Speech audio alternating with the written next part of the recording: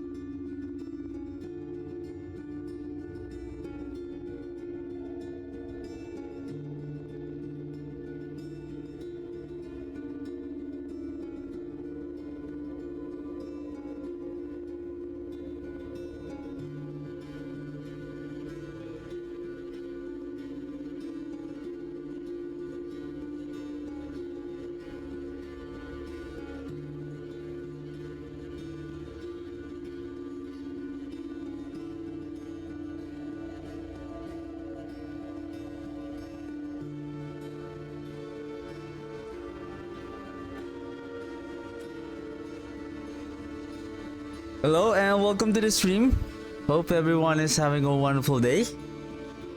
So basically we're not going to play Diablo 4 today. It's just I'm just gonna run the game on the background just to have some Diablo 4 music as I will prep the build planner. And I was checking yesterday, though the build planner is not fully optimized yet for the latest mechanic on Diablo 4, but on the planner, on the Diablo 4 planner, there is already like added new items. And give me a second, let's go and give me a second, and here we go. So I'm gonna start with probably I'm gonna turn off the game capture now. Okay. So I have also, oops, what happened? Oh, I turned off a wrong a wrong captured item. Anyway, just give me a second. Let me need to check on something here.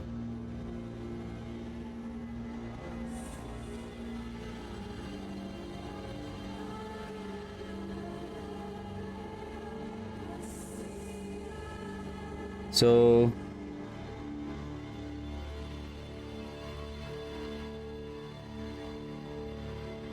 where am I? So there is already like this is the talisman. So there's a seal, there is a 6 slots for the charm, and I believe it depends on the seal how many charms that it will allow to slot, I guess. And the interesting part of the talisman now, is that besides all the set items that we can equip to get those set bonuses, it's the unique item that we can place on the charm slots. Azurath, Banished Lord Talisman, Black River, like almost, it seems like it's almost everything. So imagine if we have let's just say we don't mind losing the because there are some unique items that has powerful affixes also. So it's just a question of, are we okay of losing those affixes, but it is more important to get the unique power. Like for example, in our minions, right? Like Blood Moon Breaches. Can we place a Blood Moon Breaches here and then use a different item? Say we can use maybe Temerity to get more barrier, or maybe to become unstoppable, additional damage when unstoppable, the Bolt's Will. What else that we can use on the pants? And speaking of, no, it's not speaking of, but wait, why? Oh, so on season 13, if we take a look here, the skill tree is off. The skill tree is off. Maybe because they turned off the skill tree. Maybe the people behind of this website planner is preparing for. I feel like they may have the idea of what is the skill tree will look like, and maybe I don't know if based on, say, a negotiation or a binding agreement between this planner and then Blizzard, the Diablo 4 team, that they cannot release the skill tree yet until the season launch. Maybe that's the case, but at least we now see that the skill tree now here is up. But if you go season 12, it's there. Basically, this is not going to be our skill tree during the Lord of Hatred. So season 13, this is the Lord of Hatred. This is now the Lord of Hatred new items and updates on our items also. So I think there's also the war plans. If I'm not mistaken, the war plans is based on what they have shown on their developer update. It's like if you played last epoch, they have this the Weaver skill tree, wherein you can customize your points and tailor on what kind of rewards that you're trying to get. I believe same thing here. Like if you want to target farm, say, an item with Grigwar, you can now, I think you can now include Grigwar on your farming. Like I think when you farm Nightmare Dungeon, there's a chance, I don't know if the boss will be replaced by the Beast in the Ice, or I think I heard that there will be like an ambush attack by Beast in the Ice, which he only appears in the Nightmare Dungeon. So at least, even though you don't have the materials, so at least you can get a chance to kill Beast in the Ice to get and farm the items that you need. And there's also the Horadric Crew. They previewed us the Horadric Cube that shows the different crafting mechanics. And now there is now the rare items now has a purpose that we can upgrade them. If we see that the affixes of the rare item is good, we can upgrade another one affix to convert it into legendary. And I believe I'm not sure what, because this is how I understand, because on the video it's not, for me it was not clearly showed, because they converted a rare item to become a legendary, but I believe they just added a new affix. I think when a rare item, this is my only when you add an affix to a rare item, is it still an ancestral or a rare item? Or is it just a rare item that has a maximum affixes, and then you convert it into a legendary? But as far as the legendary is concerned, from rare to legendary item, it will become a legendary item when you imprint a rare item. So the only question here is, does the legendary item has a better item power compared to rare item. Like we can imprint a rare item, but it is a legendary item now, but it has maybe a low item power, so the affixes and the rolls are not good. But it doesn't make sense because the idea of the rare item now, it should have the same affixes. It's just when we find those new affixes now, then we can just add one more affix and then we convert it.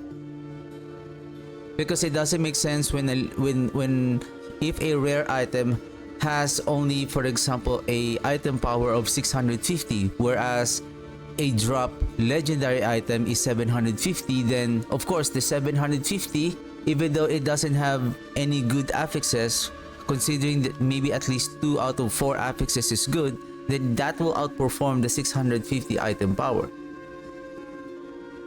So I would assume that because I see an item power 900. I think it was the bow that they use as an example. I think right now we have 850 item power. Now we have 900. So now we have an increase in value of affixes and defenses and our offensive affixes. Plus they have now introduced that they now have multipliers. So all of our additive damage that we are stacking, so now we have multipliers. So I would assume it has the same effect as last epoch, that these multipliers are multiplicative with each other, or it's just an additive multiplicative, but it is a separate multiplier. Say if you have a total of 100 increase in damage and then you have a 50% multiplier and then a 20% multiplier, does it mean that 50 times 1.2 or 50 plus 20% multiplier damage? I think that one was not, from what I remember, it was not clearly explained.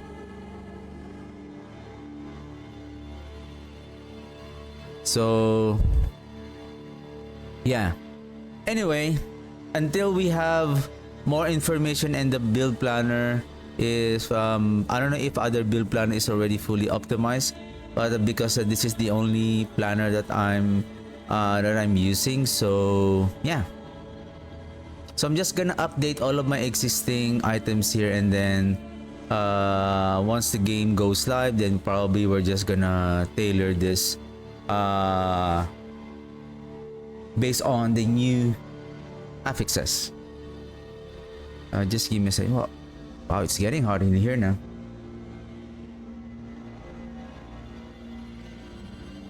Probably because of the infernal golems that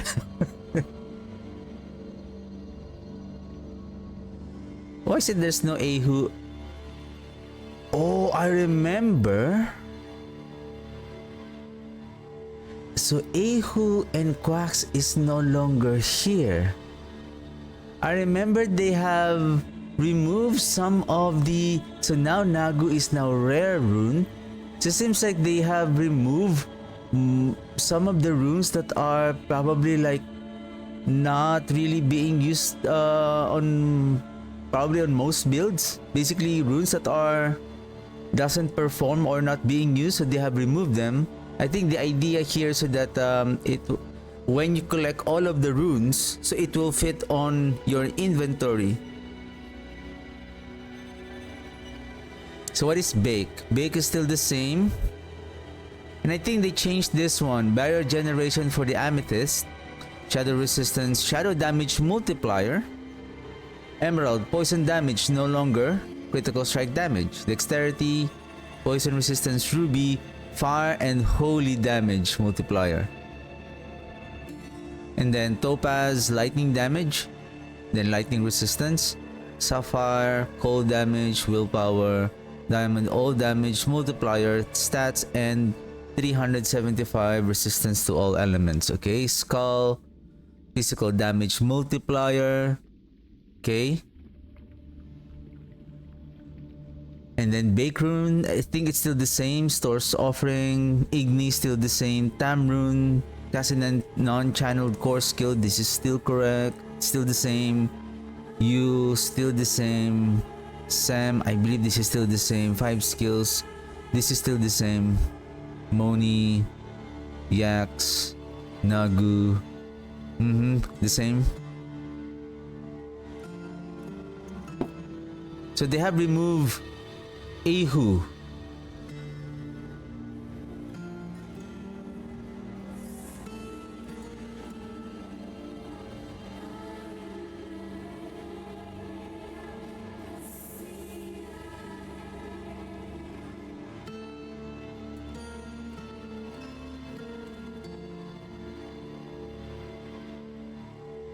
Yeah, it's still the same.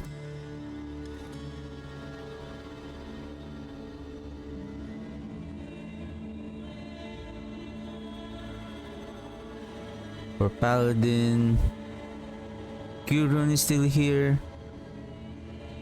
Talrune is still here. Watrune is still here. Okay.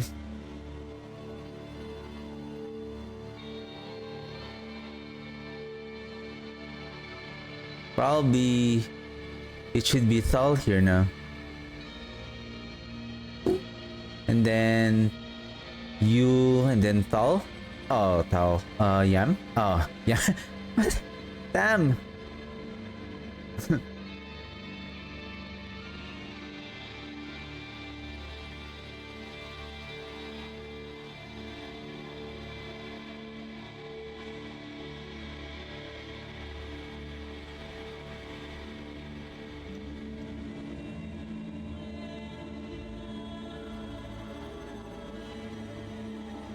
Just give me a second. I need to check on something.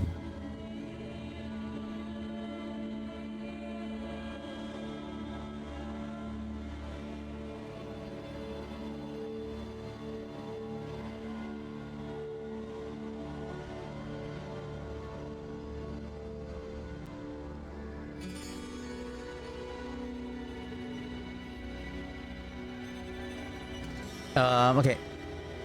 So steel, attack speed, barrier generation, cooldown. For this build we need basically cooldown is okay. I think what we need is more damage or maybe more resistances or armor. I'm just gonna go with more defenses here and then one more charm slot.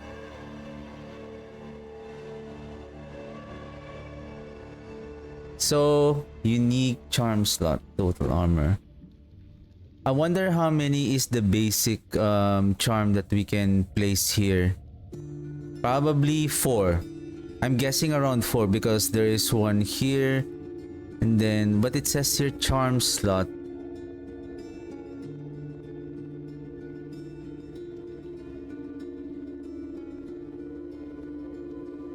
That we'll have to find out.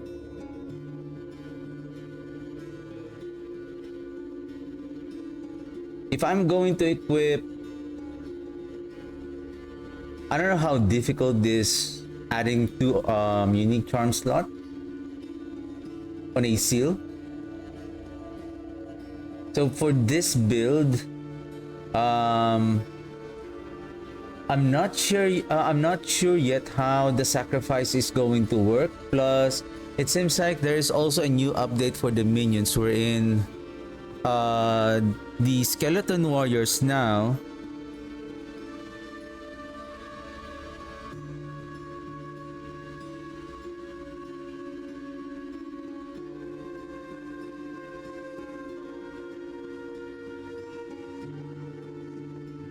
Just give me a moment. I need to.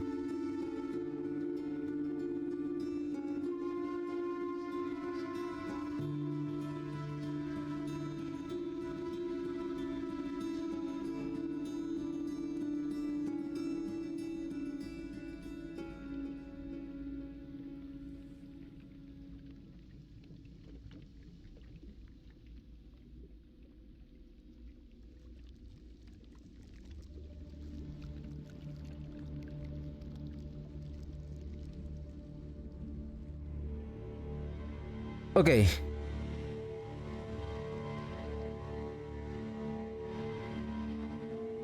Okay, going back. So unique. I'm thinking if what is the ideal? So let's go here with the new Lord of Hatred item. So the skeleton warriors are now auto summoned. I think when we equip the race skeleton, and the way I understand is based on their they have explained on the developer update that the skeleton mages are now a core skill, and then the warriors are now auto summoned, but they now have an active skill. What it means is that when you equip the summon the race skeleton on our skill bar, so I guess automatically if there's a corpse, they will be automatically raised. And then after at maximum count, a skeletal priest will be automatically summoned. And then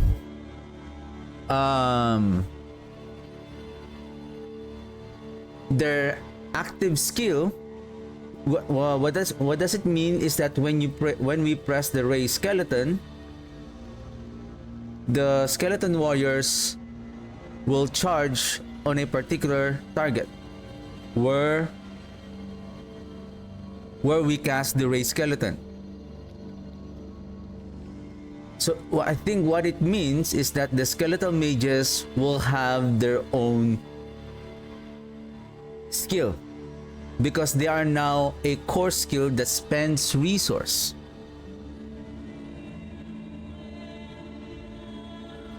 So now we are now casting skeletal mage, and then basically we now have two skills. One is summoning skills, one is for the mages and one for the warriors. And with respect to the warriors, they have also teased that the warriors can have the benefit from different damage types.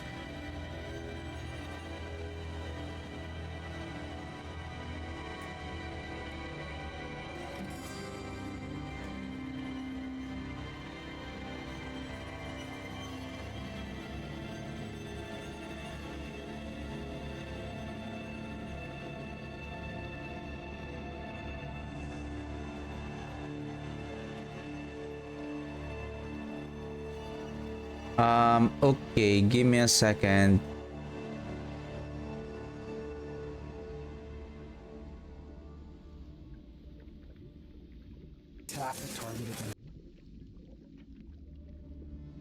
Now the thing is, if I'm going to play this one, I may not.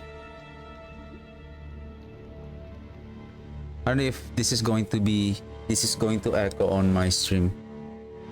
Probably I'm just gonna mute this.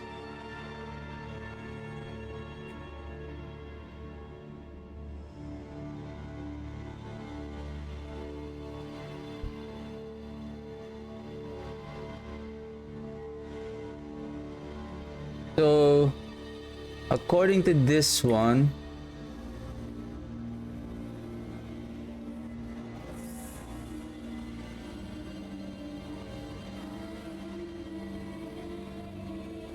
so yeah, the skeleton mage is now a core skill.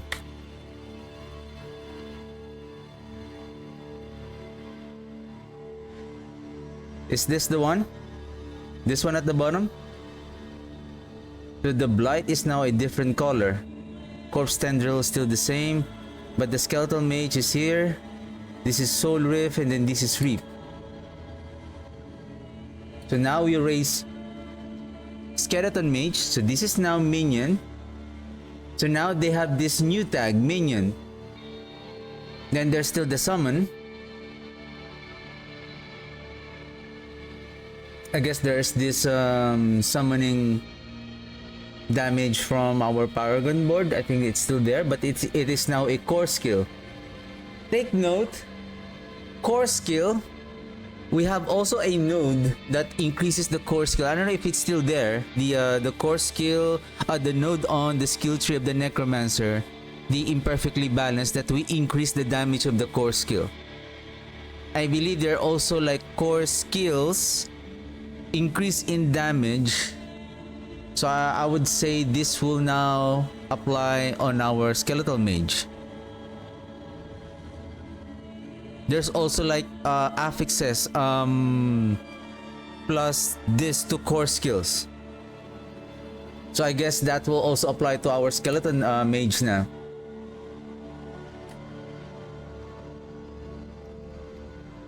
And then, yeah, I think this is the new singularity, a new update, a new upgrade.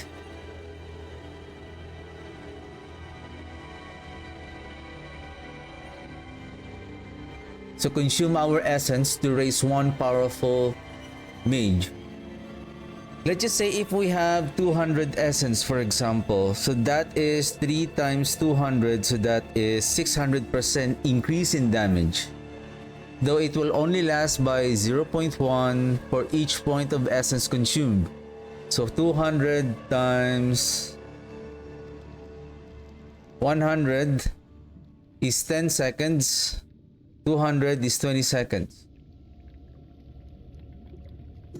I don't know if we can still increase our resource up to, well, by the use of the Requiem to increase our resource. Will consume all of your remaining essence on cast to raise a more powerful but temporary mage. So for every 100 essence, so that's 10 seconds. So it's like it's a high management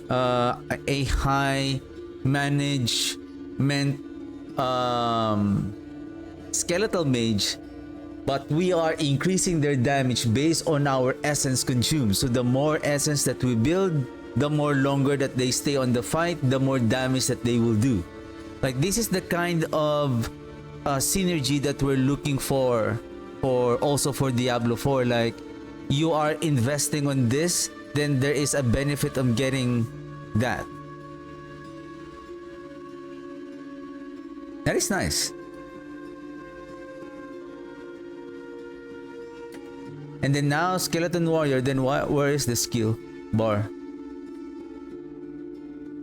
So it says here, okay. Minion, so now Warrior is now a corpse skill. And then Summon and then Bone. So I think only the Bone, only the Skeleton Warriors, can have a damage type. I think based on what upgrade that we are choosing, like do we want them to become a Bone? Do we want them to become a Blood? To overpower? Like your Blood skills overpower. Does it also apply to our warrior to overpower also? That would be nice. And then corpse.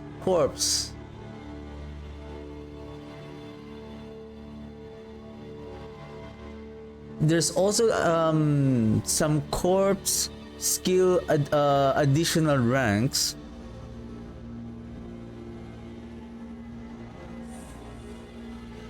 Your bone skill deal this amount of damage. Can we use now like ossified essence? I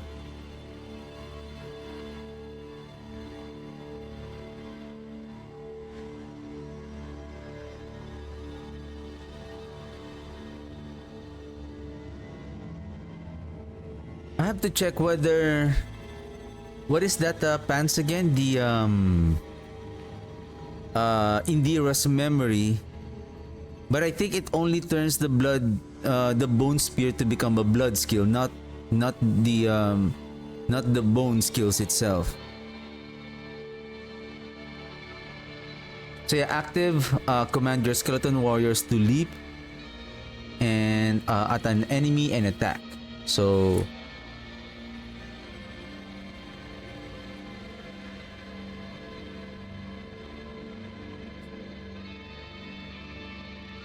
now the Book of the Dead enhances. So I think depending on, like, I don't know how Reapers wield a powerful cleaving scythe.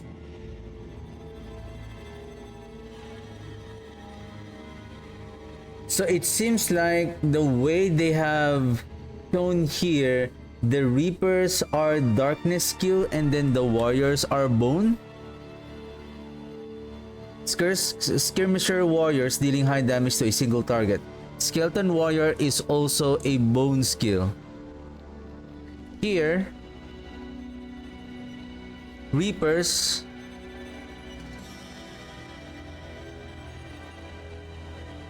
deal 50% increase in damage, blah blah blah. And then where is it? Skeleton warrior is also a darkness skill. I wonder if there is a unique item that all of our warriors, all of our skeleton warriors are now can get all of the enhancement from different, or can we summon all of them? So, does the skeleton defenders is a blood skill? Ah, that's interesting. Because if Reapers is darkness skill, then the Reapers, because I believe we have only 3: bone.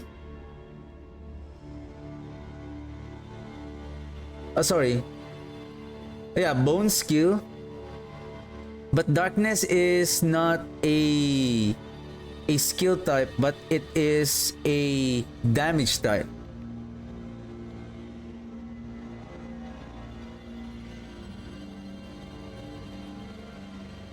But it says here that the Book of the Dead enhances our minions with the powers of bone, blood, and darkness. So what we don't know yet, whether the Book of the Dead has a damage type enhancement that can be applied on any of our of our skeleton warriors. So meaning that the skirmishers can also have a darkness skill.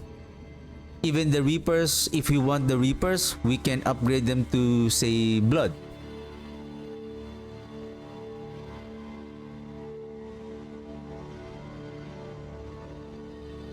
That is nice. Remember on the bone skill, if we're going to use the bone spirit build, and then we're going to include our minions.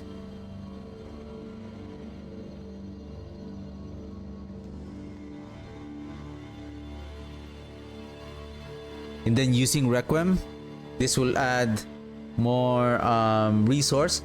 And then if we take a look here on the sacrifice, you deal 15% increase in damage, but the amount of Reapers you can summon is reduced by 50%.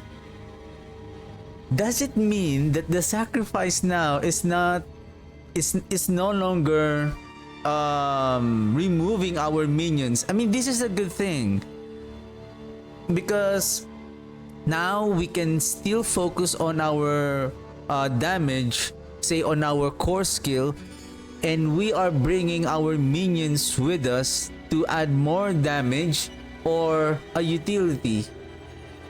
Rather than when we choose this skill, we tend to... It's better to remove all of our minions so that we can focus on our core skill. I think the warrior, they didn't show skirmisher warriors. They didn't show here what is the sacrifice bonus of the skeleton warriors. So if the Reapers, I don't know, we don't know yet. I don't know whether that summon reduced is basic. Is that basic, or for the Reapers is 50%, but for the skirmishers it's you can still bring all of your skirmishers? This is amazing. This is good.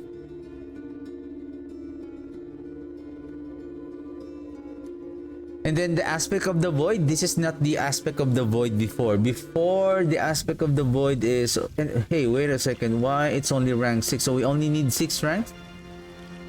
Okay, that's nice.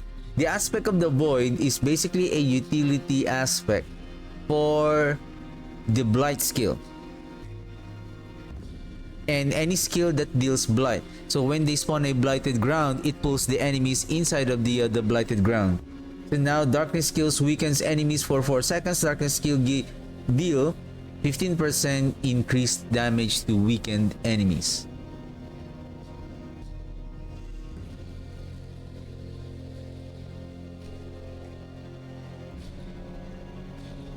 Nice.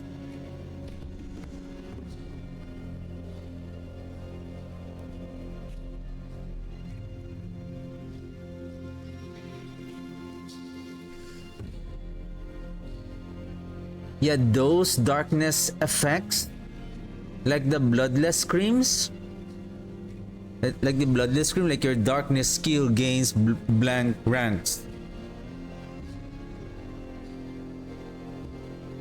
Okay.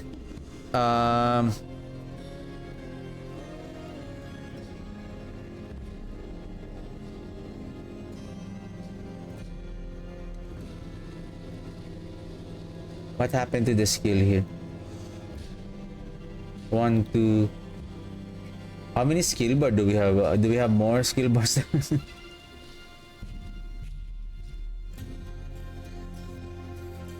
Huh? The golem is now...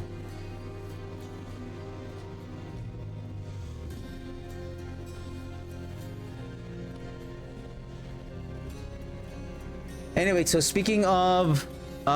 there is another item.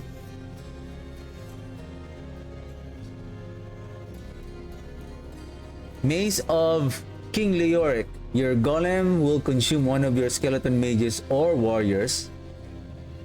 So I know we can still summon the I don't know if they're gonna change this, because on our Paragon board we have this one that reduces the increases the damage of our golem when we use the sacrifice bonus of the warriors or the mages. But here, there is a new item here that the golem will consume one of your skeleton or warriors every 8 seconds. So what is the importance of this consumption of the mages? Because this will force to kill our minions, and therefore we can gain that increase in damage for 10 seconds, and this is a multiplicative damage. And this will also activate efficiently the 20% damage bonus from the Kalan's Edict when our minions die. However, I believe that is only 3 seconds. Hey! They just updated this now?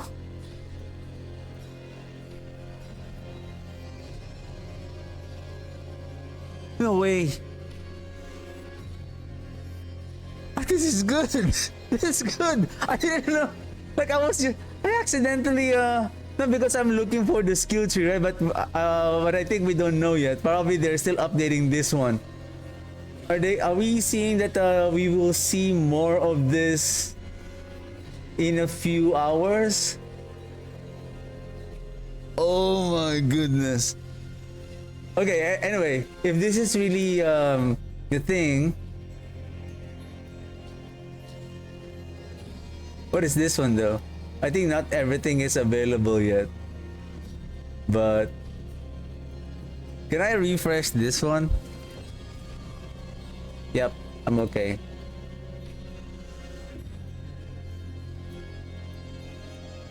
I think not all skill nodes are available yet, but I'm more interested in where is the minion?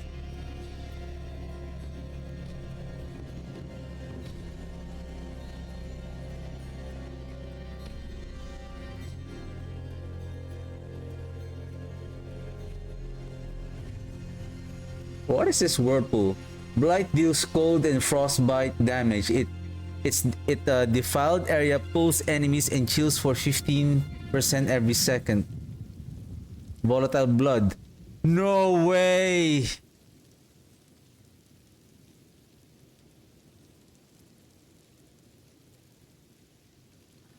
Oh, this is amazing.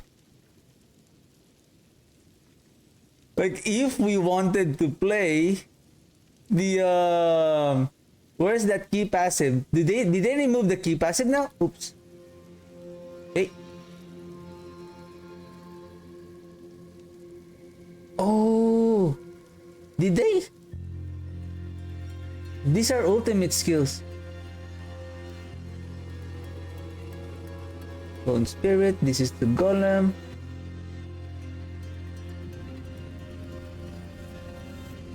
Did they remove? Oh, hey, wait a second. Army of the Dead. Fall forth. Skeleton emerge over the next 7 seconds that explode around them. I think it's still the same. Army of the Dead's cooldown is reduced by 20 seconds. Haha. Army of the Dead deal increase damage for each minion you have.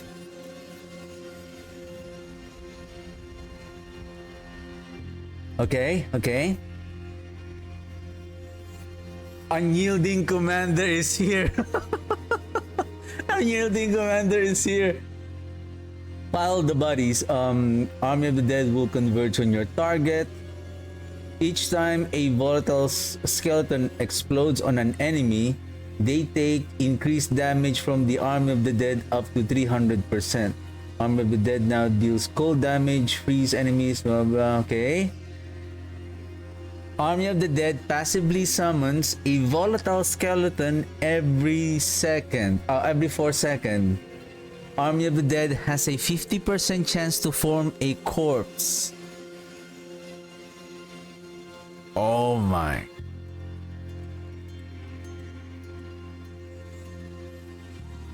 To be honest, like this, what's happening now on the expansion? Oops. Hey, where's the skill? Hey! Hey! Don't go away. Don't go away.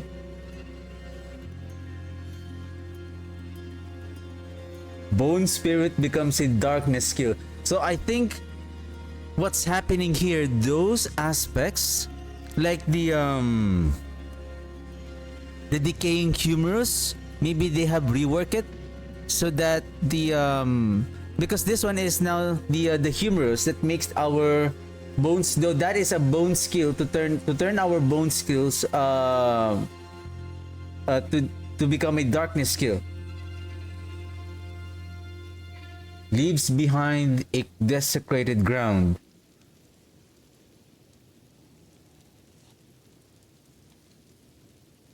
Pierces enemies. No longer seeks but instead spirals around you, piercing through enemies. Now the poltergeist, the facing poltergeist is now here. And the decrepify, I don't know what is the new upgrade for the decrepify. Blood Wave. Blood Wave deals increase in damage, still the same I think. Casting Blood Wave overfills your overpower by 2. So with regards to overpower, I don't know what is the mechanic of the overpower now. Like, it seems like we are now building stacks. For every stacks, we are increasing our damage, but we don't know how much is that. I don't know how much is that damage increase, and then what is the maximum number of stacks, and then based on, like for example, in the case of the Banished Lord Talisman, do we get more stacks when we equip the Banished Lord? Conjure a tidal wave of blood that knocks back enemies. Blood Wave launches 1 additional wave, dealing 500 damage. Blood Wave becomes a core skill, has no cooldown, but costs 50 essence. For those Blood Wave lovers.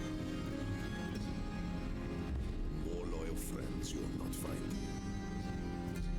Wow.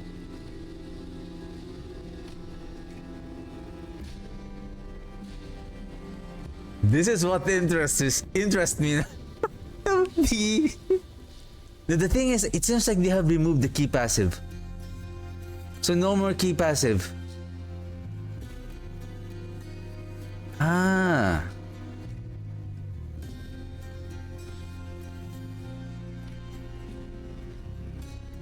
Skeleton warriors maximum number of increase their number by 3. Warriors heal you. Commanding your skeleton warrior causes them to deal increased damage for 10 seconds. Commanding your skeleton warrior grants stacks of ferocity. And I think this is also a good change for our minions because what happened on the existing what happened on the current state of before the Lord of Hatred, basically the current state of the game is that the warrior multiplicative damage is the lowest. The golem has, it's like if you're choosing warrior, mage and golem, you should choose golem because golem has a more multiplicative damage per rank. So I think now what they're doing is that all of the minions will get the same benefit of inherited damage, I guess.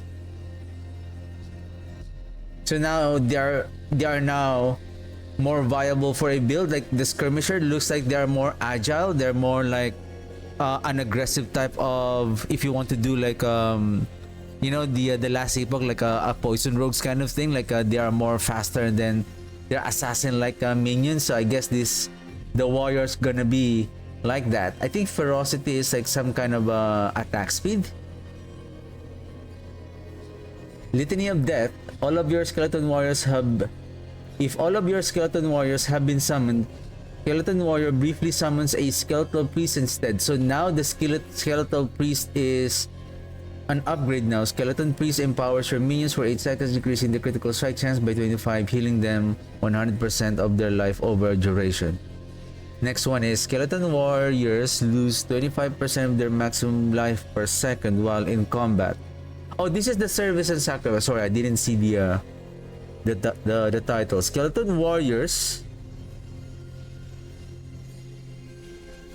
are now raised from a nearby corpse every 0.5 seconds.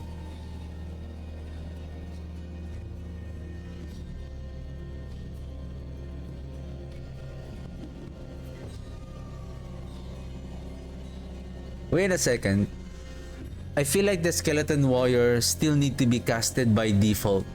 And then if we choose this, now it says here that the skeleton warriors are now raised from a nearby corpse every 0.5 seconds.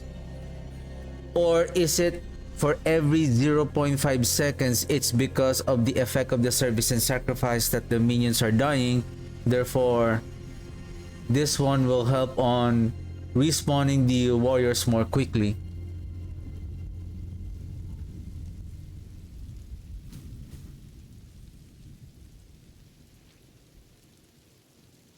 So I guess we can choose this, we can also choose this, we can also choose this, and then choose this. Then I think there's, we can only choose one of these upgrades right here. Can we choose? No, see, if we choose this one, then that's the only path. If we choose this one, we can no longer choose the other. Oh, this is amazing! Blood Surge! Nothing.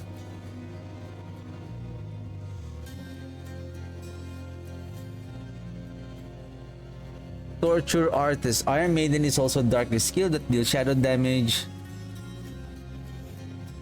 Ah, this is interesting. I was mentioning a while ago about the Kalan's Edict, right?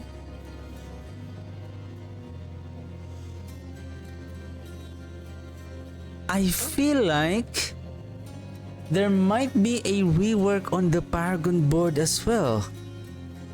Because For example,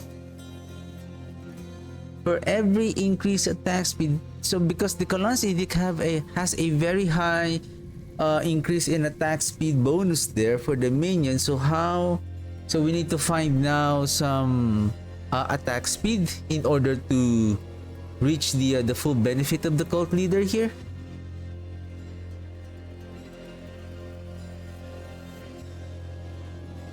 Okay, that is good. Probably I'm just gonna update this. I think there's still a lot of with regards to the skill tree. I still don't know which one should we choose here for, because with regards to the Grey Bloom, so going back here instead, so say total armor,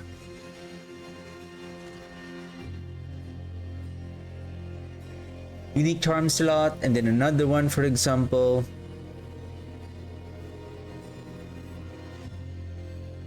So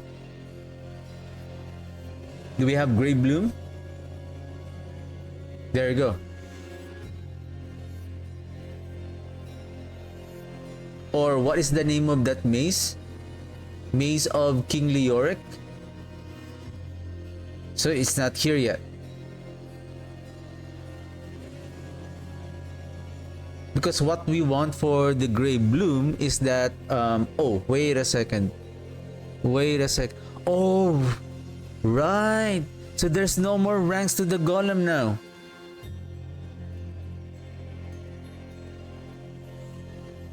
So if this is the case, then we should choose not the Grey Bloom here.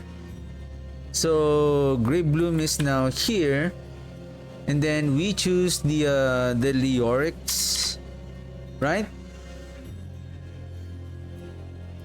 I mean, with this, I have a feeling that the damage from that though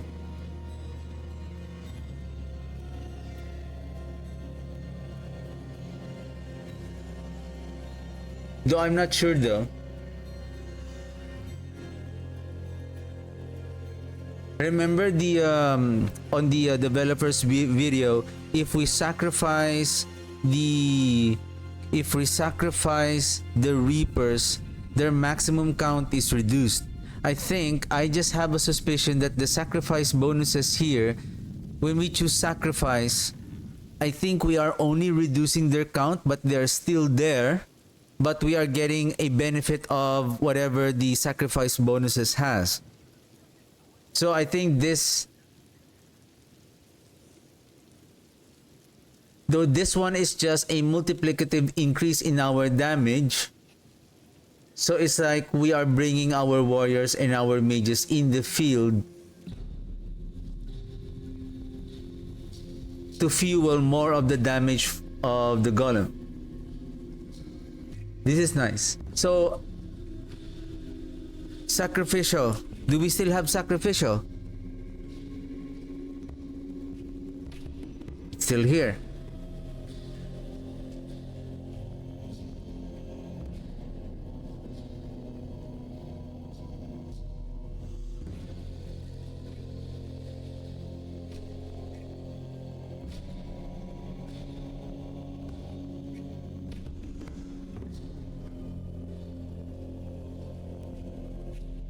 There's no more imperfectly balanced. There's no more passives. And I remember they mentioned this on the previous update. I heard that they are removing all of those passives. So basically it's just skills, the skills, additional passives, and upgrades. So now we don't need to focus on, oh, imperfectly balanced, more of this. Oh, there's no more hued flesh also. So how can we produce the corpse?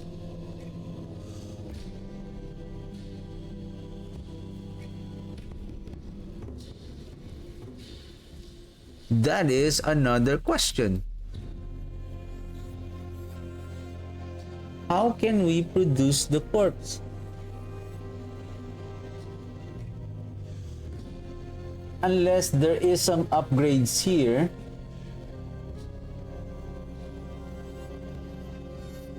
that will help us on producing the corpse. Now, with regards to the ultimate skill, the Army of the Dead here, 50% chance to form a corpse. Now, is this now our go-to ultimate skill? But take note, this is a 60-second.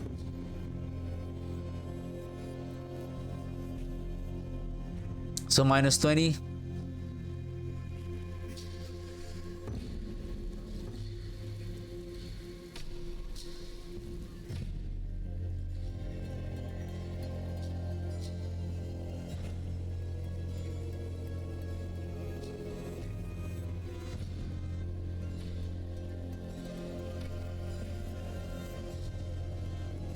The way I see it now is not, the soul rip may not be viable for the minions anymore, but it's better to go with the Army of the Dead because you need more corpse. Considering 49.2 fights X. If we can increase the cooldown of the Army of the Dead,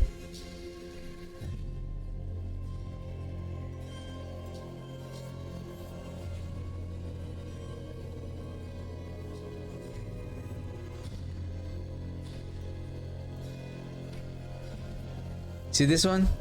You deal increased 50% summon damage.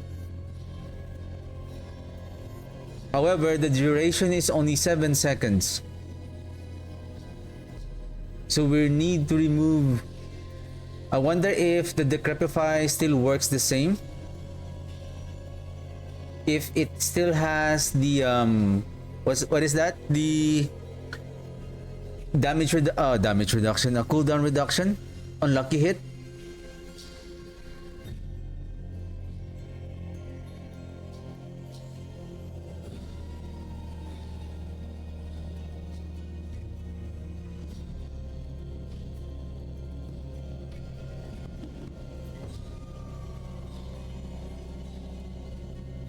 Either you will go all out on the ranks here,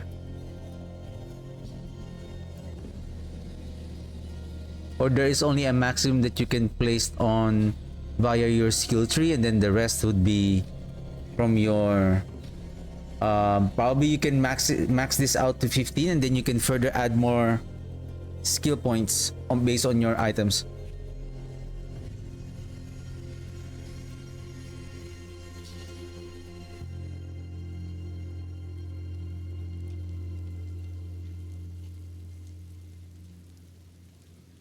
Is this the part of the grasping veins? Grasping veins is now here. Where's the grasping veins? Still the same?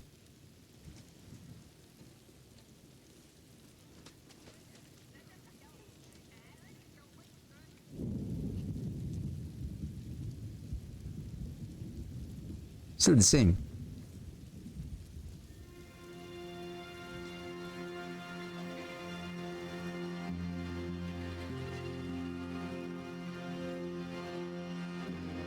But it's only 5%.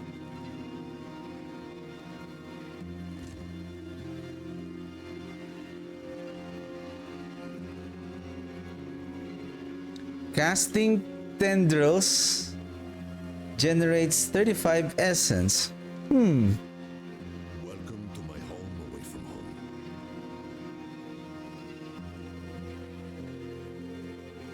home. Golem, what is your upgrade, Golem? That's why it's still hard to at this moment unless I have this is gonna be exciting for, I think I have a lot of, probably I'm gonna create and probably plan for a skeleton warrior build, like an assassin type, like fast charging minions. Death Grip. Your maximum number of skeleton warriors is increased by 6. Skeleton warriors cleave. Their attacks with increased damage, and commanding them to a target increases the damage the target takes from your skeleton warriors by 40%. So I guess we can use that here later on. Anyway, so Great Bloom is now here. Then the Maze of King Leoric is here. Then we can sacrifice maybe Reapers or whatever, that we can still bring some minions while getting the benefit of the sacrificial bonus.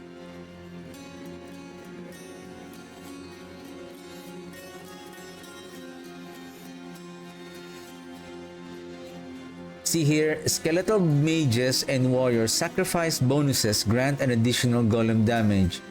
So meaning, I think I'm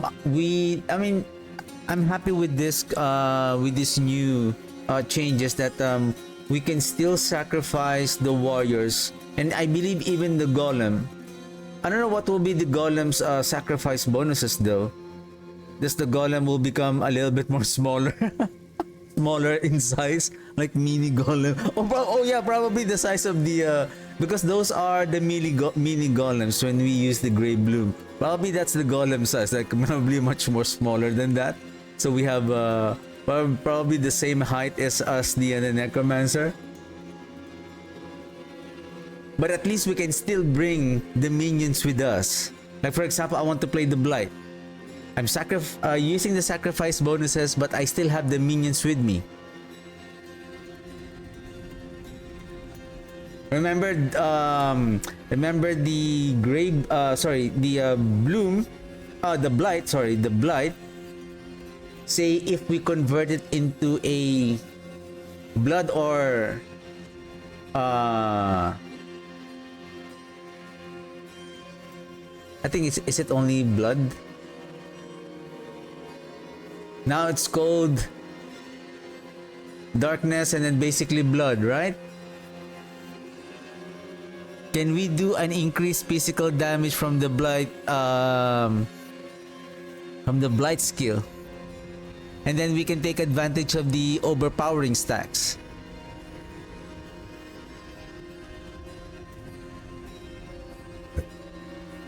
So we have the area size here.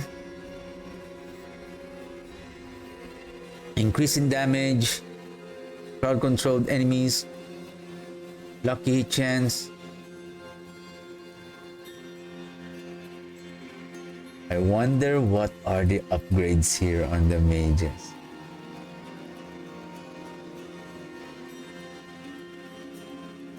I wonder. Anyway.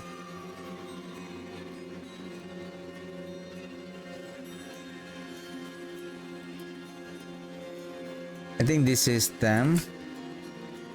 This is Thalrun.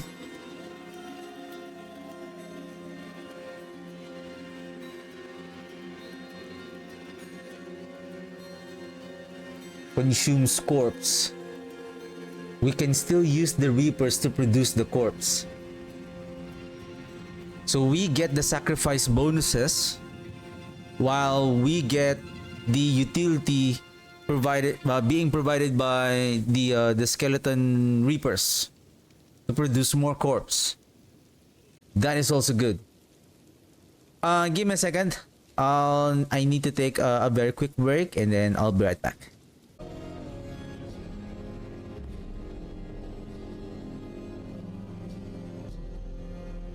Okay, where did we stop?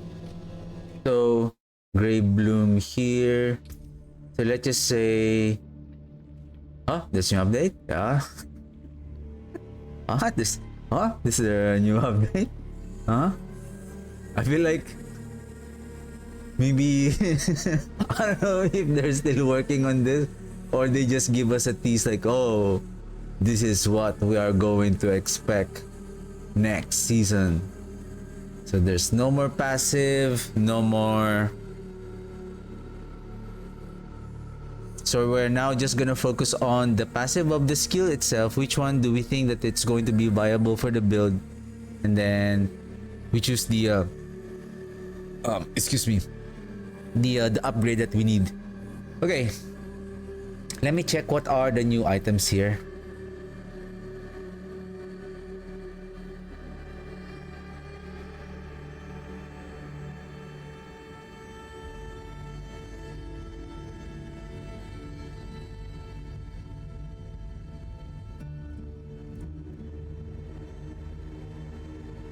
Red Blessings. While healthy, gain 4 maximum overpower.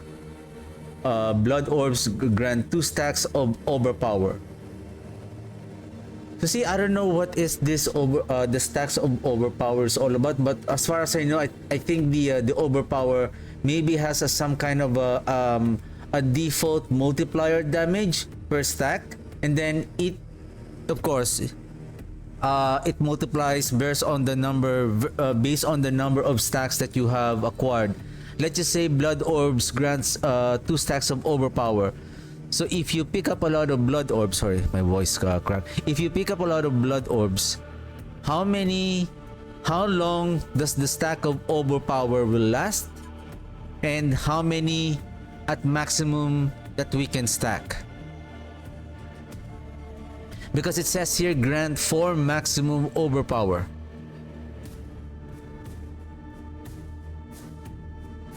I don't know, what is that, 4 maximum, or is that refers to like 4 maximum overpower stacks? So for, let's just say the maximum is 20, so you can stack 4 more. If for each stack, say 20% increase in damage, so that's additional 4 is gonna be 80% increase more damage, and it's a multiplicative damage.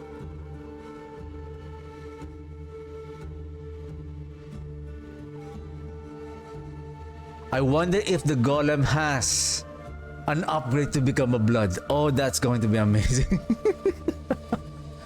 Anyway, we will find out. Anyway, let's shadow damage infects enemies. The shadow, oh, with shadow blight. It's still here. The gloom ward.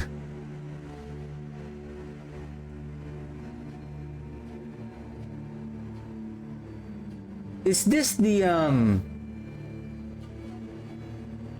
oh no, this is the shadow blight. This is the shadow blight passive. A key passive, sorry. So it is now a unique power.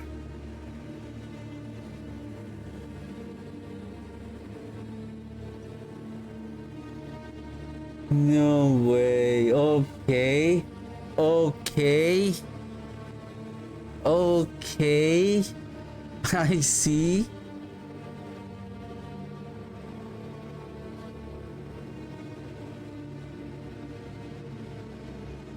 Pack of Bone, your minion deal increase attack speed, critical strike chance. When one of your minions die, your other minions enrage. Oh, this is the Kalan's Edict. The Pack of Bone. Oh, is this the new Ratmas Chosen? While healthy, gain 4 maximum overpower. Blood Orbs grants 2 stacks of overpower. Remember the Kalan's Edict? Oh, sorry. This is how the Ratmas Vigor. Sorry, not the Ratmas Chosen. The Ratmas Vigor key passive. While healthy, you gain an increase in overpower damage. And then the Ratmas Vigor has a duration of 12 or 15 seconds. Blood Orbs reduces that counter to provide a guarantee overpower.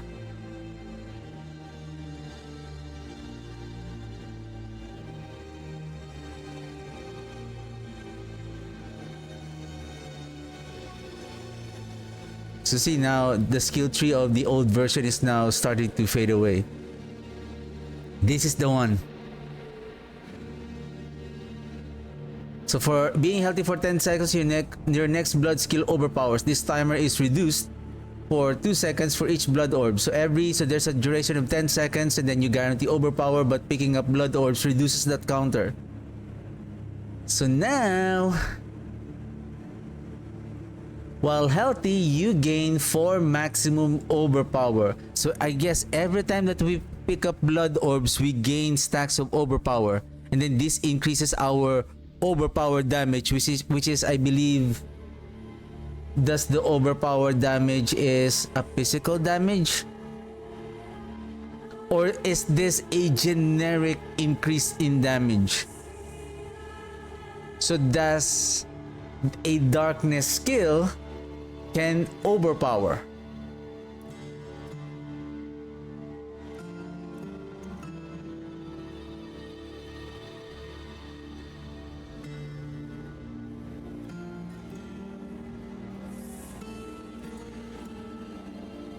And then, oh, speaking of overpower, then what happened to the Indira's memory now? Bone Spear additional damage is a blood skill. Casting Bone Spear will launch bone if it's consumed a nearby corpse. Harper.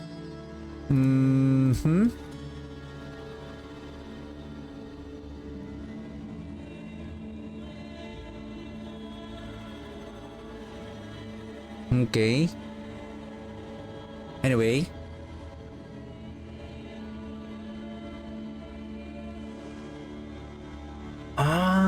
The pack of bone is now the Colon's edict. Now give me a second here. We still need the grasping veins here for more critical strike damage. But I think now I need the pack of bone here.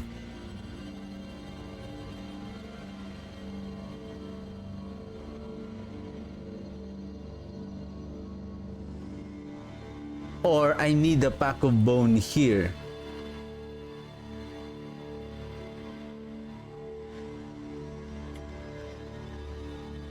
Oh shoot, is this because of this is a new item or it's just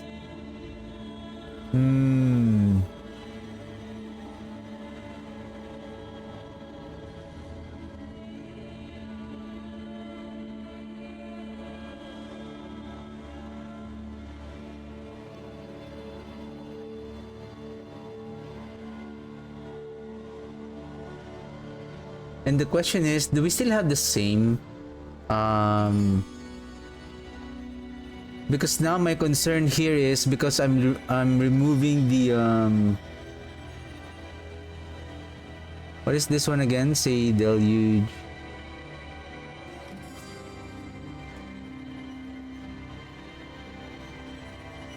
Can I just quickly reload?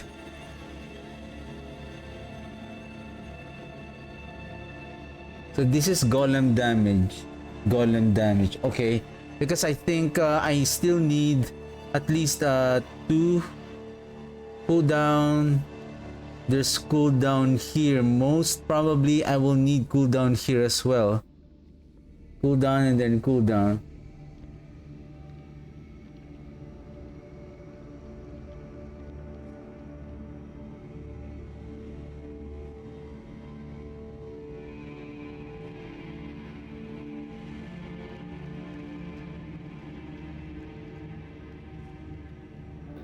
So that we can use the pack of bone.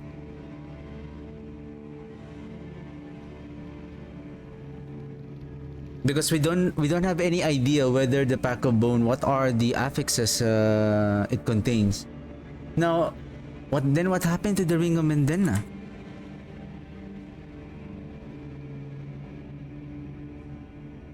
We don't know yet.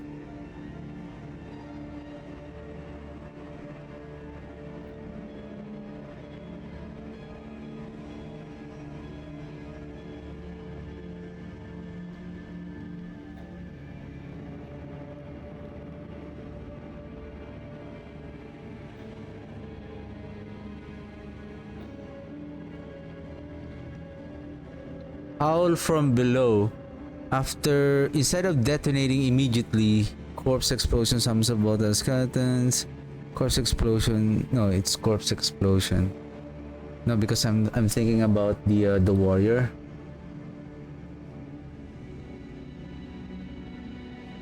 Now, Bloodgetter's aspect. It's no longer.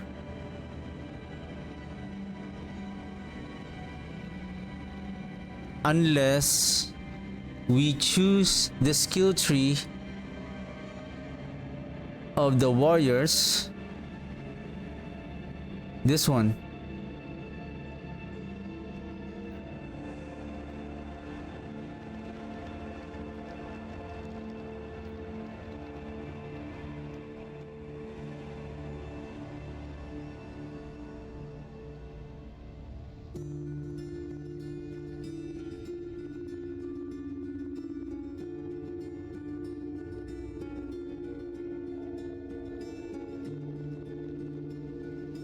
Now here is the thing. The what we have seen on the developers update, the minions are now minion. Does the blood getters is no longer working with us? I mean, sorry, does the blood getters is now not going to work anymore because the minions are having their own inherited damage, like the minions have their own minion increase in damage? Like for example, for these blood getters, because to be honest, this blood getters effect is, for me, to be honest, this effect is kind of awkward. Why? Because the skeletal priest empowers us, and then this us now transferred to our minion.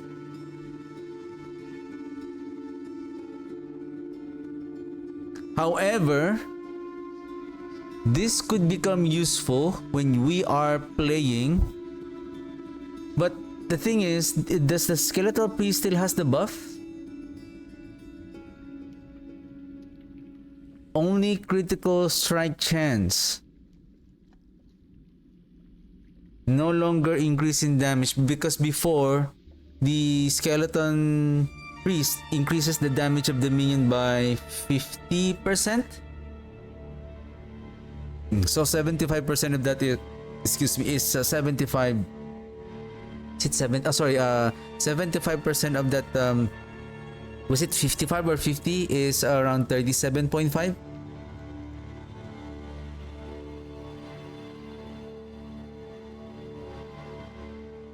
So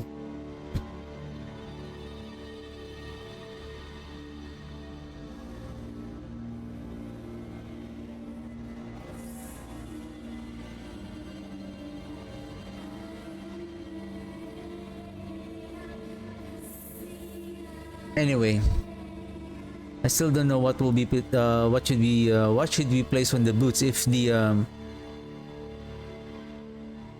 unless there is a specific for minions, and then there's a new unique now for the blood mist. Aphotic.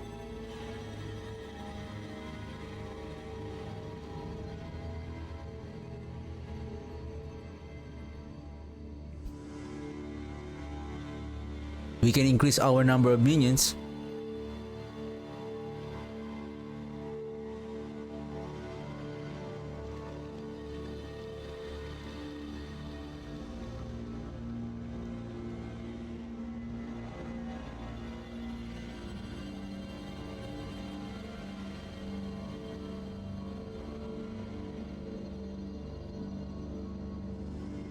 Gain 30% increase fortified generation and 15 to 20% damage reduction while fortified damage reduction. This is 50 30. You and your minions gain 30% increase damage reduction. Well, hardened bones would still be better. Well, gluttony.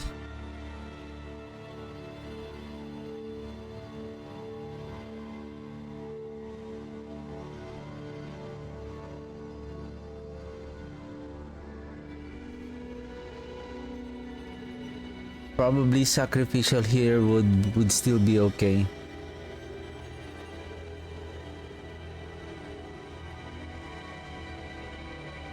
What else can we use here? Banish Lord Talisman. So again here it says 4 stacks of again 4 stacks of overpower when we spent 275 of the primary resource. Deal increased damage per stack of overpower. Per stack of overpower.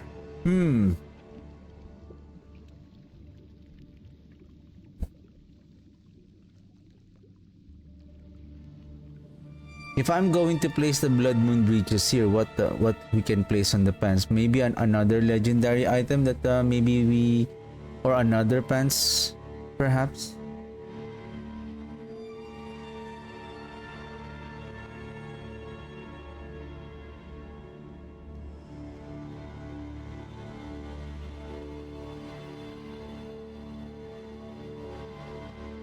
Locron's talisman. Okay, I remember this one.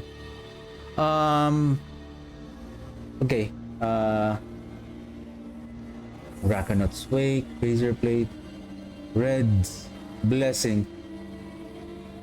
The Ring of Menden is still here. Ring of the Sacrilegious Soul. Corpse Tendrils gains the effect of every upgrade, and it automatically casts every 6 seconds at maximum. But basically, if we have the Godslayer crown, basically this is the oh, but we still need the attempt to crowd control the enemy, which is stun through the corpse tendrils. Okay, then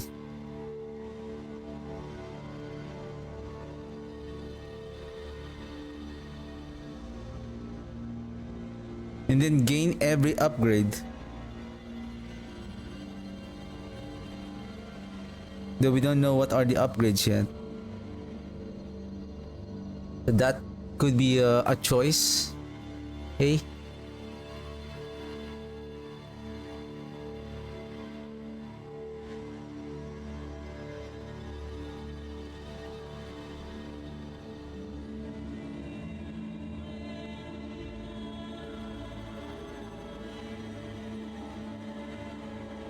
Effects that heal you beyond 100% life grant you a barrier. Golem also provides healing, and we can use Temerity for additional barrier. And take note, we don't have any more of the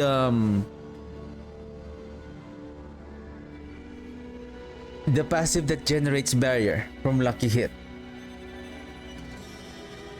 Is it Necrotic Fortitude?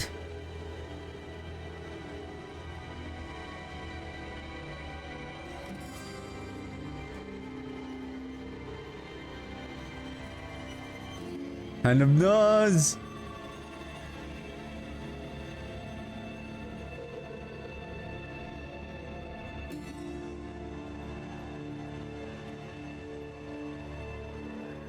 Commanding skeleton warriors also causes skeleton mages to focus the same target for 5 seconds.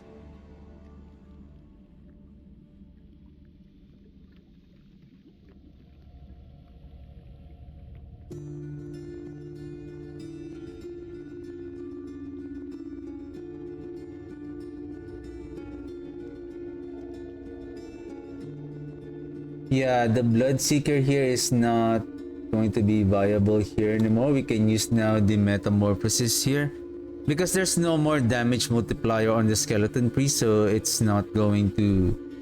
At least we can now we can use the Metamorphosis for Unstoppable. Well, oh, we are doing Unstoppable through the Golems.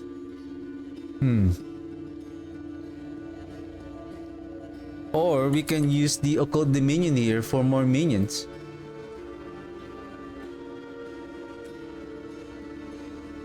Then probably we will need...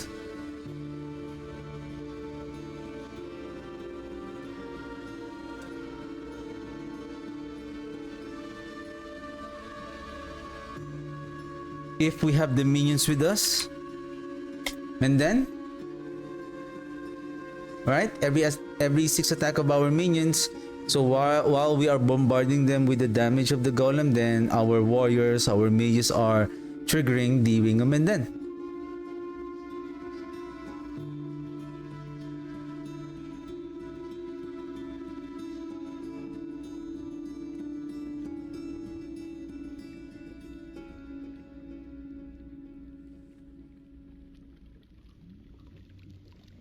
So 35% attack speed, 30% attack speed here, so they have 75% now.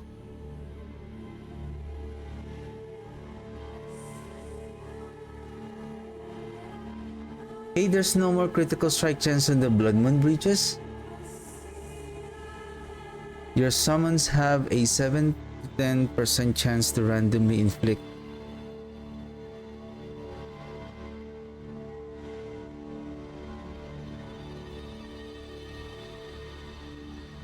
minions.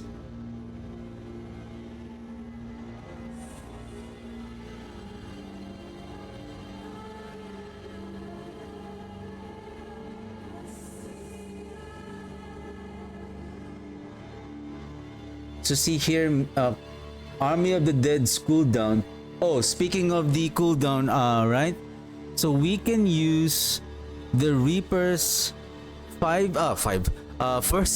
first upgrade to reduce the cooldown by 3 seconds. And this is 49. I don't know how many ranks that we can place it here. We can it has a maximum of 15, so we can add more ranks through our skill tree. And then now from 60 we have now 70 points.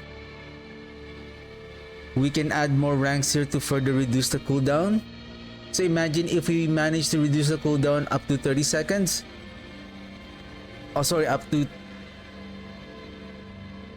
maybe at least 20 seconds.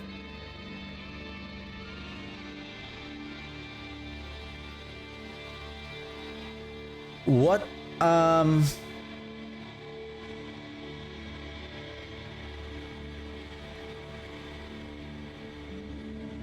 my concern here is the corpse production. The corpse production. Now that we don't have the hued flesh, how can we efficiently produce corpse? Does the corpse is naturally, or does the hued flesh? Now this is the thing, like we don't have any news.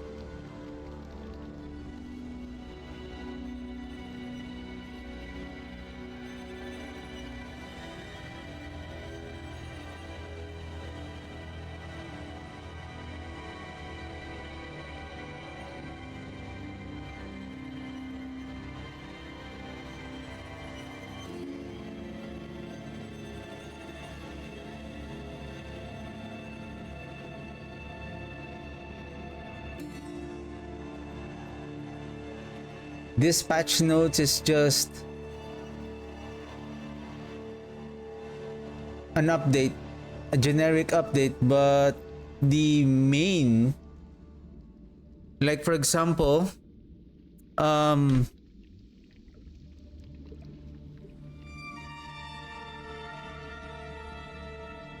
passives that were removed, more importantly for the necromancer, what we need is the corpse production. How can we produce the corpse now? From our minions and then Army of the Dead?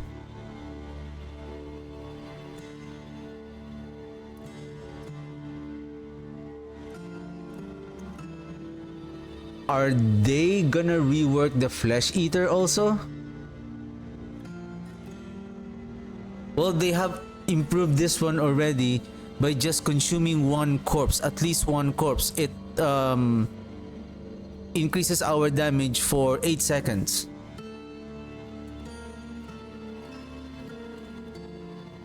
So at least we need one. So I guess that's the plan all along, that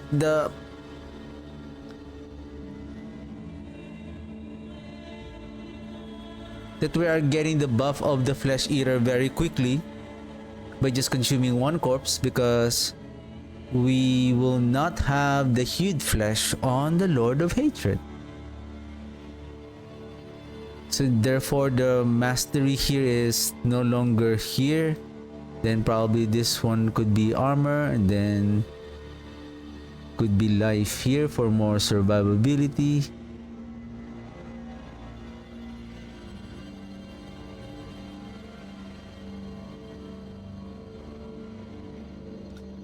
Oh, Do we have duration for the Army of the Dead? Oh. That also we don't know. Database.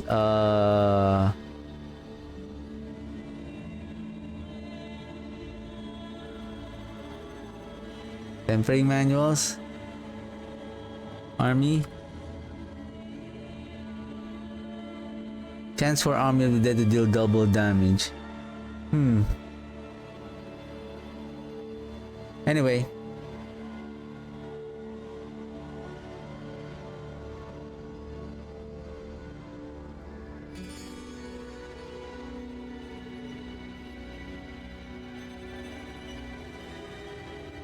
I remember they said that there is a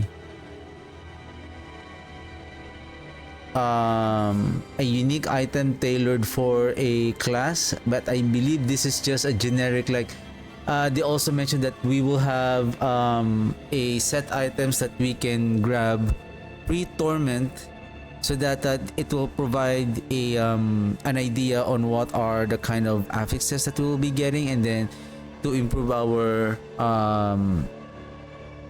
I guess damage and defenses during leveling.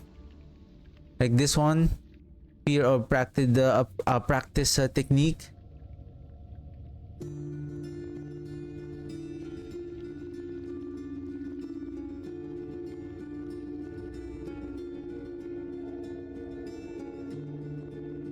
Then 2 sets.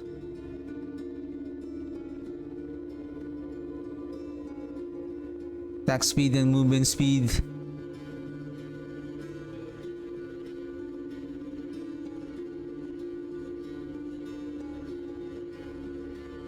+2 to all skills.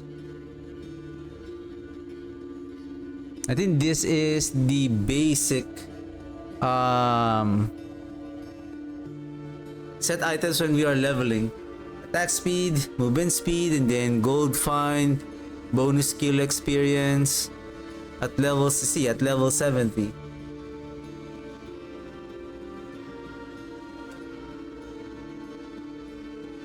So again, I don't know the affixes yet. I believe this is the thing that I have for this build right now until we get,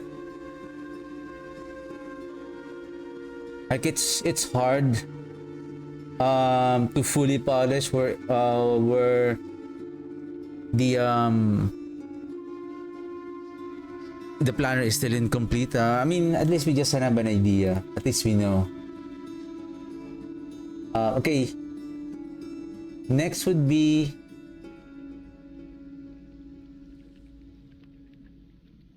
what is this one? I have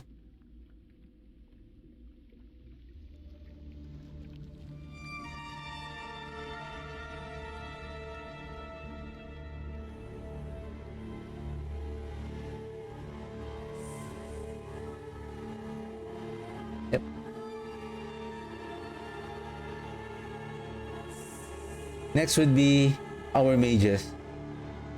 Mages.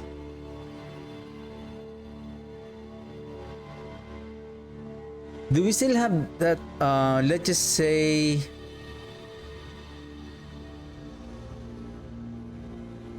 I should place the Hand of Naz here. Your maximum number of mages is increased by 4. It no longer needs to sacrifice the golem and the warrior. Okay? So by default, the mages is 4. The mages are 4. Using the Hand of Naz, that adds another 4. While we can still bring the golem and the warriors, getting what's that, the bonus from the sacrifice, and another one here. So let's find the Hand of Naz. Okay, so this one will be, I think there is a minion gloves here. Nothing. Or is it here?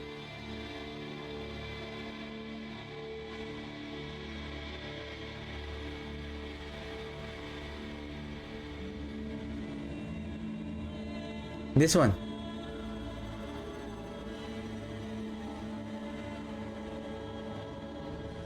Then this one, the underground. Oh, there's no minion. Okay. This one. Your maximum number of skeleton warriors and skeletal mages is increased by 4. So now we have, let's just say we're going to use the Reapers for the cooldown reduction. For example, if you want to use the unyielding commander from the Army of the Dead, empowering our minions. And then so we have 4. Then we have 2.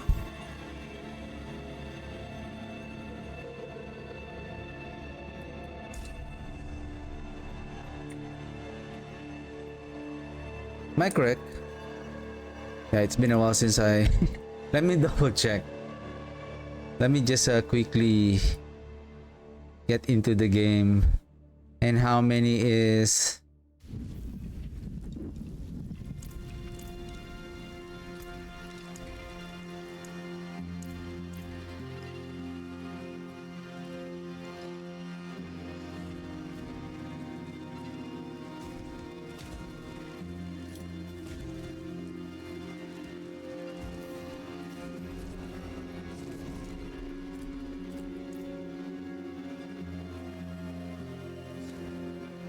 I need corpse.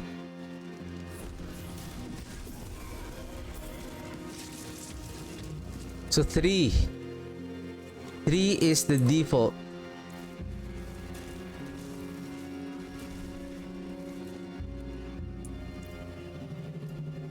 And I believe warriors are... Oops.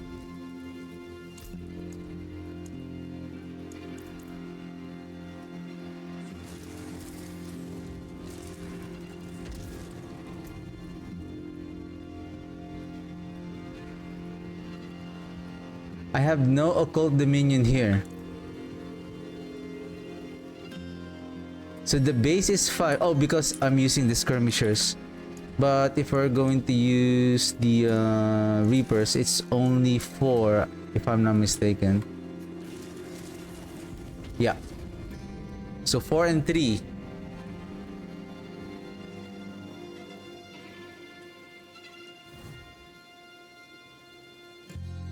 Ah, okay, okay.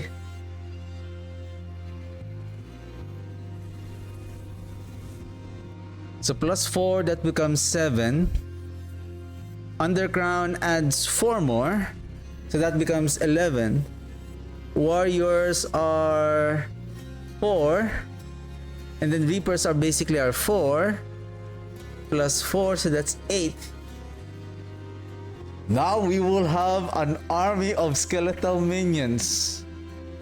And I believe there's one more. Let's see here. I believe it's only for the warriors. Here, Death Grip.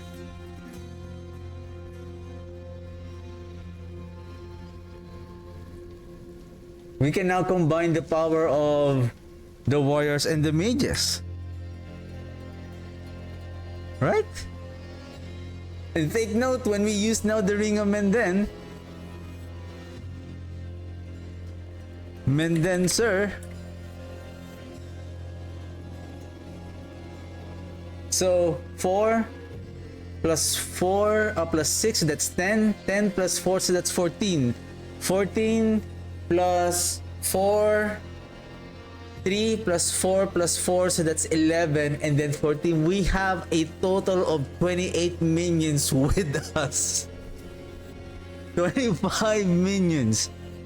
I wonder if there is... Oh, and then we can use the mages, the new upgrade that turns them into a singularity. Remember, we can summon 25. Can we use now the Requiem?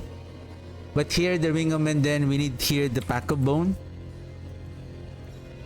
Hey, Why? Is it packed? Yeah. And then, was that the Requiem?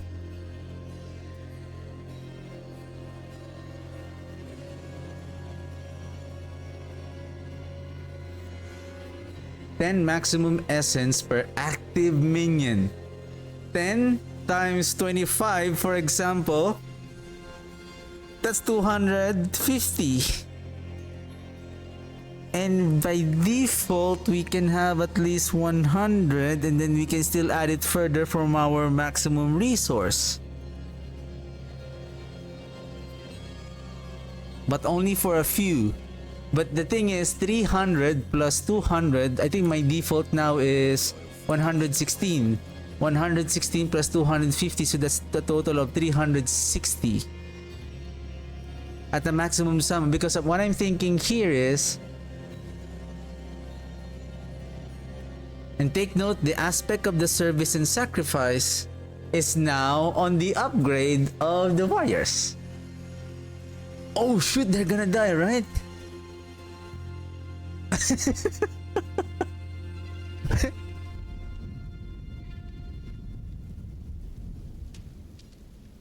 They're gonna last for 4 seconds. But they are going to be revived every 0.5, every half a second.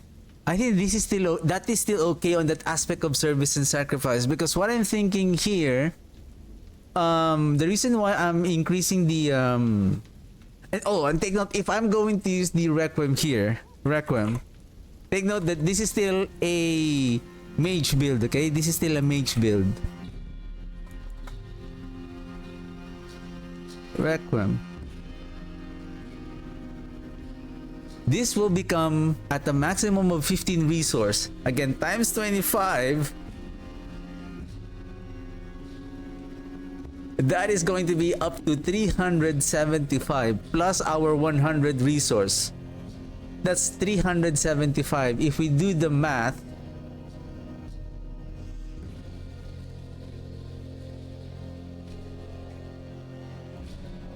$375 times 0.1 seconds, that is 37.5 seconds.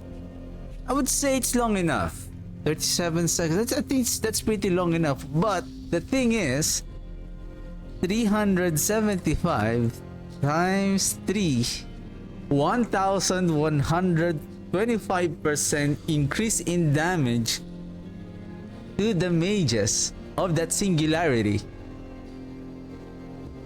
Does it limit us on 1 minion only? I think it's an upgrade. It's an upgrade. They don't last long, but they deal a huge amount of damage. I would say that will surpass the reanimation aspect.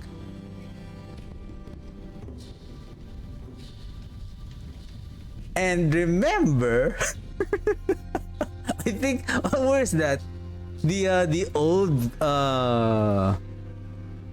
I think we can only use that if we're using the bone for, I mean, anyway, maybe later I'm just getting overwhelmed here with the with the new update. And then we have 2 more here, 2 more warriors and mages, so that's an additional 4 again. So we can have almost a total of 29 minions. And take note, again, if we sacrifice the golem, can we still bring him? So he will become the 30th, so we have 30 minions.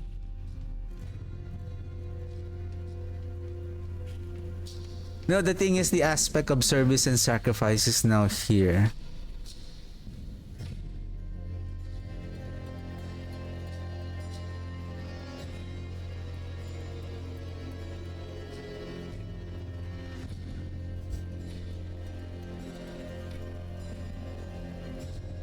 I see a problem here. I wonder if the aspect of services, I wonder if this aspect is still the same effect, because that is the aspect of service and sacrifice here. unless they're going to rework this aspect of service and sacrifice that still captures the effect of that upgrade of the service and sacrifice of the warriors, and then the mages will have this increase in damage. I don't know if the statement will be reworked here that says when taking the upgrade node of the skeleton warrior service and sacrifice, your skeletal mages take reduced damage and increase in damage.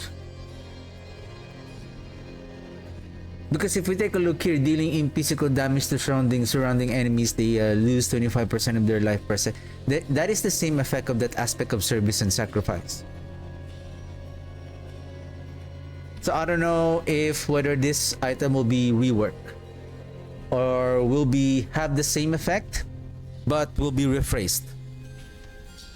For the charms, I don't know what are the I think there will be some set charms here that we can use, more tailored for, I would say, like a minion. Like we have seen an example from the developers update in the for druid class that I think you have it adds more companion, and then the interesting part there is when you have 5 charms, it says when you have 5 charms you get all of the upgrades of the companion, something like, do we have also with that minions, like all of your warriors and mages will have all of the upgrades, something like that. It will have the singularity, or the warriors will have aspect of service and sacrifice. It also have the skeletal priest. Anyway,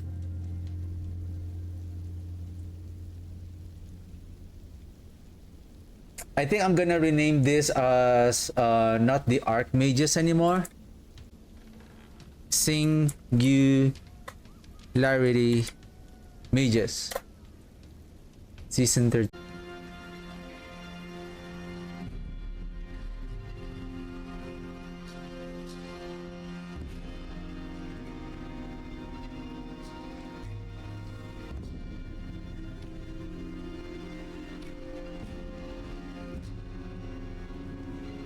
Oh right, this one. I need Nagu and then pair with the ultimate cooldown.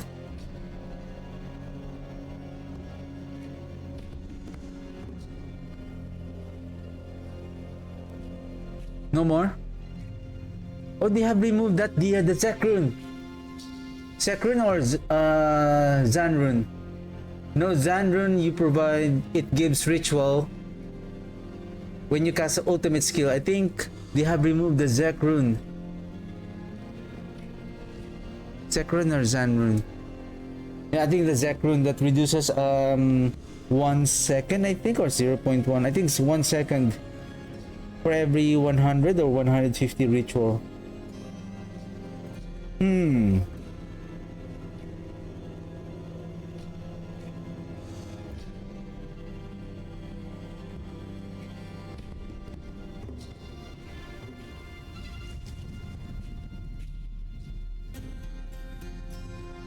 I think the race skeleton now here will have 2.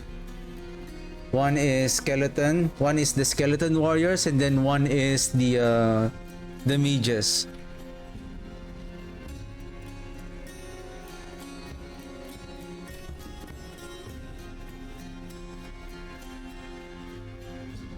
And thus the mages will also become a darkness skill.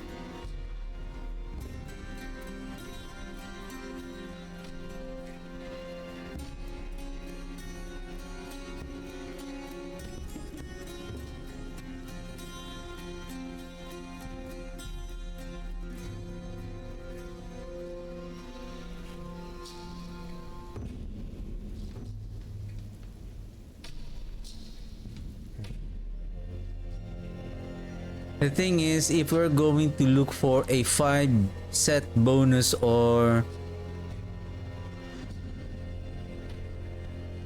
either we will discard the Ring of Menden. Hand of Naz here is much more important. So how many skeletal mages we will have? So 3 plus 2 on the occult, that's 5 plus 4 here, 9 plus 4 here, so that's a total of 13. And then we have a total of, we can have a total of 1,125 increase in damage when we use the Requiem aspect. And if we use that singularity upgrade.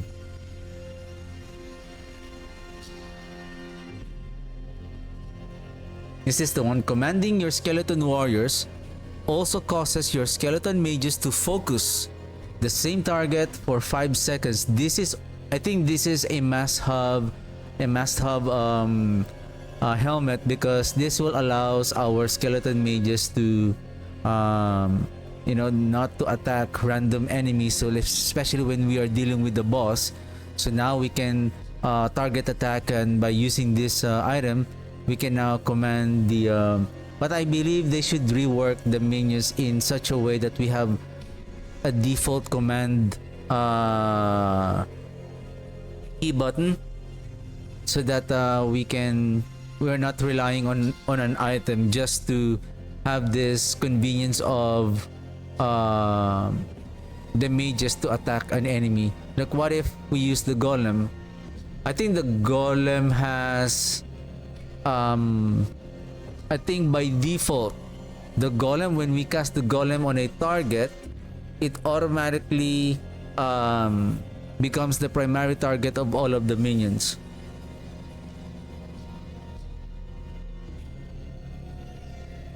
Any new skills? Any new? Probably they're still working on it, but at least we have an idea now. This is nice. I wonder what's going to happen with the Paragon board as well. This is going to be interesting.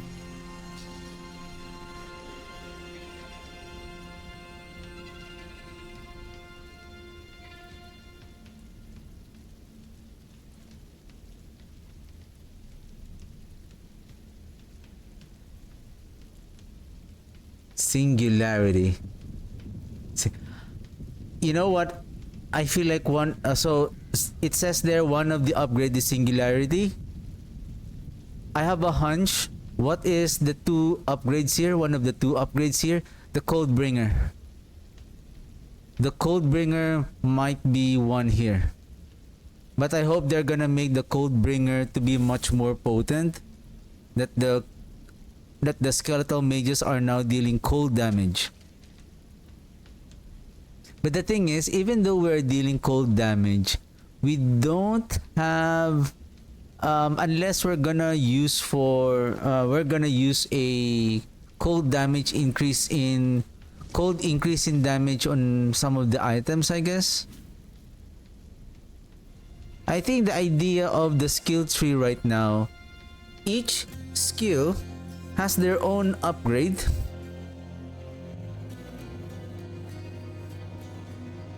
And they can benefit some of the skill types and damage type of a necromancer or any class on the game right now.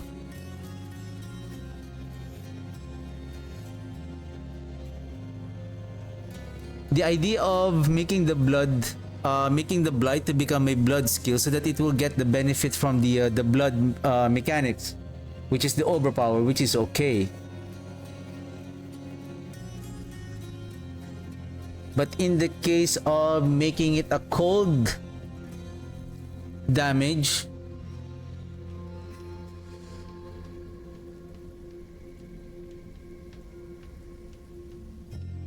is it still okay? Because most of the damage modifiers is not heavily relies on like increase in shadow damage, increase in physical damage. But if we have all damage, we can take advantage of the mechanic of, if you're the type of person that you want to chill your enemies, like you're using the blight. I want to use the blight, but I want it to become a cold because I like freezing the enemies. Then this is your play. And then remember, speaking of darkness, if we can convert them into darkness, your darkness skills chills enemies and deal increased damage to frozen enemies and bosses. So this one will be applied to our warriors.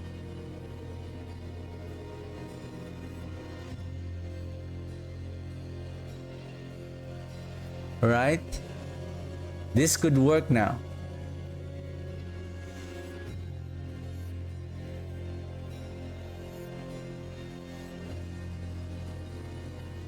Well, considering that the mages can also be converted into a darkness skill, that's going to be amazing. Then we can use now the now we can use that bloodless scream. Plus they can freeze the enemies, right?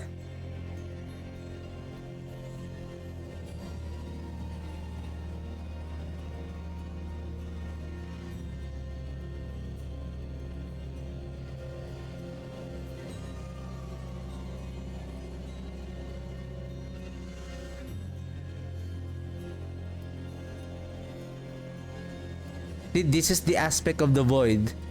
It says on the what the developers have teased, that the aspect of the void is now darkness skill weakens the enemies, blah blah blah, and then increase damage to the enemies.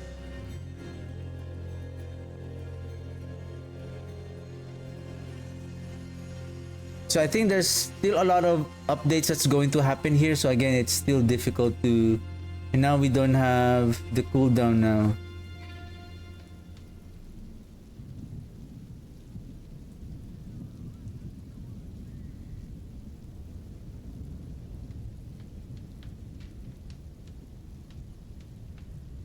Well, how about this one?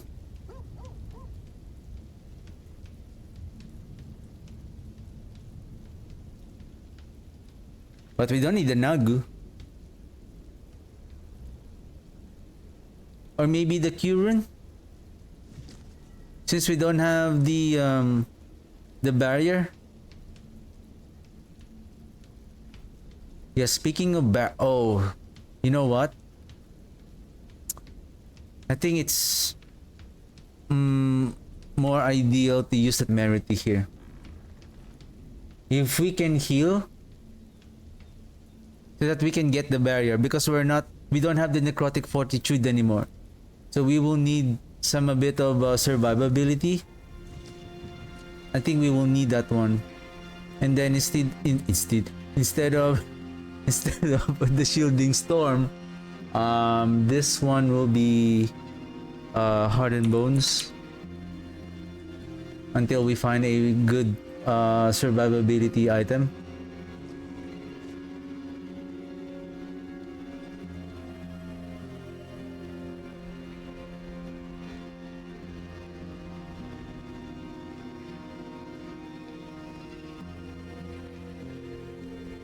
Okay, give me a second. Let me grab another coffee, and then I think this is done for now.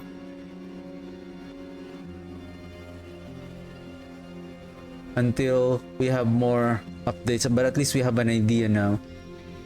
Just gonna update some of the, I think, what is the next one that I'm looking forward to play also. Singularity Mages, the Golem.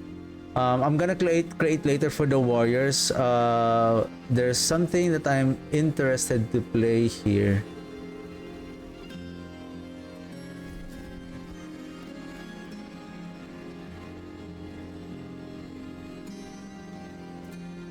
I think I made a mistake here. I should have kept the orders no need.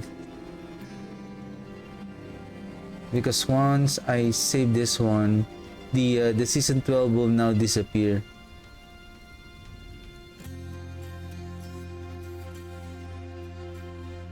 Yeah. It's no longer here.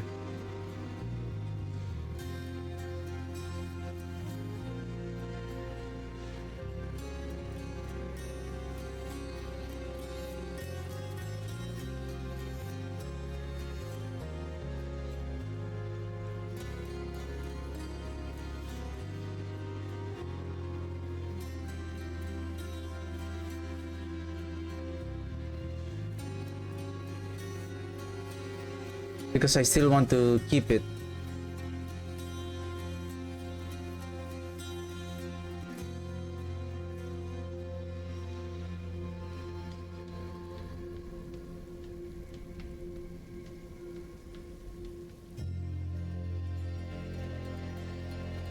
Okay. And speaking of golem, I'm looking forward if they have made some changes on the golem also, like those basically unused golem variants, the iron golem and then the bone golem. I hope they have some new upgrades that they will become more viable this upcoming expansion.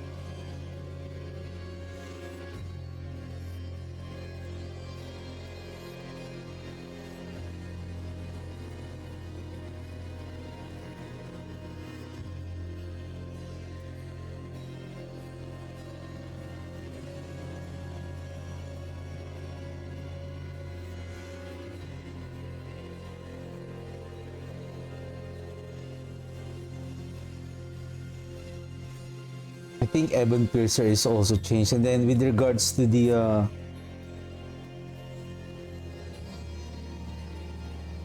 I don't know if we can place the Ebon Piercer here and then place the because we need another unique item for the Shadow Blight. Give me a second, be right back.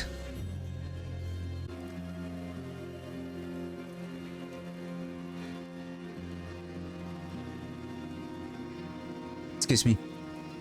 Okay. Ebon Piercer. Oh shit, I forgot my coffee. Give me a second.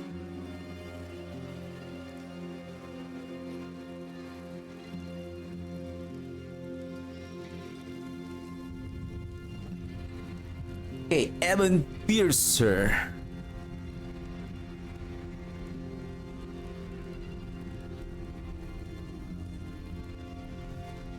I don't know what will be the best 5.5 set bonus here, but for now, Ebon Piercer will be here, and then I think here would be Shadow Blight.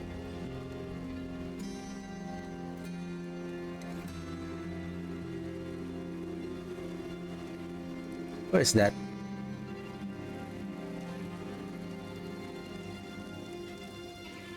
Oh, it's a shield. It's a shield.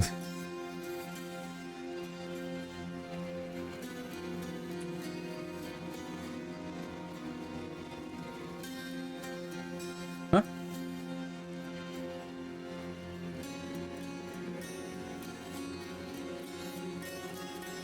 It's not here yet. Or give me a second, maybe. Yeah, unique shield, or is it maybe because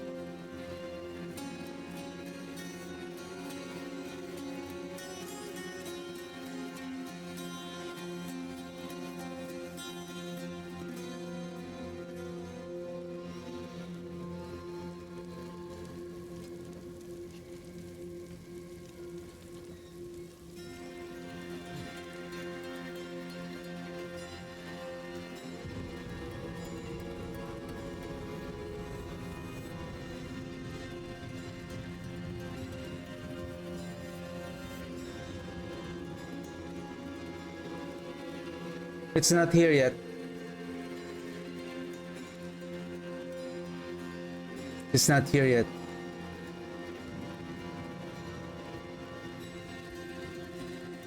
This one, shadow damage infects enemies. And what I have noticed is that the main hand weapon damage is now 100%, not 80%. So meaning, equipping a shield, it's like having the same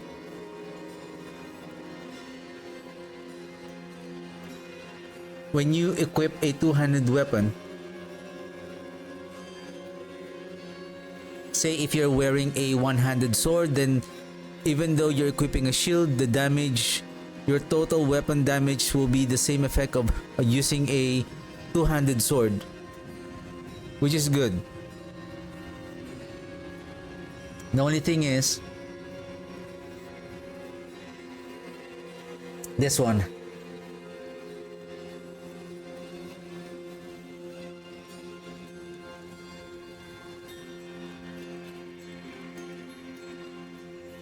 If Ebon Piercer is here, then we can place the Decaying Humorous here. Oh, sorry, Decaying Humorous. Decay. Aspect of Decay. And then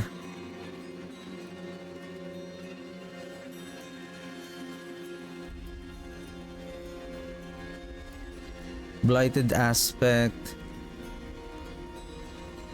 And then the second, the unique item here, then Grasping Veins.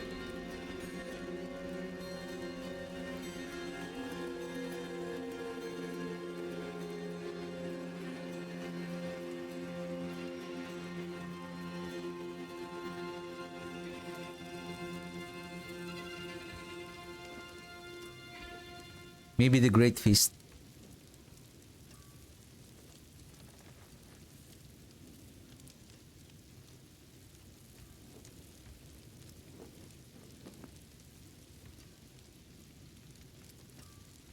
So by default, the Soul Rift is still generating essence. However, it's not applying any vulnerable now. So I guess we don't know yet what is the upgrades here that will help on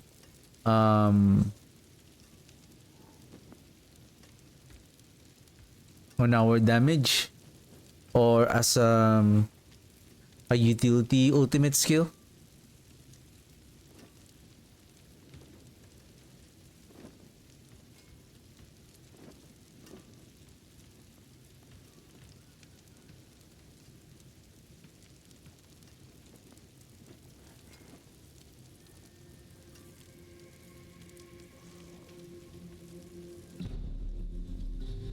What they didn't explain is what is now the difference between increase in damage and multiplier. Does the multiplier is some sort of multiplicative damage that will scale the increase in damage? Basically, mathematically speaking, that increase in damage is still a multiplier damage, because when you have 100% increase in damage, just say you have 100 physical damage and you have a 100% increase in damage, so that is 1 plus the equivalent of 100% in whole number is 1, so 1 plus 1 is 2 times 100, so you're increasing your damage by twice its value. Now, like in the last epoch, they have a multiplicative, and they have clearly mentioned it that some particular nodes and upgrades, it says multiplicative with other modifiers. So the idea behind it is you have an increase in damage bucket, and then you have a multiplicative with other multipliers bucket. So those increase in damage, they are just keep on adding with each other, while your multiplicative damage, that's why it is one of the potent damage modifiers, because the more that you are stacking this multiplicative damage, they multiply with each other. The more multiplicative damage that you have, especially when you go beyond 100%, then the damage is going to be more and more potent. So if we take a look here, it says here increase in damage, but it shows a X. It's a multiplicative. But we have seen on the developer update that I believe there is a multiplier damage here. Is it on the gloves or something? One of the items, or is it on the weapons? I see that there is a times multiplier to physical damage or something?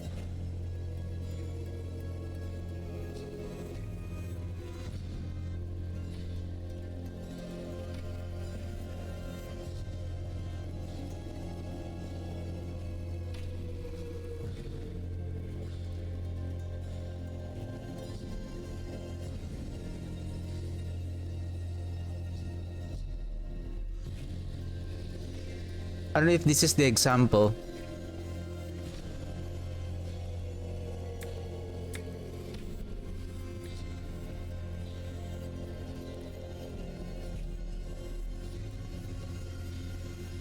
No. I think there is another one.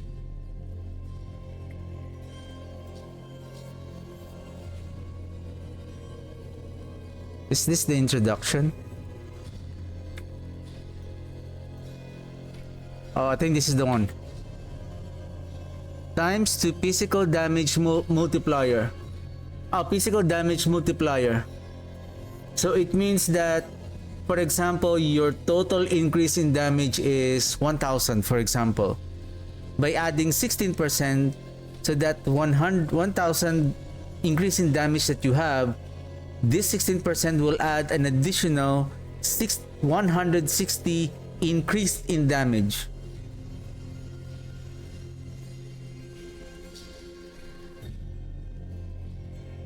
I hope that it will show on our stat sheet how many multiplier that we have invested and then how they're adding with each other, so that we can have an idea on how they are working.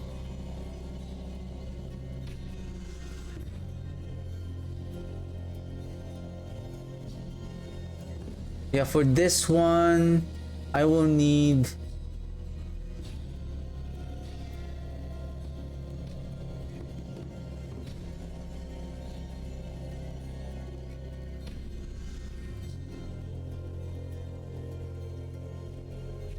Coldbringer is still here. I don't know if it's still gonna be there.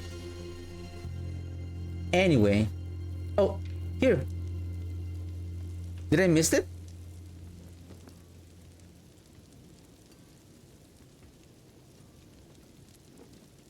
Oh, it's here. There you go.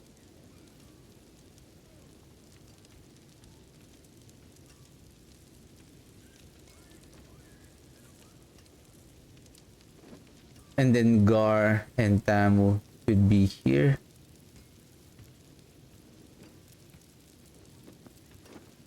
This Gar is still here?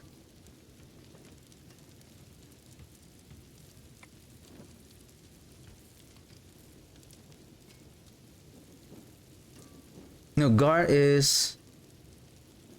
yeah, that's correct. Gar and then Tam. And then here you are Tam and Gar. So this one should have been Seer. And what? And then you Shadow Damage Multiplier. There you go. But in the armor barrier generation, that's the only sad thing. And we'll just go with intelligence then.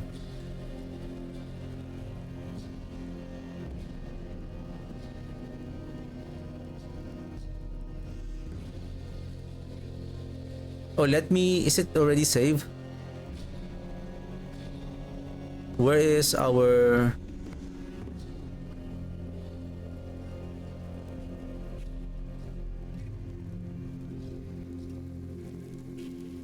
What happened?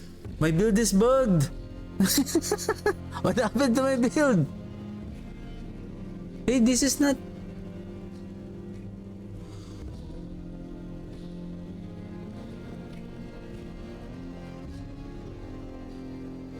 This one. Oof. I got scared for a bit. Okay. All damage multiplier. Yep, and then all damage multiplier here as well. Okay. Then our hey Archmages? Wait a second. Oh right. I remember I have to make a copy. Okay. Ooh, I got worried there for a bit.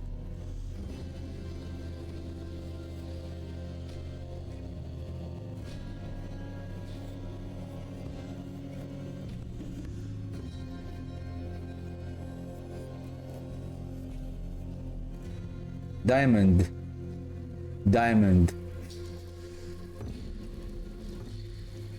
I have a feeling that this singularity mages is, well, considering that my assumption is correct, that we can summon a close to like more than close to 25 a total of minions, so then with the Requiem aspect, that when we summon a skeletal mages, that will increase their damage to 1,000. And then we have this multiplier damage, right? Up to how much? 40% increase in damage. So we can add an additional 400% or whatever increase in damage that we can still add. That's gonna be amazing. Okay, go back to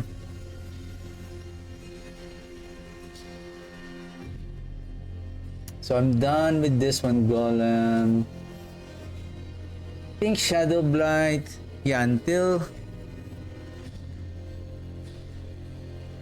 and then I don't know. Oh, there is no more Reaper's Pursuit.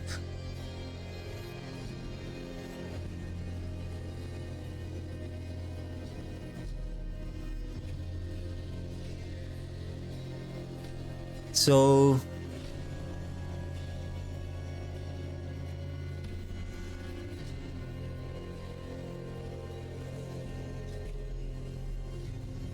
there's no more gloom. There's no more terror.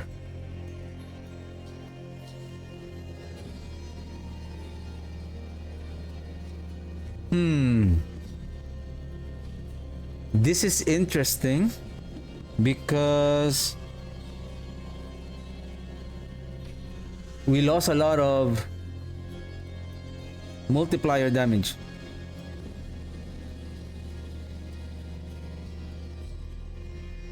Anyway, I mean, what if there is a set items for the Shadow Blight that will scale the damage? So yeah, that's what I have realized. Like, we are having so many darkness skill here before. I believe the idea behind it, the reason why they're removing those passive, because we're always just relying on those passive, and that is it. So now all of the upgrades, each skills have their own upgrades and different passives, so it is more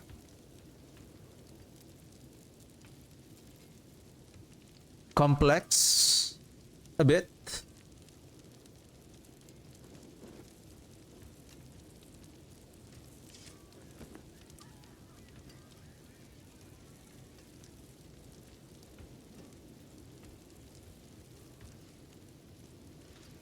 Even though we can place the Orb of Decay here, it's still losing a lot of power. I see that it loses a lot of power.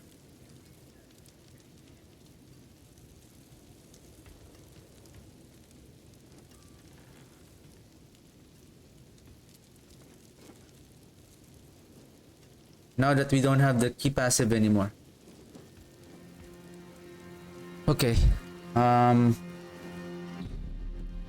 think this is also done. One of the build that I'm looking forward. Are you still here? Blood Spear, Blood Lance, Bone Splinter. I think I didn't create for season 12. You, Puppy? Next. What if the blood surge can become a darkness skill now? Right? What if our blood surge can become a physical, sorry, it's already a physical, a darkness skill, right? Or a bone skill now. Blood surge, season 13.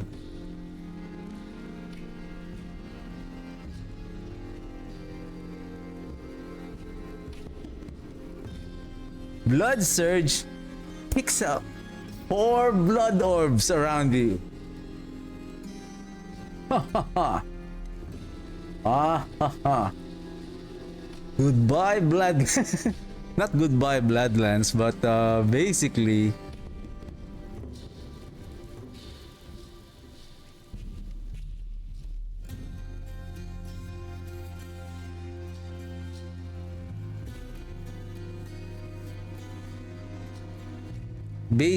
we have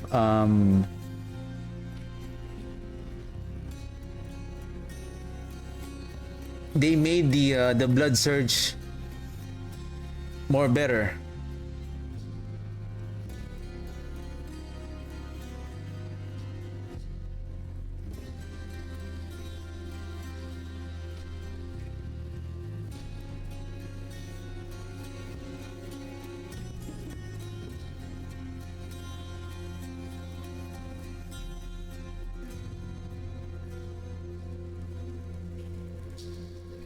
Why I didn't have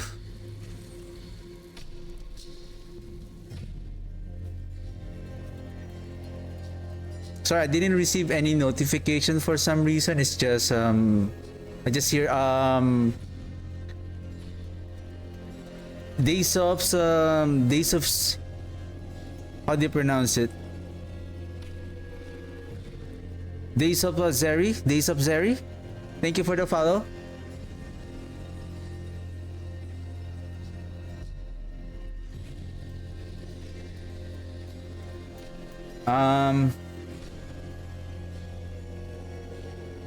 Blood orbs. Oh, and then speaking of blood orbs, not Banished Lord Talisman. Give me a second. What is that? The Death Speaker's Pendant. Blood Surge casts a mini nova on our minions. And again, if the minion sacrifice bonuses doesn't really remove the minions from our summoning and they're still gonna be there, the thing is, I think it's okay because we don't have the Reaper's Pursuit. Then we can add the skills of, say, the mages and the warriors here, and then the mages here. I think the mages will have their own skill bar.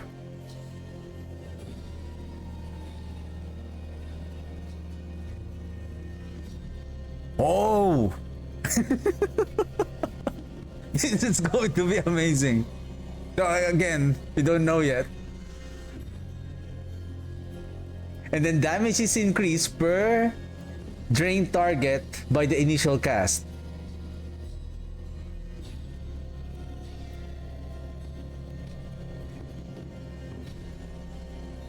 And since the Nova, Blood Surge, pick up Blood Orbs, expels smaller Blood Novas dealing normal damage. 4 Blood Orbs. 4 Blood Orbs. This is... And then, where is the Banished Lord? Then that should be here. And then, probably instead of Indira's Memory for added survivability, probably Temerity.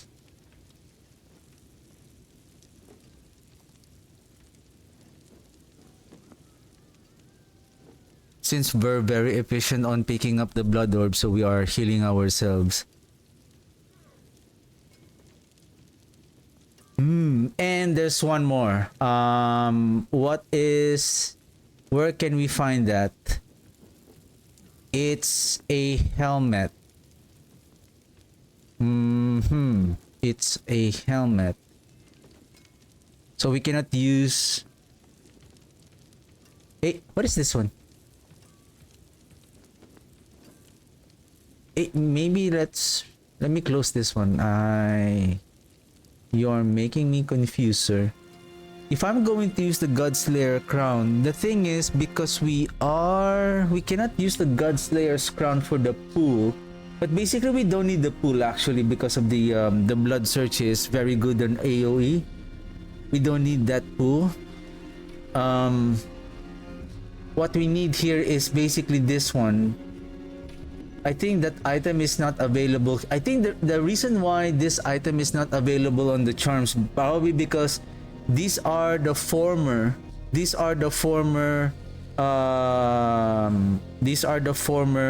key passives.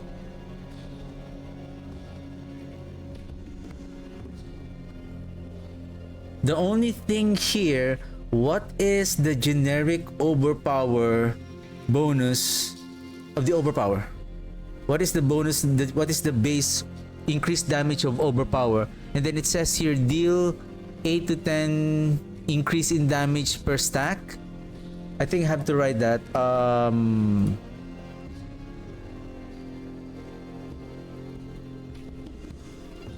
I think I need to continue. Skeletal Mage is now a core skill and requires essence to summon. Then I have one here.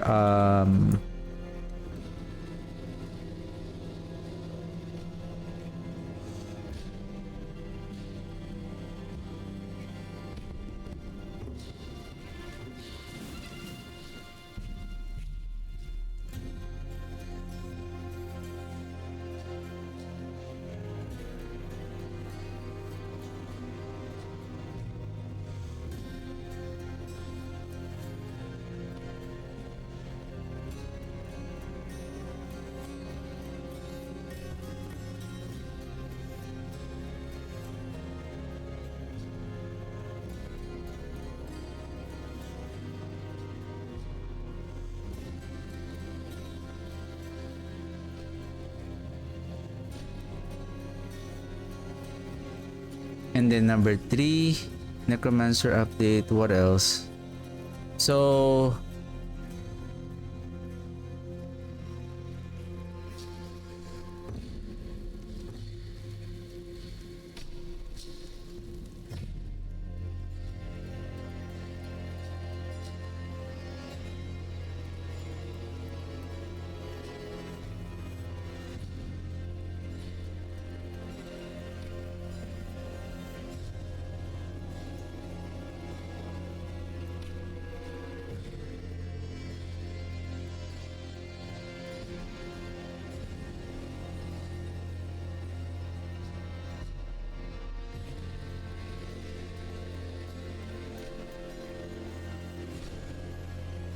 and then what is the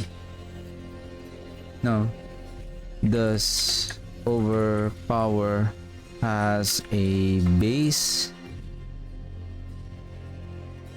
increase damage per stack.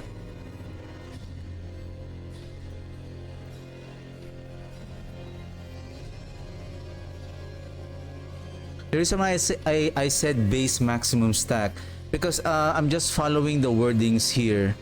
So this is just my assumption. What is this one? Let's close this one also.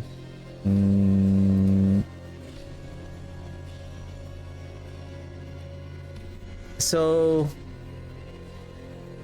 it says here gain 4 stacks of overpower, and then here while healthy gain 4 maximum overpower.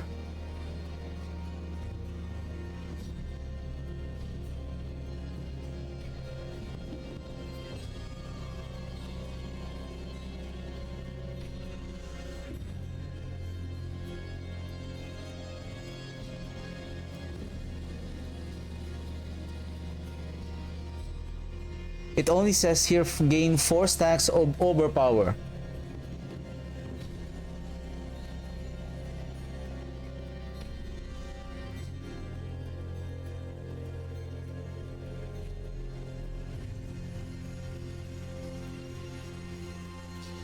What we don't know, on the skill tree of the blood skills, does the blood skills has their own upgrade to trigger the overpower stacks? Like for example, blood surge generates 1 overpower every 3 attacks. Before, the way the overpower works for the blood surge and the I think blood surge and blood lance has the same effect. Like for every on the 6th attack, they guarantee to overpower. So are they reworking that that mechanic wherein every time that you cast your blood skill, you gain 1 stack of overpower, and then as you build up, you gain say maximum of 10 stacks. But that 10 stacks, is it what is for sure there is a an increased damage associated for each stack of that overpower. And then with the help of the Banished Lord, before it increases your overpower crit by an additional up to 60%. So now it adds a multiplicative, or does this multiplicative is a multiplier, but then again, based on the wordings, this is not a multiplier. If we take a look again, going back to that developer update, they specifically say physical damage multiplier. So I guess that is very clear that if it's a multiplier, then that's a multiplier. If this is an increase, this is just an increase in damage. Therefore,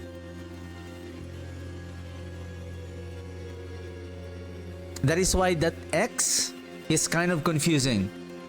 If this is just an additional increase in damage, then just put a plus. If that makes sense. Because again, this will going to create a confusion, like if you're having an increase in damage, do they stack together? And then you have this multiplicative increase in damage, then what is this? And then you have what they call multiplier damage. Then how they are going to, mathematically speaking, how they're going to do the math together. This one was not clearly explained. You know, because we don't want to play the game and we think that, oh, this is a multiplier damage because we see an X, and then why am I not dealing any damage here? Why my damage is kind of low? Because what you didn't realize that this increase in damage is just an additional damage.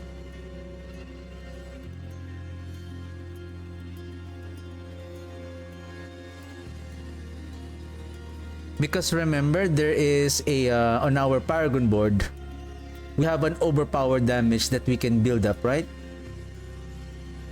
Where is those nodes? 70% increase in overpower damage. What I'm expecting here, so if you see grants 327%, that is an additional increase. See, again, the addition there is basically it adds damage to a certain number. It adds this particular percentage, it adds on a particular number, whichever that you're trying to multiply it to. But mathematically speaking, you are multiplying this number, this 300%, to a particular number. In this case, for example, if your node, say, it says here 327% bonus to all magic nodes. So your node, say, 5 intelligence. So 327% of that, yes, you are adding, so that's a plus. But basically, you are multiplying this number to that 5 intelligence. So that is still a multiplicative. So that's why it needs to be carefully stated. I think to avoid confusion, like how last epoch stated their damage bonuses very clearly so that you would know which one is additive, which one is multiplicative. Increase is additive with one another. When you see more or multiplicative with other modifiers, then those are multiplicative damage. So if you take a look here, there is an increase in damage times, then there's an increase in damage. Like, do we have two sets of increase in damage? One is additive, and then there's another one that increases the damage. There is a multiplicative increase in damage that increases the additive increase in damage, if you get what I mean. And then there's another multiplicative damage based on, because a good example here is this one. This is a multiplicative to all damage.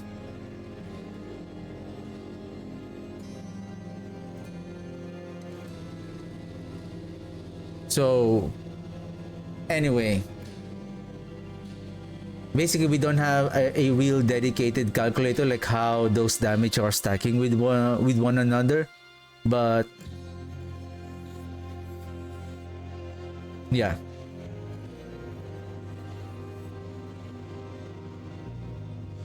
So I'm just guessing with this overpower.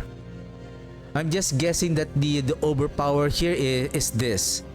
For each stack, you get, say, 50% overpower damage, for example. And then you can build up, say, 20 stacks. Okay, you can build up 20 stacks. So 50 times 200, so that is how much? I feel like it's too... I feel like it's too few. Maybe 100 damage, but again, I'm just guessing here. Say 100% for each stack. Okay, 100% for each stack, and then for each stack, okay. And then the maximum stack by the base maximum stacks is 20 times 100, so that's 2,000 increase in overpower. Okay. So I would say that 2,000 increase in overpower is a multiplicative to your base weapon damage or your total skill damage, and then it will be increased by the overpower damage, because that's really how the overpower works. Your weapon damage, then your increase in damage, then you have your skill damage. Skill damage now gonna be increased by depending on what kind of mechanic that you're playing. So if you're overpower, then it will now be increased by the overpower. Now the effect of the Banished Lord Talisman, it says here it is a multiplicative increase in damage. So are we saying that, for example, if we now have a total of 2,000 overpower damage, if our maximum stacks is 20, now this Banished Lord adds another 4 stacks.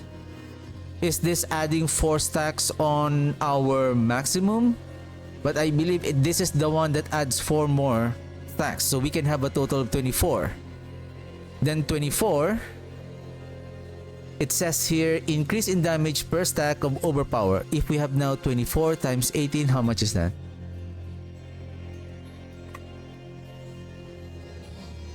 That's 432%.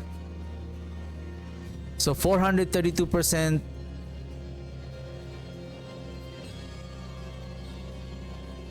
that is equivalent of 1.432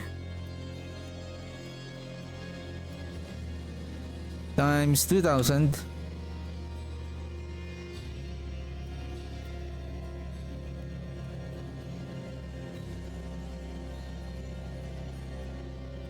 Oh no. This is wrong.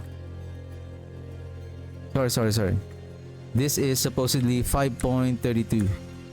So your total overpower damage now is 10,640.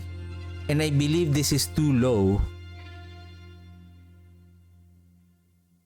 Even at 10,000 overpowered damage currently on the game, for the blood surge, this is not going to be enough.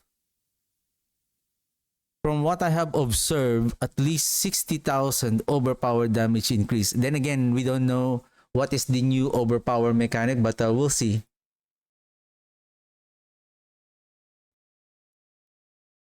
What if you can build up the overpower stacks more than 20? How about 100? Or when you build up the overpower stacks, does it diminish like it's some kind of an ailment in last epoch, like you can build unlimitedly but it will diminish after 2 seconds? So you can build up as many stacks as much as possible, but each stacks only lasts for 2 seconds. So now the way the blood skill works, they're relying on attack speed. So the more that we attack fast, the more that we pick up the blood orbs, the more that we stack more overpower. Is that how this overpower works now? I don't know. I'm just guessing. But anyway.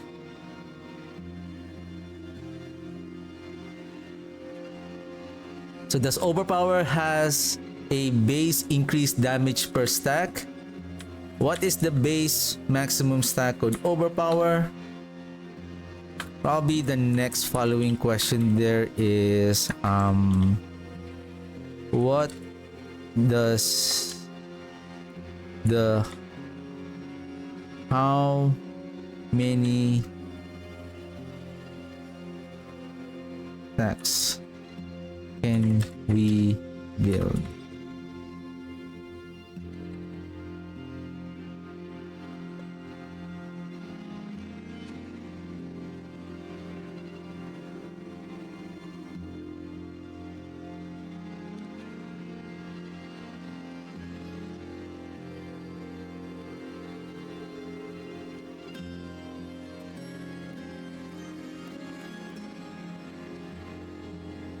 Okay.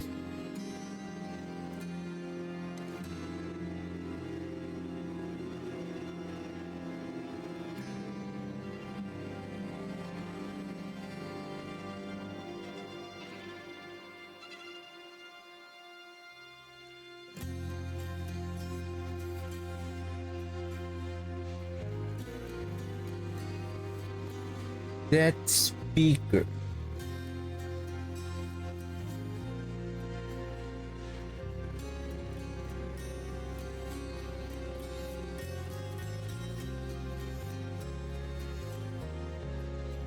Whenever your blood skills overpower, you gain attack speed. Yeah, again, we don't know what are the changes that they have done for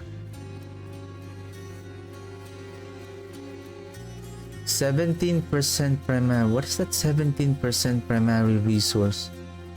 17% primary resource. What is that?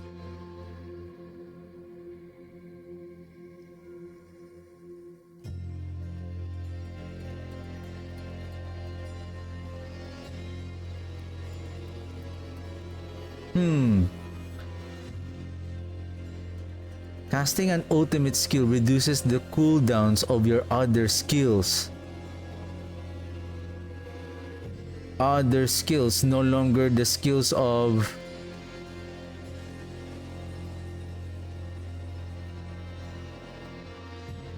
the ultimate. And then speaking of the Death Speaker's pendant here, if we add the skeleton mages here, probably the Blood Surge Nova is going to be much more potent with the help of this one.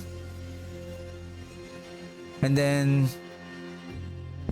no, I don't think we need the Requiem.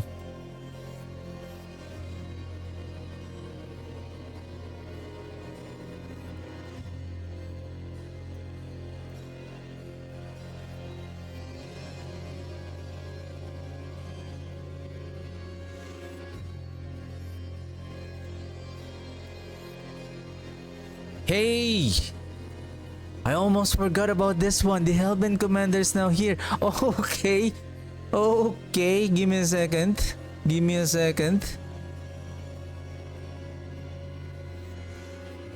Give me a second. Where's our singularity mages? Maybe if this aspect of service and sacrifice.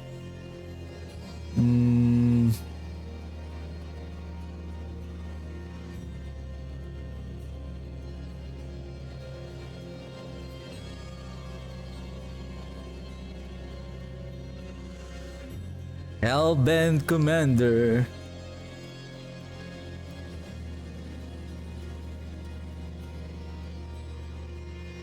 Making an enemy vulnerable increases the damage you do to them by blank.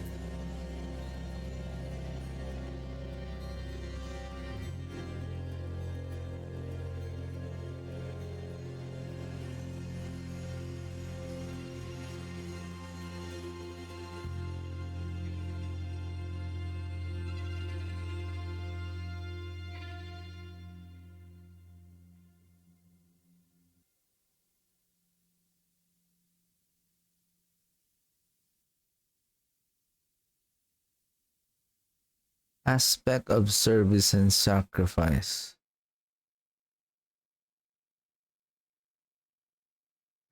Well, if this aspect of service and sacrifice is no longer here, then we can add the Hellbent Commander here.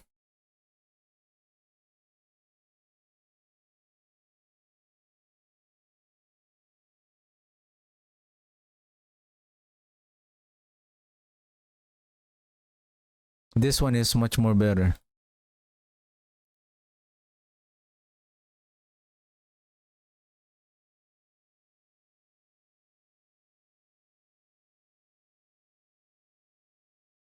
Hmm.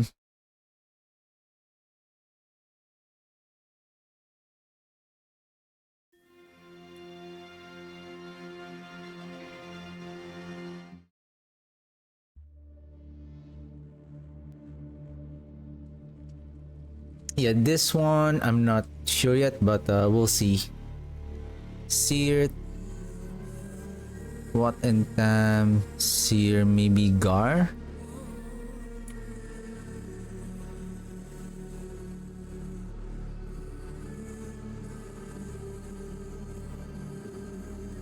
Where can we get this red blessing now?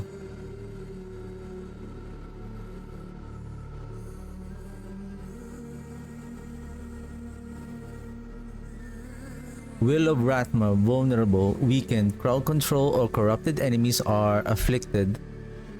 And the Will of Ratma, I believe this is the previous affliction key passive.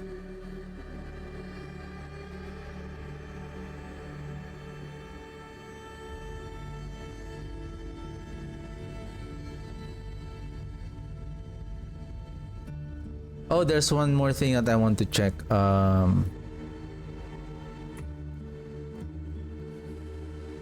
If Necromancer can still bring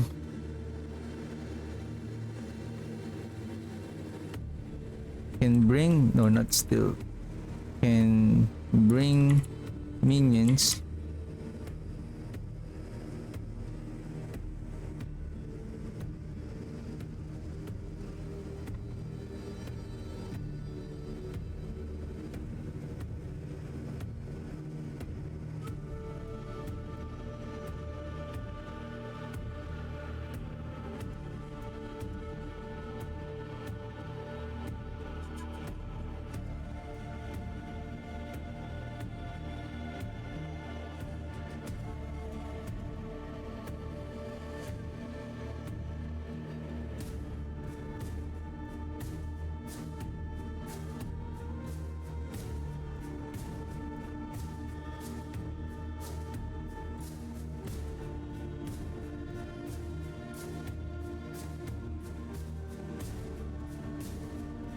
Right, if we can summon our minions when sacrificing the Book of the Dead. This is really I'm looking forward to.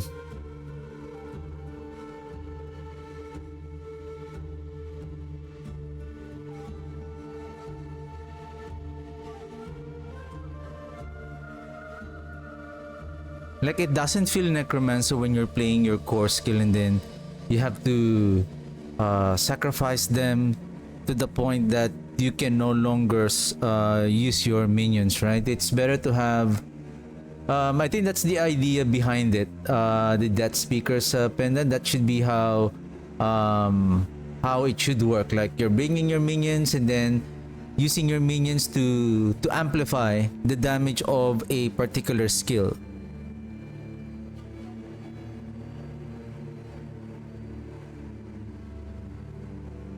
You know what I have I don't know. This is what I have been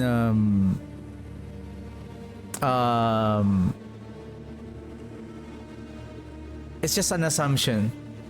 I feel like the Lord of Hatred, the mechanics, the Horadric Cube, everything that's coming for the Lord of Hatred, I believe it was already prepared since the beginning of the game. Or probably before the release of the expansion. It's like why the Death Speaker has been here for a very long time. You know, like the rework on the overpower also, like nerfing here and there. I feel like this has been, but in order to, you know, it's a marketing thing that it's basically the trade. It's the trademark of Blizzard games that they always release an expansion, and as they release the expansion, the game becomes more and more, I would say, better.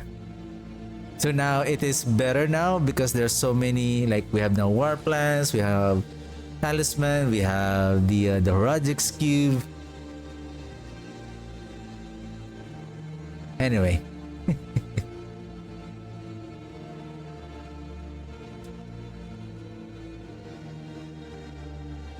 Yeah, even the bone skills. I mean, even the yeah. I hope they are making some changes here. I hope, so that we can have more variety on playing. Say, I would like to play a bone minions. Like our bone minions are now bone skills, warriors, and then the mages as well. Like the mages, they can every 6 attack they cast the bone spear and the bone splinter. But how about they cast our skill like every second?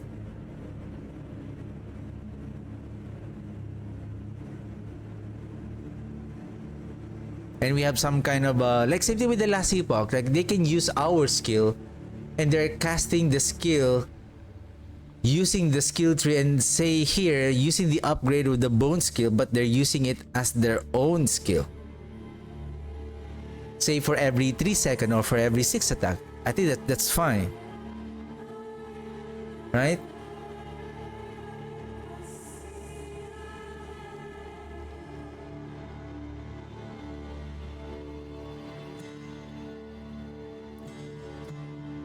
Like, can we use now the bone spear and then using our bone minions with us, right?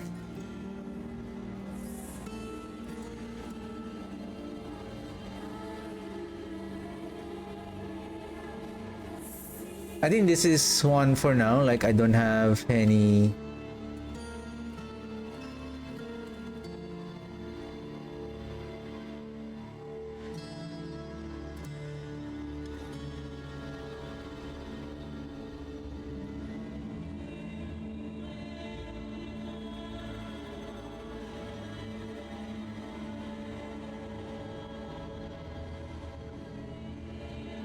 The bone splinter, then copy.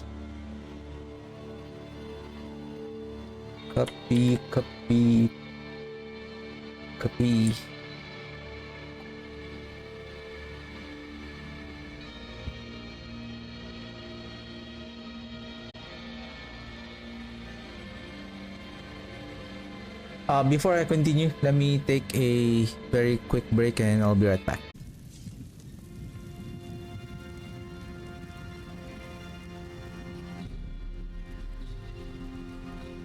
Bone Splinter.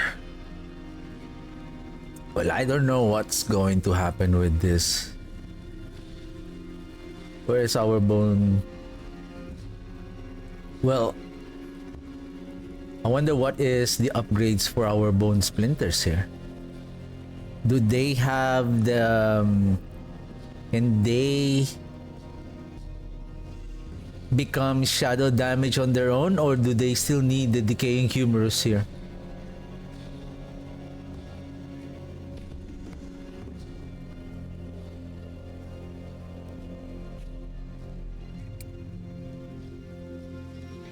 The bone spirit becomes a darkness skill that deals shadow damage. Leaves a pool of desecrated ground.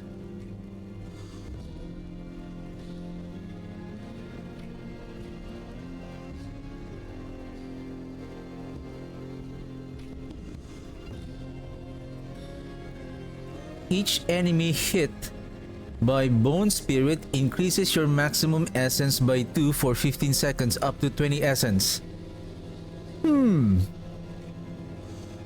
Is this a one upgrade only?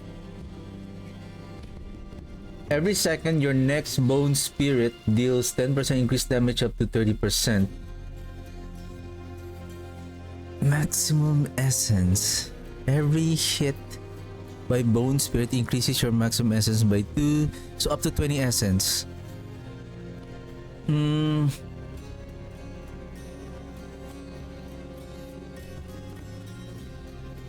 What happened to our Shattered Spirit aspect? Is it still the same? And then the adaptability, Grasping Veins, Pain Gorgers, Crown of Illusion. What if we can place the Godslayer crown here? Pulling the enemies? Alright.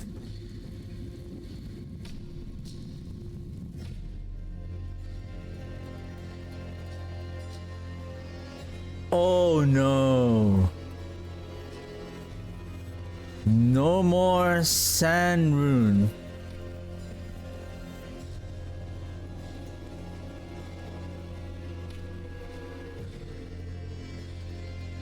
What is the key passive for the bone skills now?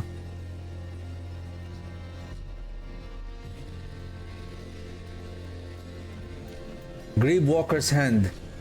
This one. So I think this one needs to be, say, I think Pain Gorgers is still here. Then this one now needs to be this one. This is the essence, the ossified essence key passive before.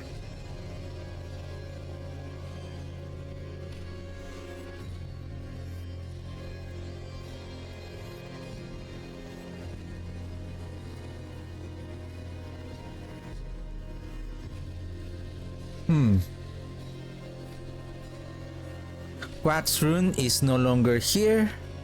Ahu and San, the guarantee to overpower when activated is no longer available. Therefore, those classes that doesn't utilize overpower will no longer overpower. Except for, I think, the blood boiling aspect. I don't know if it's still there. What is this one? Blood wake. What's that? Blood boiling aspect. Is it utility or offensive? Offensive. But this is every 20 seconds, and 20 seconds, that's very long for you to guarantee an overpower.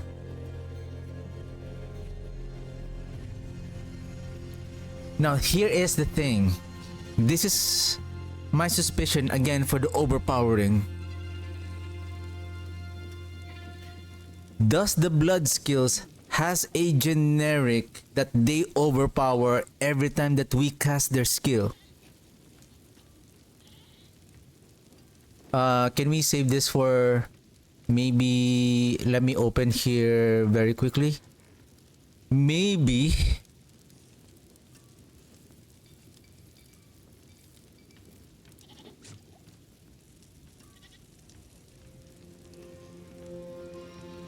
While healthy, gain 4 maximum overpower blood orbs, grants 2 stacks of overpower.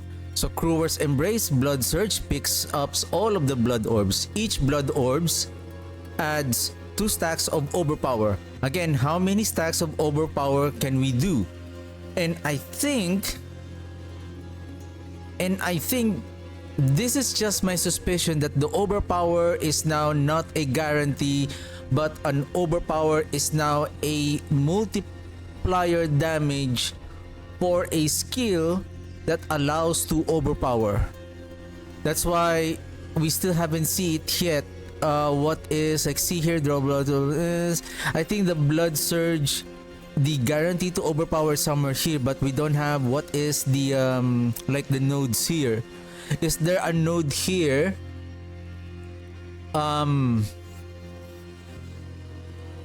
Or it doesn't need a node?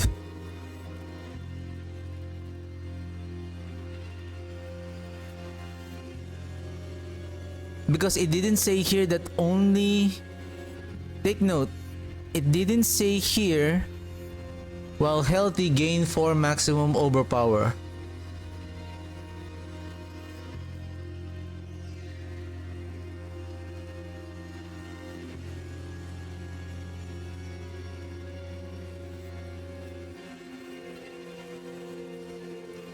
How can we gain overpower stacks? That is the first question. The way I see it here is that the blood orbs is the one building up the overpower stacks. If you don't pick up the blood orbs, if we are not generating the blood orbs, we're not overpowering. And now it makes sense why the blood surge now pick up blood orbs. It's because it seems like the blood surge is now, it doesn't have the guarantee to overpower anymore, but rather we are building stacks of overpower through the picking up of the blood orbs. And I believe each stacks has a default and a base damage for the overpower, and then with the help of the Banished Lord talisman, it increases the damage output of the overpower damage. So now the play here is to pick up and generate as many blood orbs as many possible to build up the overpower stacks. It's like when you have stacks, based on that number of stacks, your overpower, your blood skills that can overpower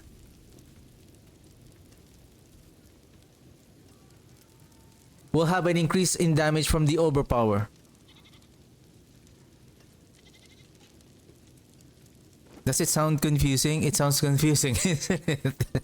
No, I think the overpower, based on the base of the game, you can only overpower for every, you have a 3% chance to overpower. Does it still applies to the expansion?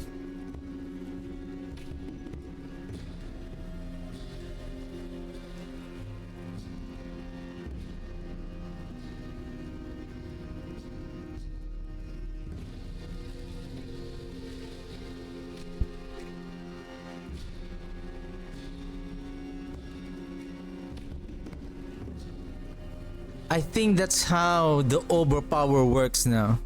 And that's the reason why they have removed the Sun Rune, so that no build can have a guarantee to overpower. The only way that you can guarantee to overpower with respect to the Necromancer class is by picking up the blood orbs.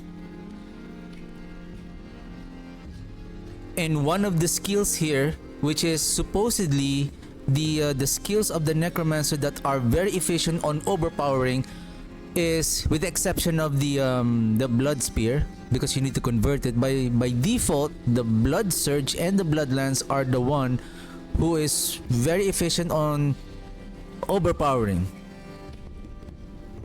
And now, Crewer's Embrace, we generate corpse, consuming the but it doesn't say here anymore though. Wait a second. Blood Surge, pick up blood orbs around you to expel smaller novas dealing blah blah blah. There is a missing word here. Blood Surge consumes nearby corpses to cause mini novas. This damage blah blah blah. This one is now missing. The consumes nearby corpses. It only says here that casting Blood Surge picks up 4 blood orbs around you. Okay.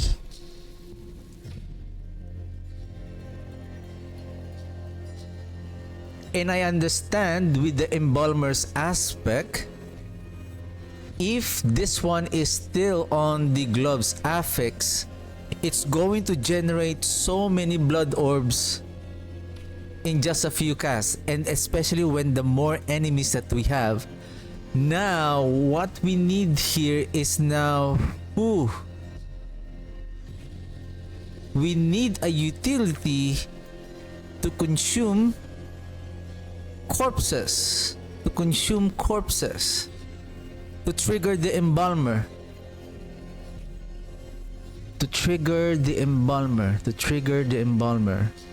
Embalmer, consuming a corpse has a up to 35% chance to spawn a blood orb.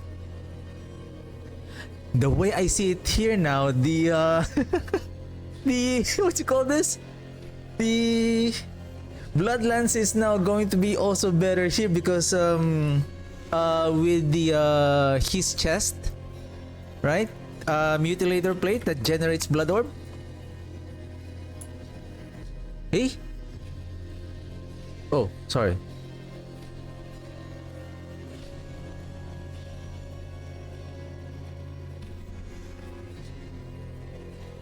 %10 chance to form a blood orb.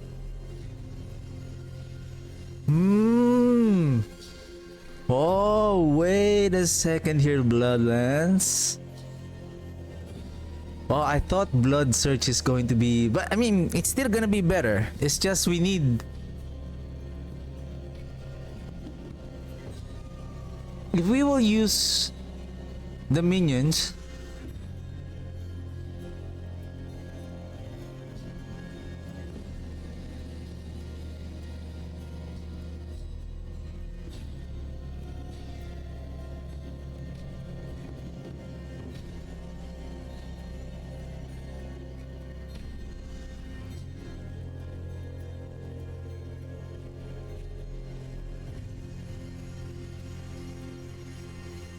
I'm just gonna move forward on that minions thing.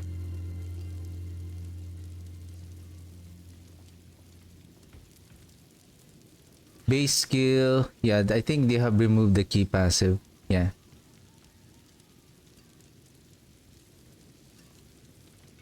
Let's go Necromancer. Necromancer. Necromancer. Necromancer.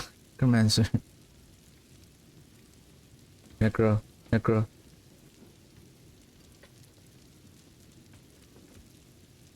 Give me a second here. I'm gonna take a peek. It didn't say here what is the sacrificial bonuses though. Essence cost, lucky hit, raise a skeletal mage up to skeletal mage consume all of your remaining resource. I believe this is the singularity node.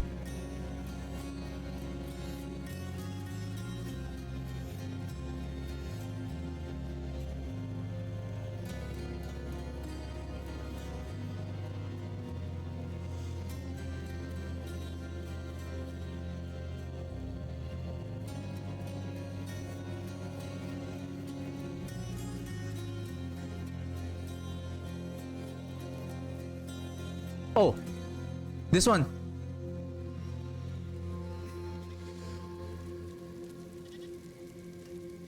So the cold mages can still be a darkness skill.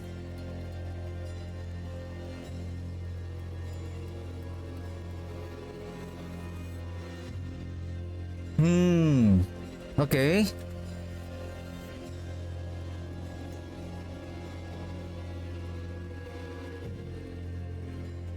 Okay, warrior. Skirmishers. Cooldown 8.01 seconds. Why there is a cooldown? When we cast the command, the active skill. Passive. Raise a skeletal warrior from a nearby corpse every 2 seconds up to a maximum of 6 warriors. Skeletal warriors deal blah blah active command.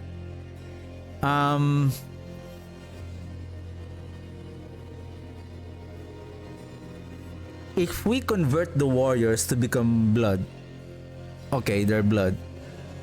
What I'm thinking here is raise a skeletal warrior from a nearby corpse. Does it also trigger the corpse consumption? Because we can use the upgrade again if we can bring the minions with us even though we sacrifice them. So if we're going to use the blood surge, right? And then we're going to use the what's that upgrade? The service and sacrifice, so that the warriors will die eventually, so that it triggers the resurrection of the resummoning of the warriors every half a second. Does that trigger the consumption so that it activates the aspect of the embalmer in order to produce the blood orbs?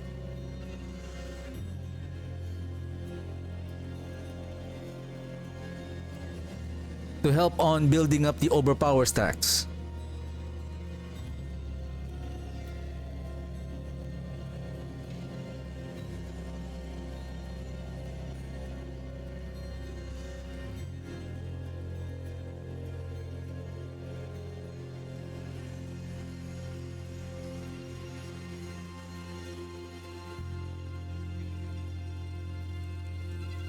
Yeah, if we take a look here, I don't know if this is the generic sacrifice bonuses.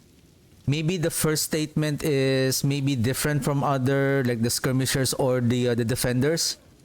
But does it always the same second statement, which is but the amount of reapers you can summon is reduced by 50%? So same thing with the skirmishers, for example. Say increased in critical strike chance, but reduced summon is reduced by 50%. Maybe.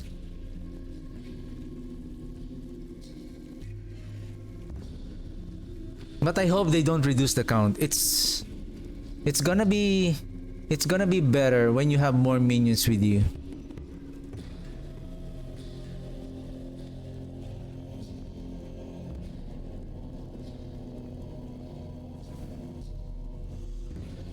Anyway, okay.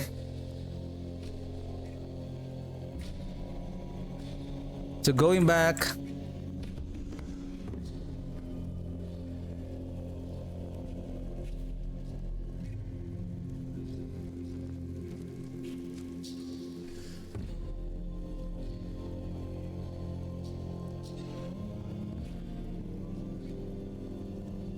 I think not just the warriors. For now, we have seen skeletal warriors and mages. Oh no no no no no no no no no no no.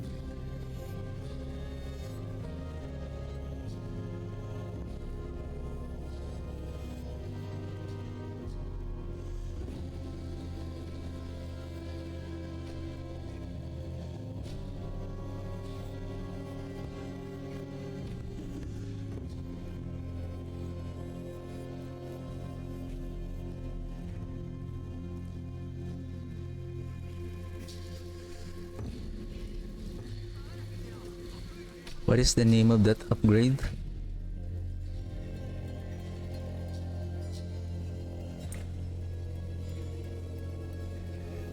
The only question here is how can we produce the corpse? Do we have a base lucky hit on producing like the hued flesh? Do we have that maximum hued flesh as our passive effect?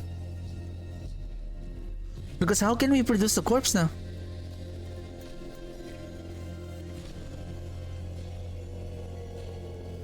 And basically that is especially during single target.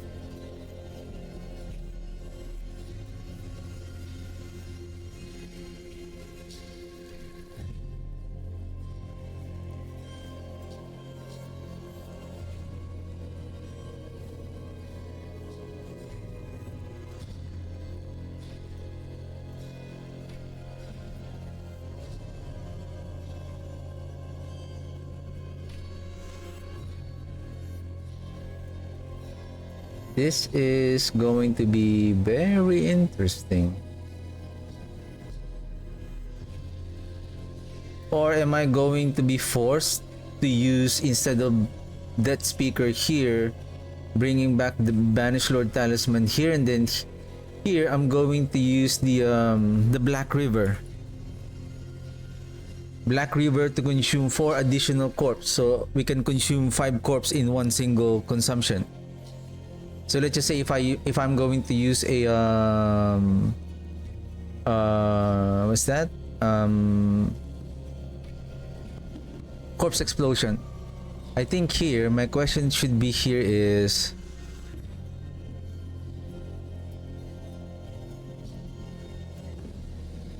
check the following if they trigger corpse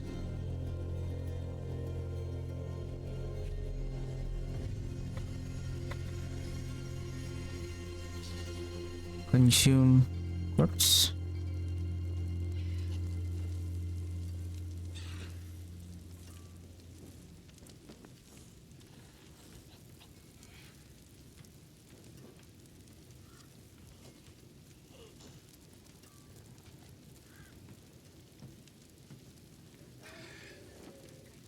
Using Miracle Warriors.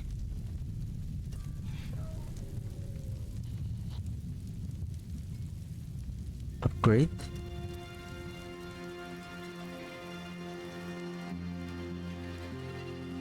Service and sacrifice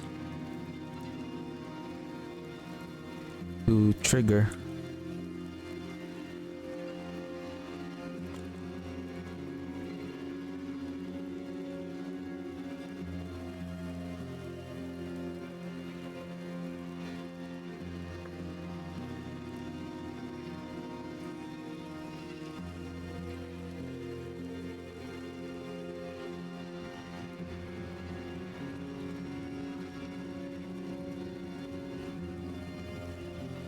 what's the other one?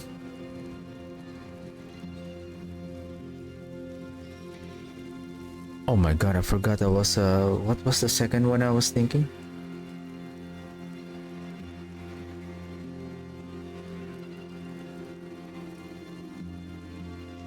So many things are running on my head.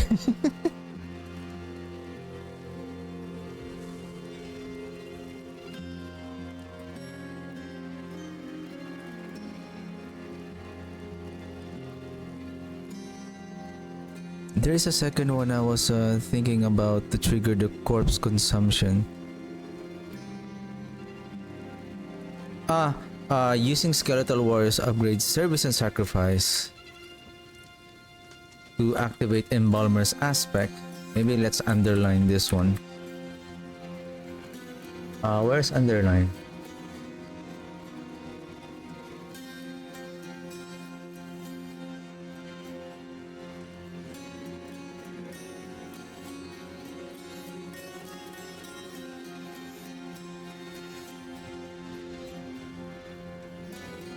No, just the embalmer.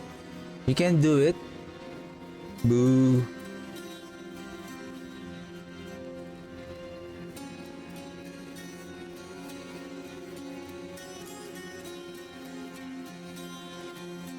Well, what do you expect? This is just a Google. But maybe I can change the color, perhaps. Okay, that's good. Balmer aspect and flesh eater.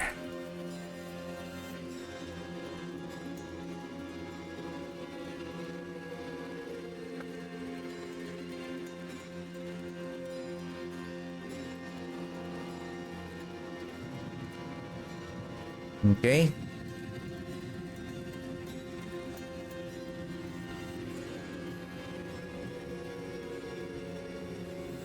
Because if that upgrade is really going to work, then the death of the minions will trigger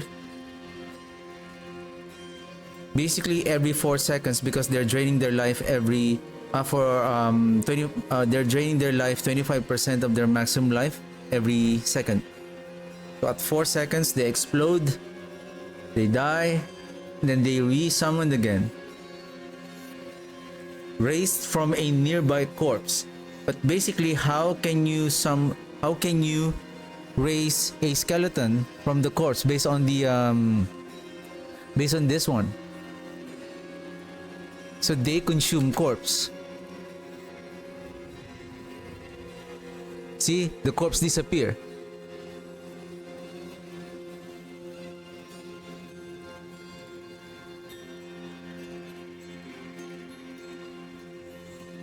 This is also a good upgrade because we no longer need the Oh, give me a second. Huh? Give me a second. 1, 2, 3, 4, 5, 6, 7, 8.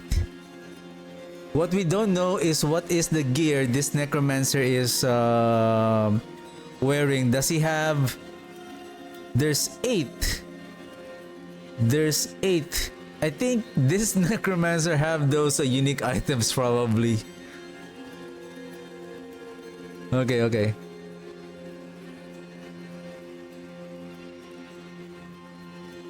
Yeah, so until then.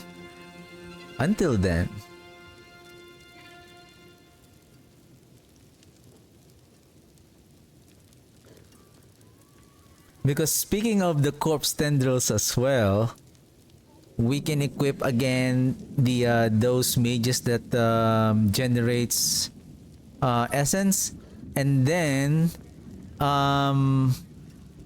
the cooldown. Oh no! Oh no! The rapid ossification is gone.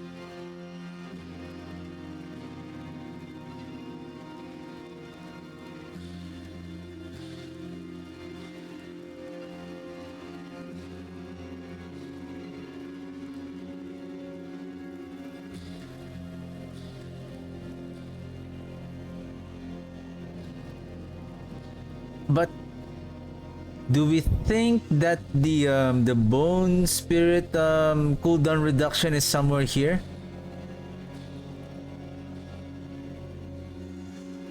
Can we choose one more, just one upgrade from these two? Oh, I see.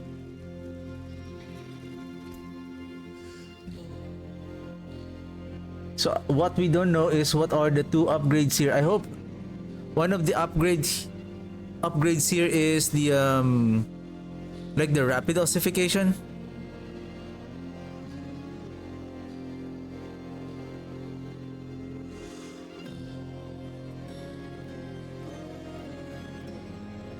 There's something that I have based on observing the new skill tree. We lose a lot of damage scaling here. Okay. We lost a lot of damage multipliers here. And now we have more Tormenteers.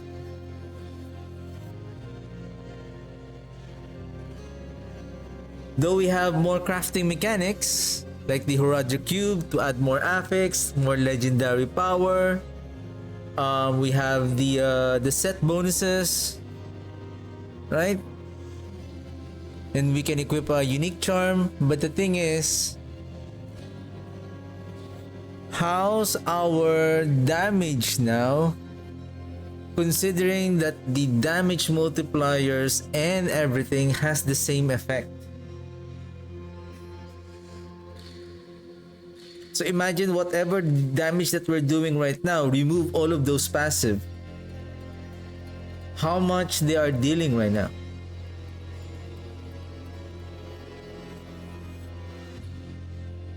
Oh, that's the one I'm talking about. Like how we don't know. Blood wave forms up to two blood orbs as it travels. Well, that casting blood wave reef overfills. Am I still on the blood? Oh, where's my blood surge?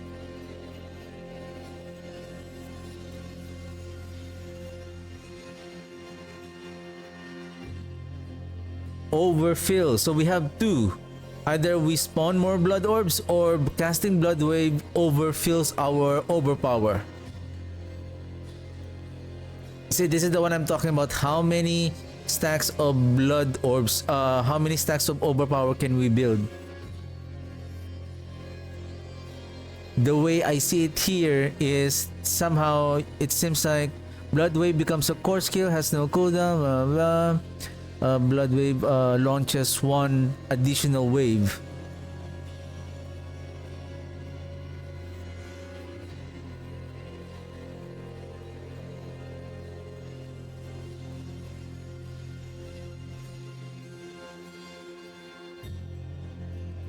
But the thing is, if we're going to use this one, it's better to use this for more blood orbs. Blood waves becomes a core skill, has no cooldown but costs 50 essence. We can use this one, and then this one overfills the overpower. Or blood wave forms up to 2 blood orbs as it travels. So we can form more blood orbs.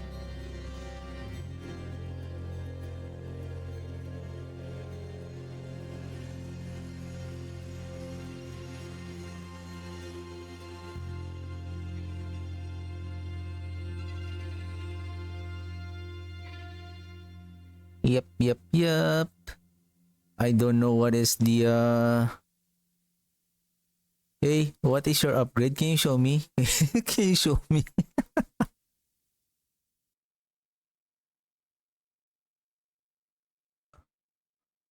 Probably I'm gonna check it again tomorrow if there's a new.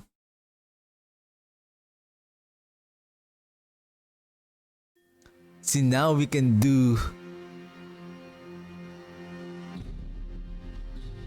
Can we combine? Where is that?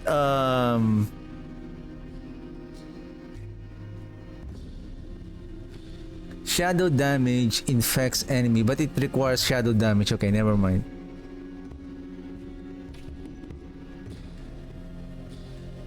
Oh, wait a second. We do the shadow blight. No, sorry. I was thinking if I'm going to use the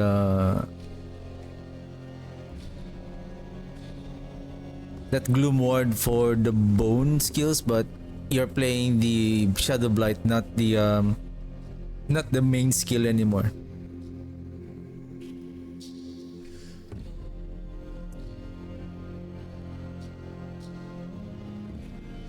We need blood orbs production.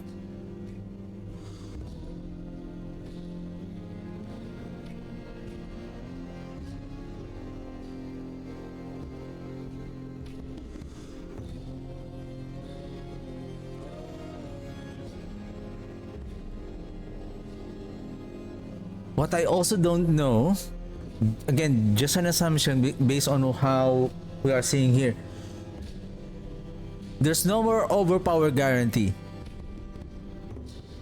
But does the overpower only applies to the blood skills? And when we cast the blood skills, does it consume the overpower stacks?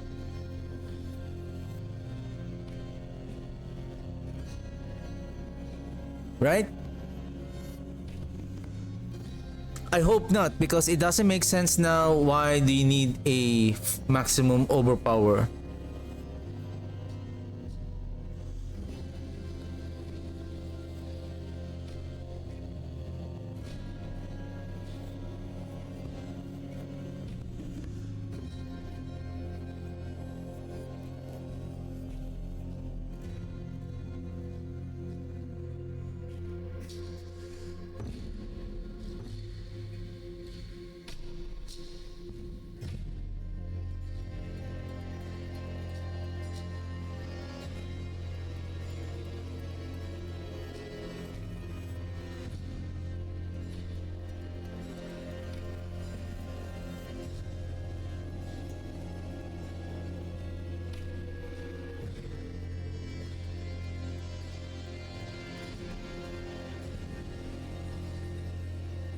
Yeah. This overpower attacks consumes the stacks.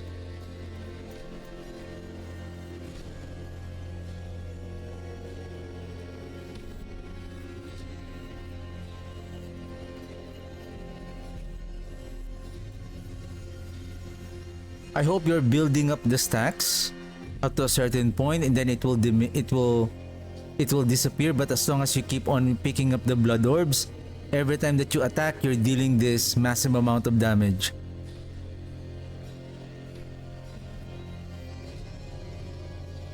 I hope.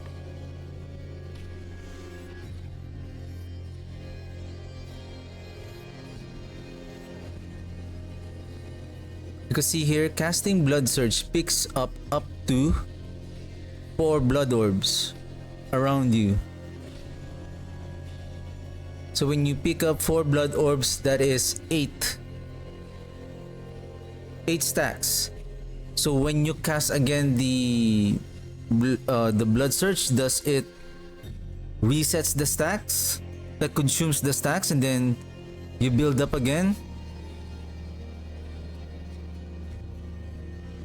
Like, we don't want that. Like, we don't want like to wait until we do another round of attack. It's like, it's not going to make it efficient and powerful. While healthy, gain 4 maximum overpower. Blood orbs grant 2 stacks of overpower. Yeah, I hope that's how the overpower works now, that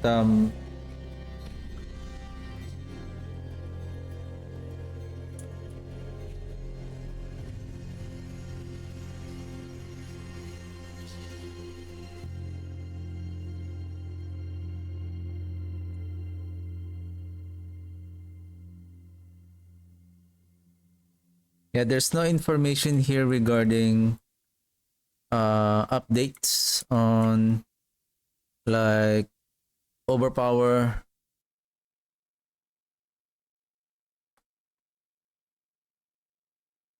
Yeah, I don't think that it was explained on the developers update. They didn't explain like, oh, this is how overpower works now.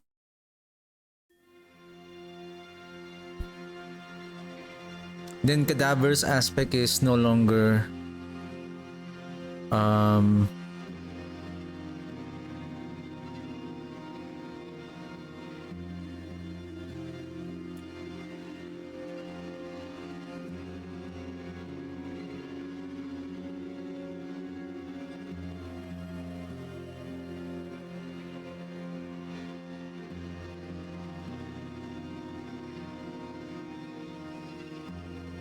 the only thing is the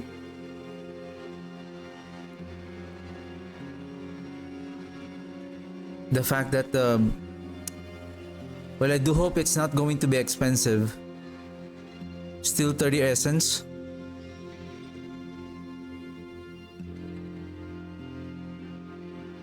We need essence generator.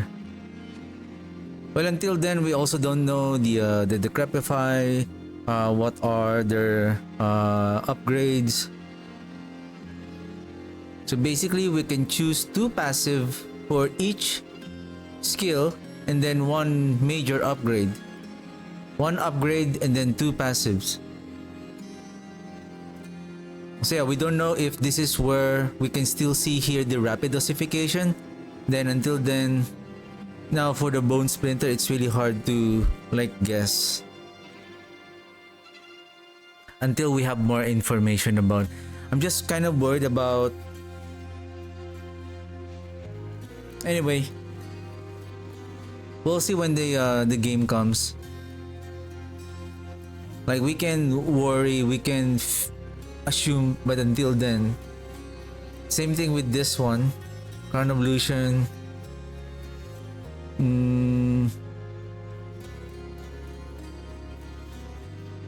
Unless we can still do overpowering, like if there is an upgrade here, well, it's very clear here that the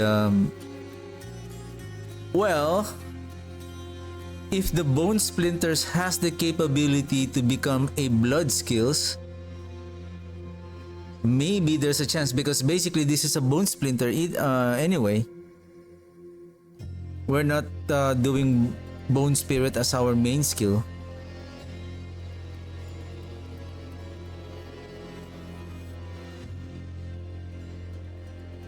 Well, the thing is, we want it to become darkness. Considering that the decaying humerus is still here, then on the skill tree we don't have to worry about losing, because we still need the where is the wither?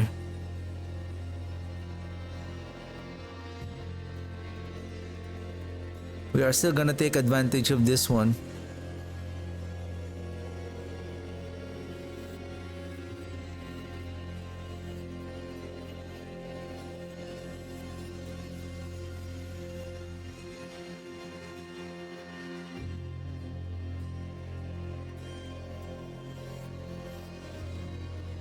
Or bring back Pain Gorgers here, Crown of Illusion here, and then we will place here the what's that? The Red Blessing.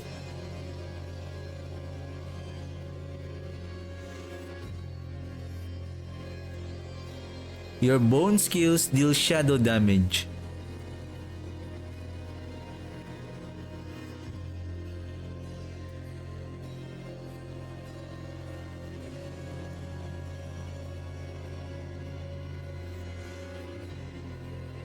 If there is a conversion for the bone splinter here to become a blood skill, then that is going to be nice, so that they can take advantage of the overpower damage to deal more damage.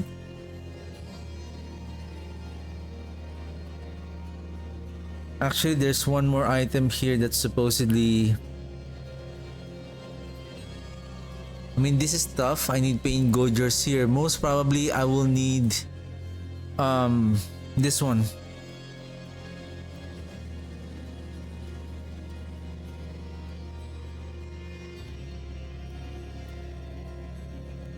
However, it seems like it doesn't have the pierce. I think it's only on the item. Gospel. Oh!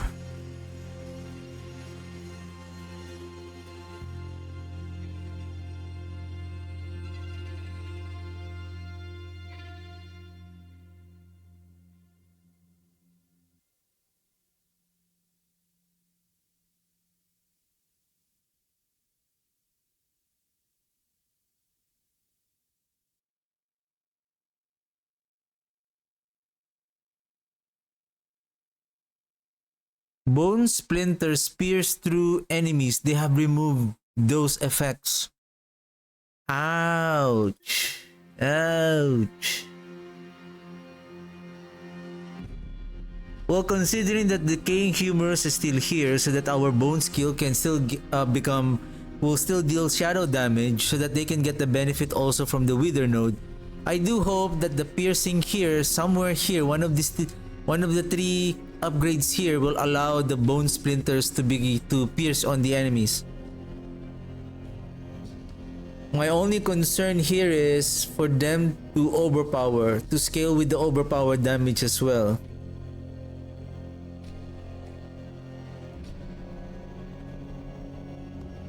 We need blood orbs. We need blood orbs.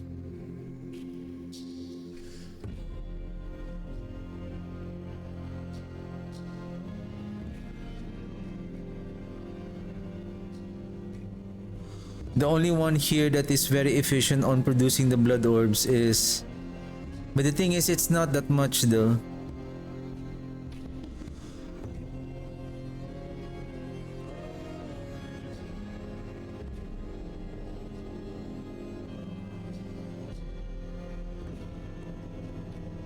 Two orbs per travel. Then using this one will produce one more additional 2 blood orbs again. But the thing is, we need this one. It's just it costs 50 essence.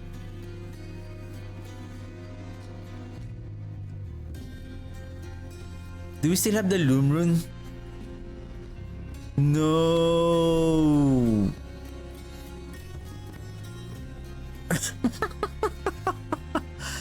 Oh my god.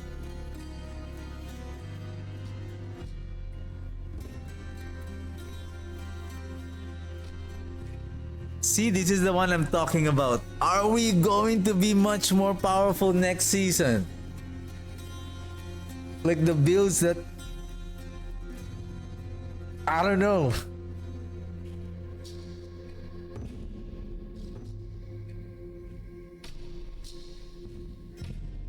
Unless we see some improvements on the Paragon board that we don't know about.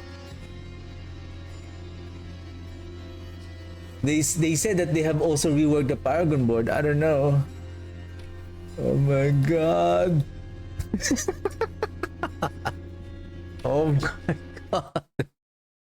Anyway, until we really see the game, so that's the time. At least we have an idea.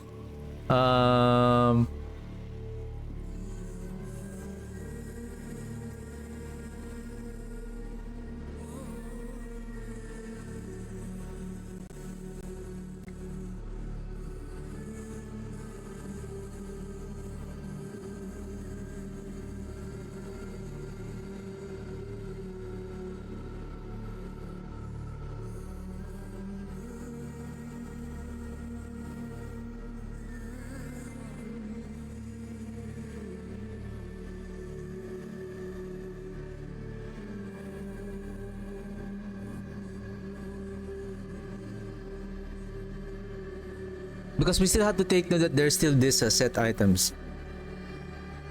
But the thing is, we still don't know how good the set items are. Okay. And another thing, it looks like our damage has been reduced because of no more Sand Rune, no more passives, right? Are they tuning down the monsters as well to balance with this new system? They should, because if the health of the enemies are still the same, I don't think that we are still more. It's basically a nerf for everything. It's basically a nerf for everything. If the health of the enemies are still the same next season, I would assume they should have tuned it down also. And it's like we understand the idea behind of removing the passive so that we are not heavily relying on the passive, so that we have this exciting way to create a build with more complexity by choosing different grades that they're providing on the expansion now.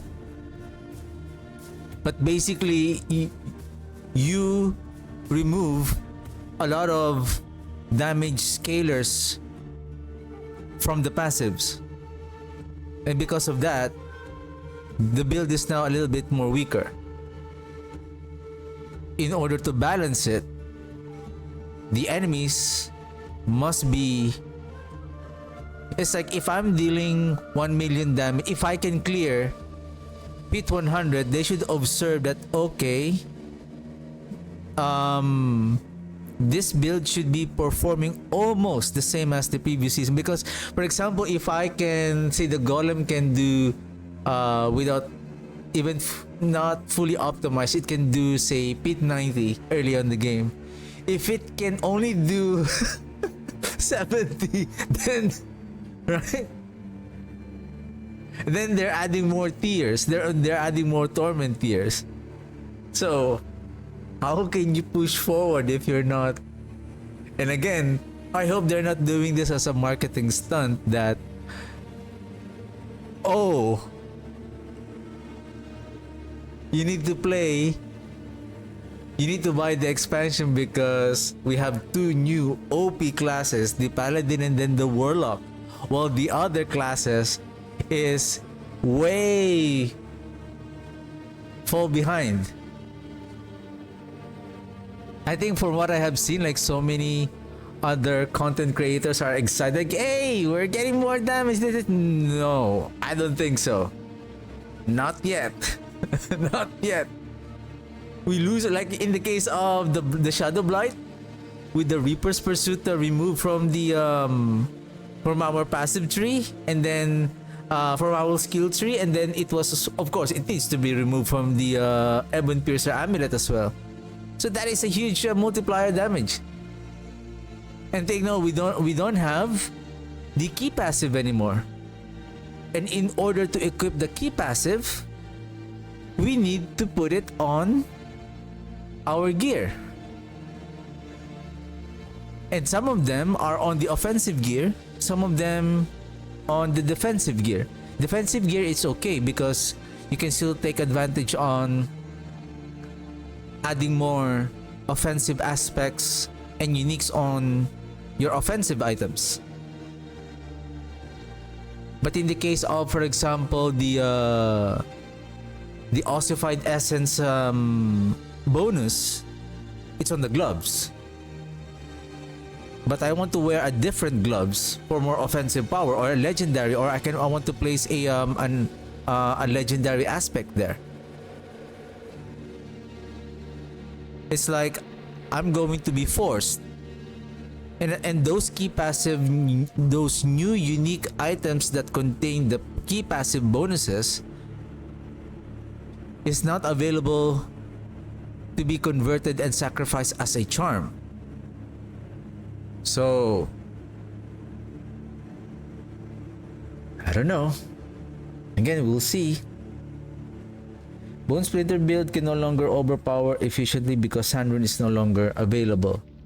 Probably I'll do like this.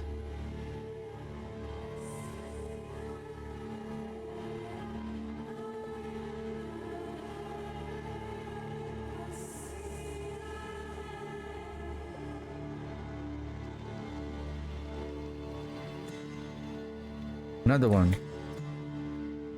Where is rapid ossification?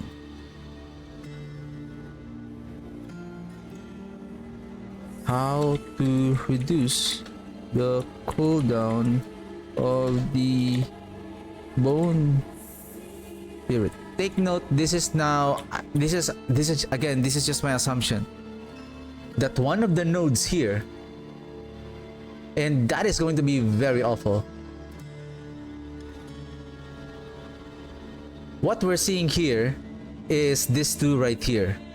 None of this contains the rapid ossification, and that when that node, when the bone spirit critically strikes, it reduces its cooldown. What if those 2 are here? Then that is going to be a problem. Like we are torn between 2 lovers here. We are torn between 2 passives here. Rapid ossification or the 7-second cooldown when the bone spirit critically strikes.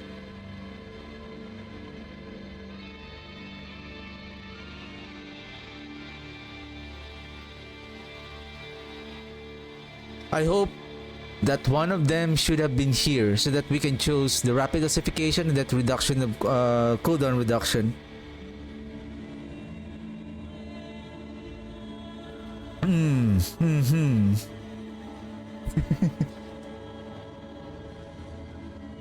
Yeah, how to reduce the cooldown. Where is rapid ossification? Where is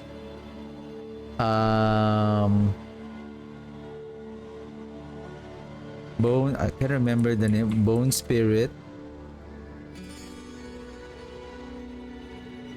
7-second cooldown when it crits. Now the question again here is how to reduce the cooldown of the bone spirit. So now that is the problem with the build now.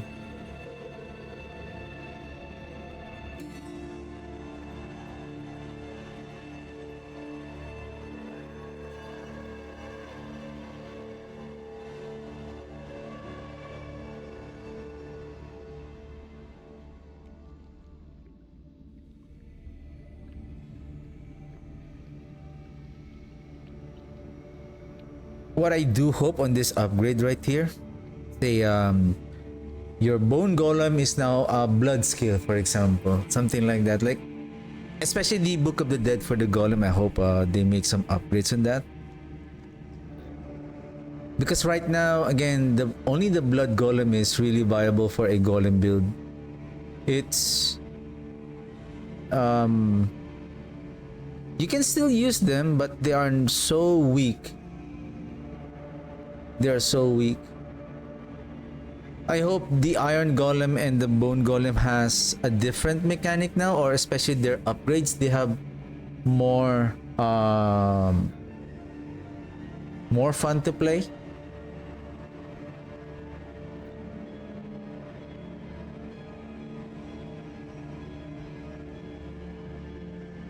Uh-oh.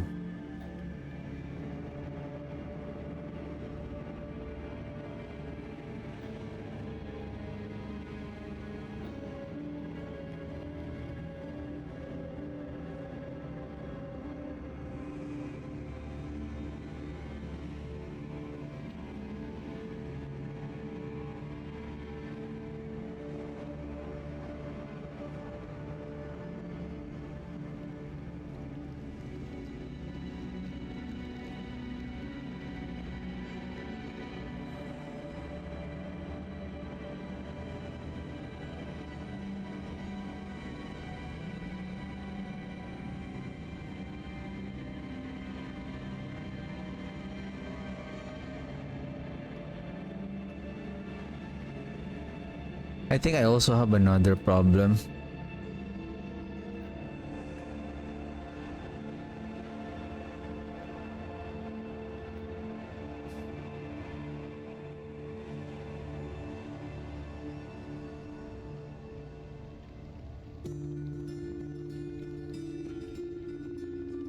Since Crewers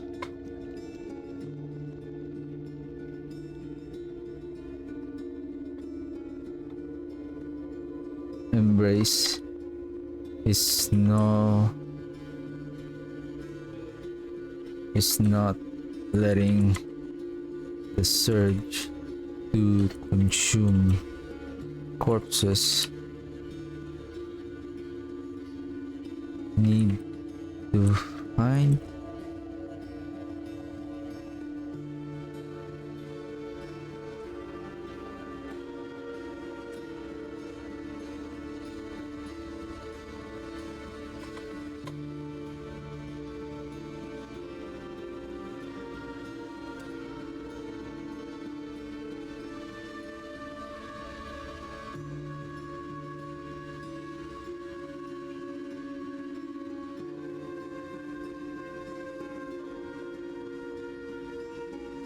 because I still don't feel like the blood wave is going to be a good utility here. Again, we don't. What is this?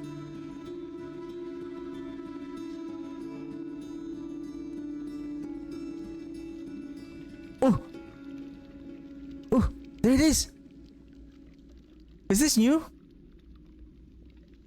Oh.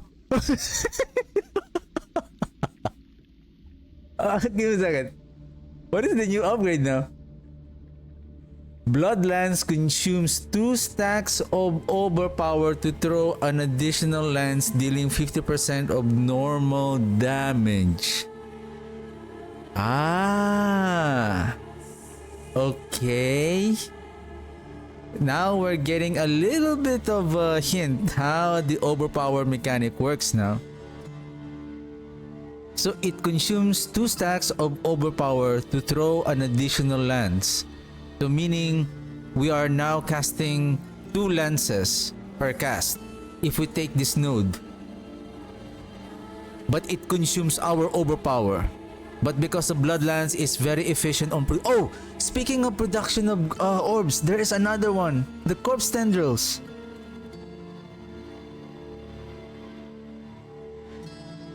Is it still here? I wonder if those are one of the upgrades here.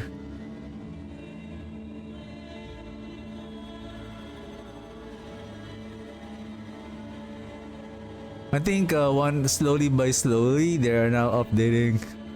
Or maybe they saw a lot of players are checking the blood skills now. Bloodbath. Blood Surge Nova echoes again for a short delay. This is the Bloodbath aspect. Do I still have that? Maybe let me open. See, this is the one I'm talking about. Like,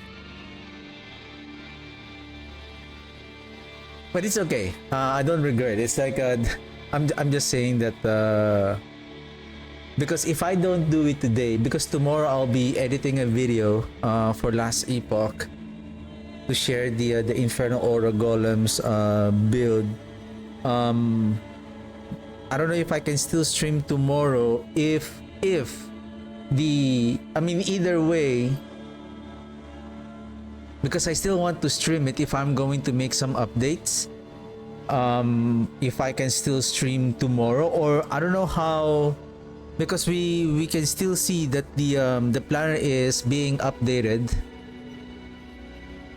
because we saw that there is no upgrade. There's no information here before. So now the Bloodbath is now the formerly Bloodbath aspect. So now it's here. Blood Surge becomes a bone skill. What? And instead of expelling a Blood Nova, expels 10 piercing bone shards. And what are those bone shards? Are those bones? Wait a second, bone skill. No, the adaptability and the bone, the shattered spirit, unless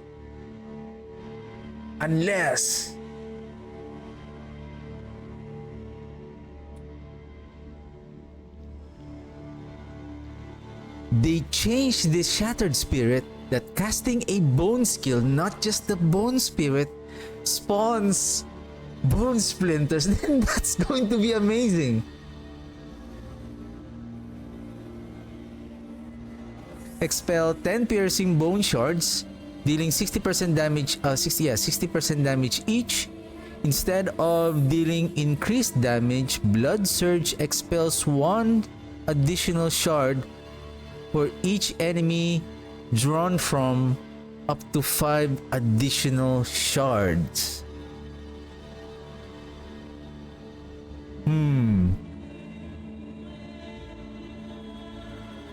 And what is this one? You and what army? Wait a second. Blood Surge expels smaller novas on your... Oh! This is the one I'm talking about. This is the Death Speaker's pendant.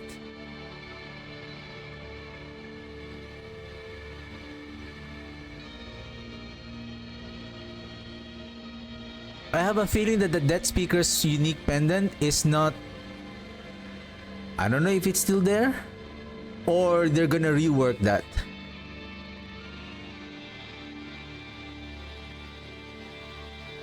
Huh.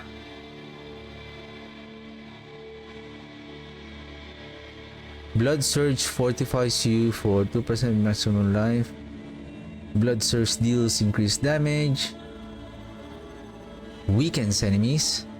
Blood Surge consumes 2 stacks of overpower to gain increased size and 50% increase in damage. So every time that we consume an overpower, so we gain an increase in damage.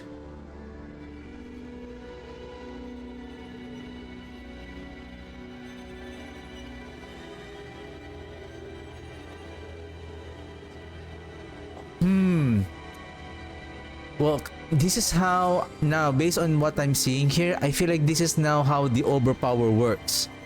It seems like the overpower is not a generic increase in damage, but because of this one, the blood skill has the ability to consume those overpower stacks, and based on the effects here, so that is the effect. The Banished Lord talisman, it says here, let's just say we have 20 stacks. Now the question here is how many stacks that we can build. Let's just say 20. We can overstack by an additional 4 according to the red blessing here. This one increases the damage, our damage, multiplicatively. A multiplier increase in damage, so it's say 10 stacks, additional 4 maximum, so we have 24 for example. Then it increases our damage up to 10 times 24, so that's 240, a multiplier increase in damage. Then here comes Banished Lord talisman, another multiplier, increase the damage per stack of overpower. Again, I believe this one will add on top of this one, or is it another layer of multiplicative damage? This is the red blessing will provide a 10% increase in damage, and then this one, will it add an additional 18% multiplicative damage? So see, that's the thing, we don't have a clear idea of how this multiplicative, how is this multiplier increase in damage is gonna work. Are they multiplicative with each other? We don't know.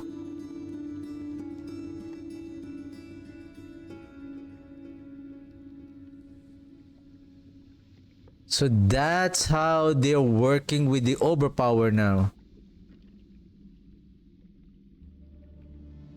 So we are building stacks through blood orbs. So the blood orbs is our driver to build overpower stacks.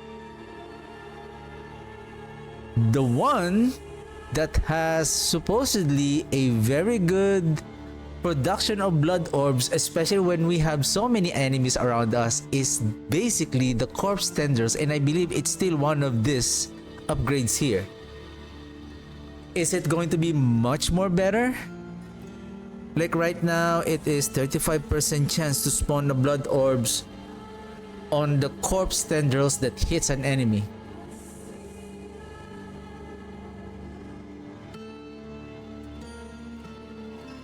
If we take this upgrade, the blood surge consumes 2 stacks of overpower.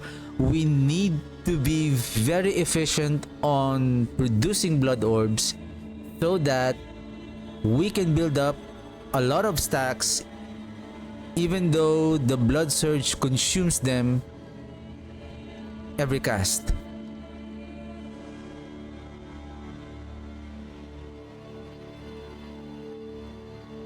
Increase in size.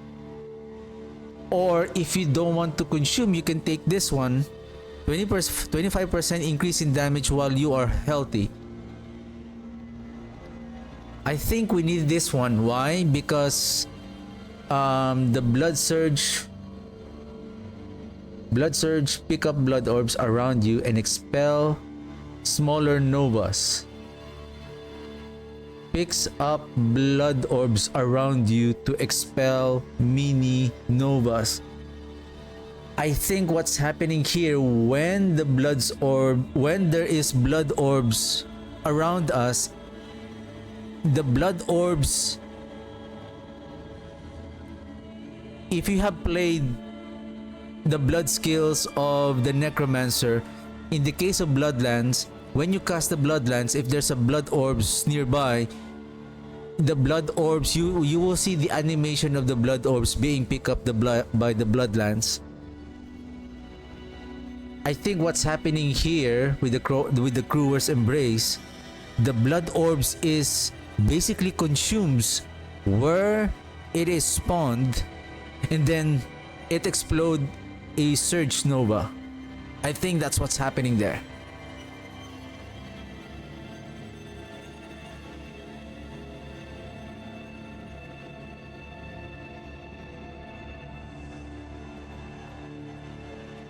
The only problem here is that's why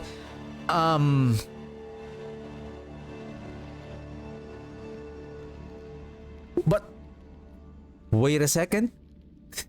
Wait a second. If the Death Speaker's pendant is now in, so we bring back the Banished Lord talisman here. Let me cross my finger. Let's cross our fingers that one of the unique charm here is one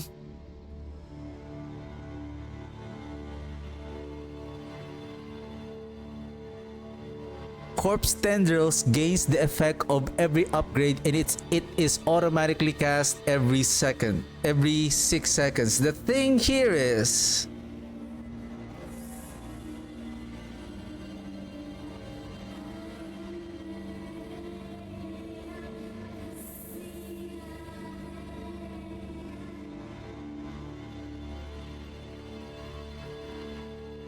well, somehow I don't like how they rework the Ring of the Sacrilegious. So, because I need something,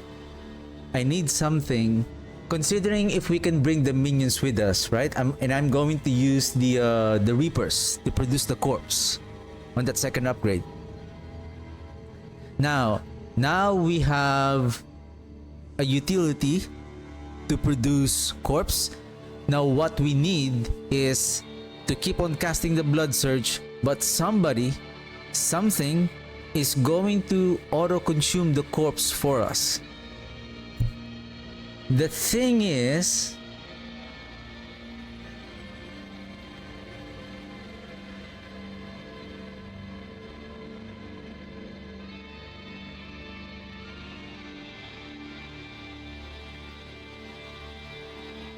unless we have a tempering affix here that spawns blood orbs, something.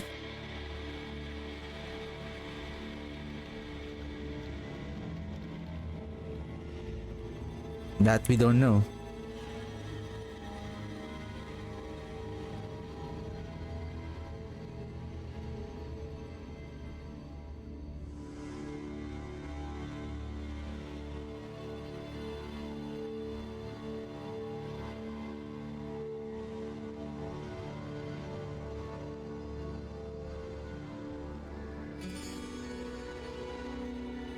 I'm going to choose this one.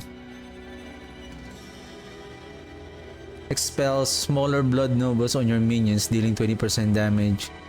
Blood surge minion nova damage is increased by 5% for each enemy drawn from.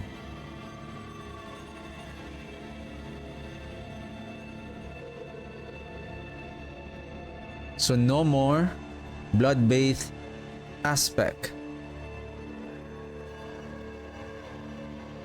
I wonder if we have a new aspect. What is this one? Overpower stacks increases your primary maximum resource. and generation by 2.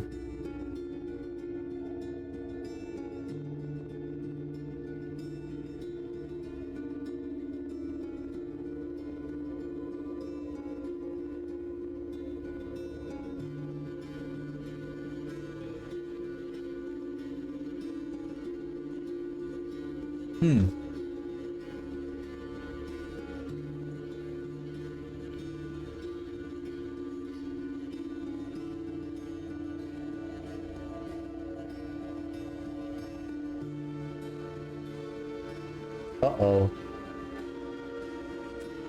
Uh-oh. Oh no. This is the curse aura. It is now a unique item. I don't know what is the upgrade of the corpse tendrils. Ow. Ow. I didn't realize that. This one is it's the same, right? A dark aura surrounds you, inflicting decrepify an Iron Maiden.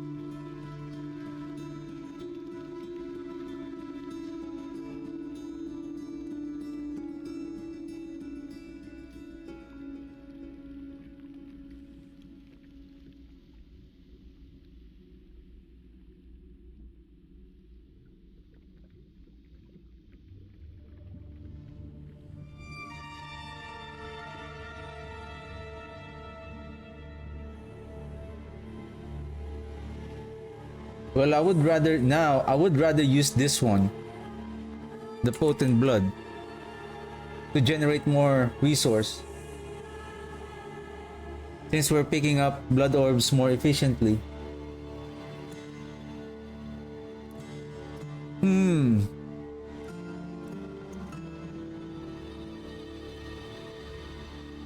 I really don't know.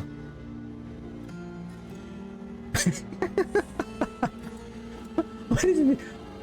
Oh, Bloodlands is now a darkness skills. Darkness skill, we can now use the Wither node for him also.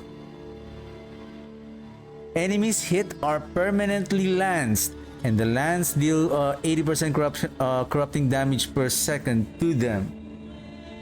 Oh.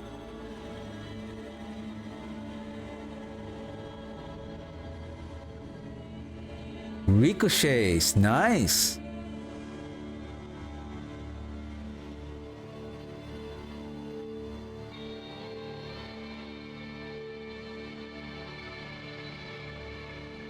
Oh, oh no.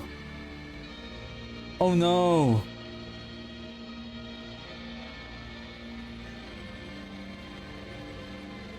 Oh no. Gorquill is now here.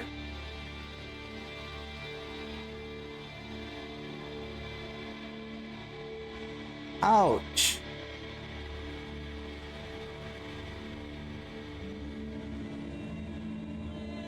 Where is the mutilator plate?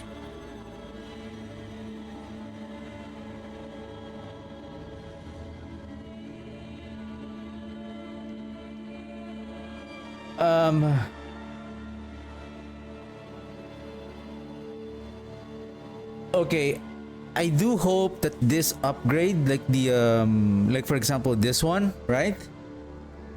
It's just you have, if you want the Gorquills to be here, and then you know you can still add another aspect that we want. Same thing with the minions, I guess here, that there is a there's a service and sacrifice here, but the aspect of service and sacrifice aspect is still there. Same thing with the blood bait aspect. If we want to choose this one so that we can free up another aspect, and then we can use another aspect here, right? But of course you cannot use Gorquills and then another Gorquills on your aspect. And now the Bloodseeker is now here. So So we can use Bloodseeker here, then Gore Quills here, and then we can use another aspect like the Hungry Blood.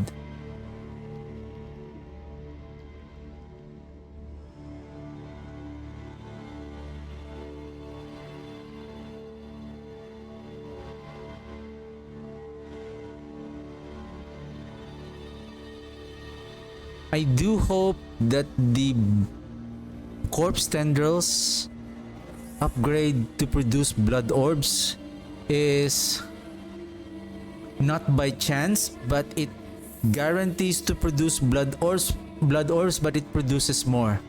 I hope, because I believe that is the only utility for the blood orbs that I find that it's much more efficient.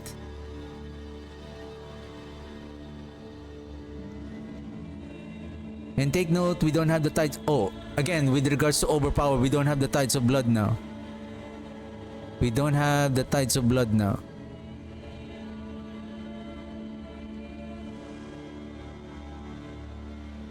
Whew.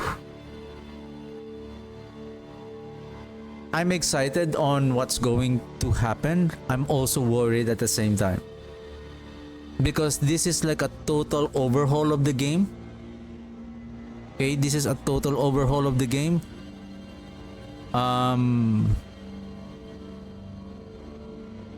Again, if the health of the enemies are still the same as before, we are more weaker next season. It's exciting to see how we can play around now with our skills, but in terms of the damage output, if we are dealing with the same enemy health and now we have more Tormenteers, I don't know. I don't know.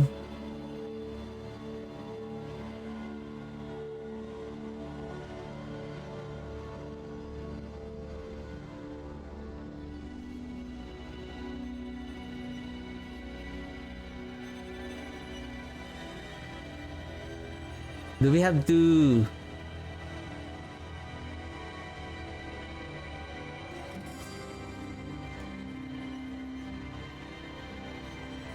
See, those inexorable reaping lotus, now they are now here.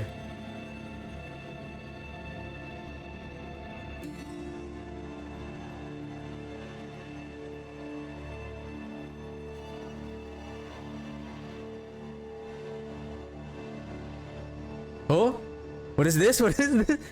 Bone Splinters becomes a darkness skill that deals shadow damage and 6 enemies.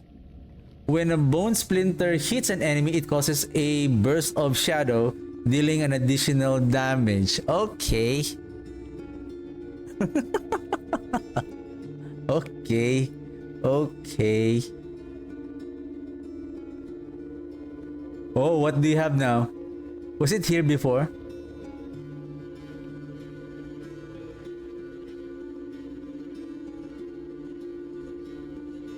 Oh, now the shielding storm is now here.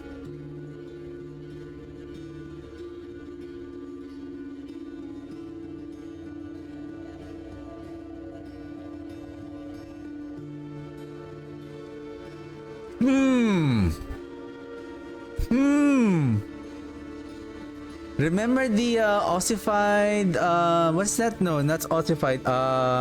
Give me a second. Let me recall. What is that? Come on, come on.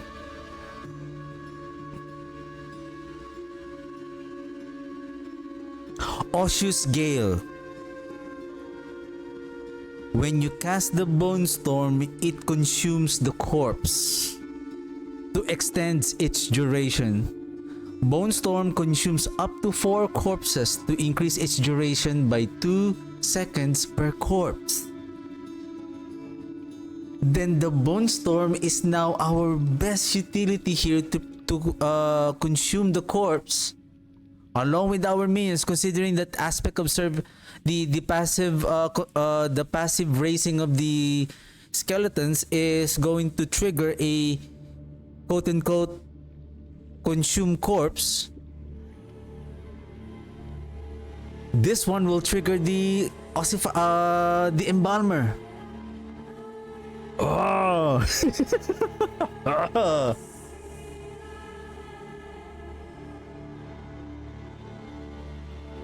And then we can add the barrier here. And then with respect to our, maybe we don't need the temerity, or maybe instead of temerity, maybe this one for vulnerable, to apply vulnerable to the enemies.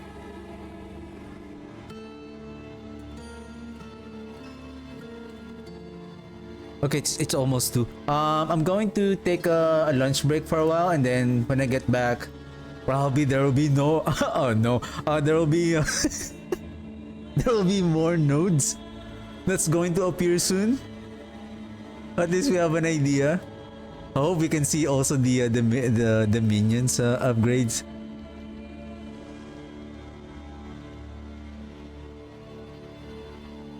I mean, this is good. Now we have a means to consume the corpse. The only thing here is, I think we need the potent blood. Because if we're going to use the Bone Storm, we cannot use the Soul Rift anymore. Because I feel like this is going to be the best one rather than the Soul Rift. Unless Soul Rift has some kind of a passive here that allows it to consume some corpse, then at least we have, because what we need here is we need to cast the Blood Surge, and something is consuming the corpse instead of we cast a skill to consume a corpse. Basically, we're losing the efficiency of our DPS if we are going to do like that. So we should be keep on casting the Blood Surge while something is consuming the corpse to trigger the embalmer. If the minions are still inheriting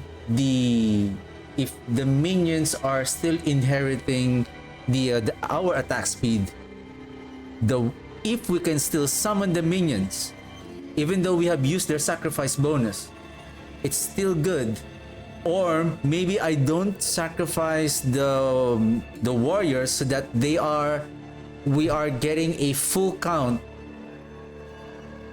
so that they can produce more corpses for us. If they attack more faster, they produce more corpse. Blood Surge, Bone Storm consumes their corpse in order to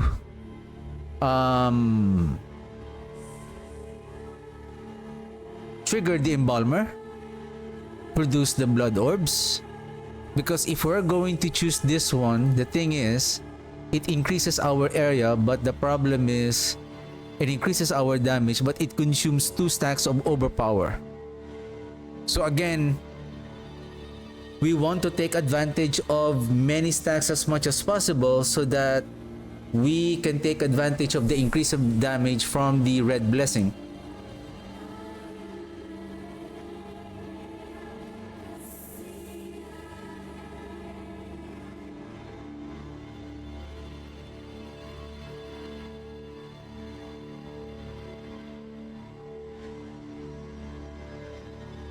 I don't know what is weakens, like reducing their damage by how many percent?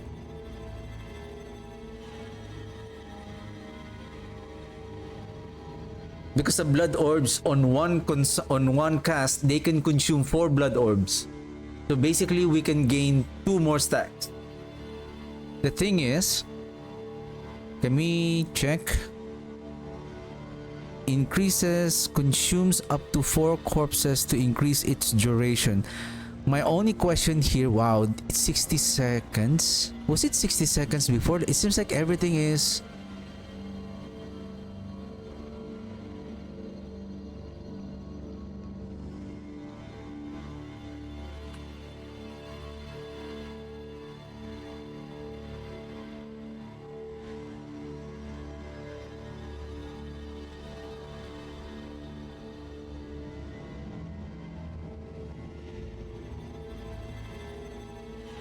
Yeah, so that's the only thing.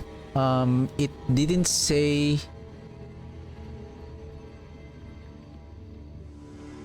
that the bone storm consumes up to 4 corpses. Only up to 4 corpses. Oh.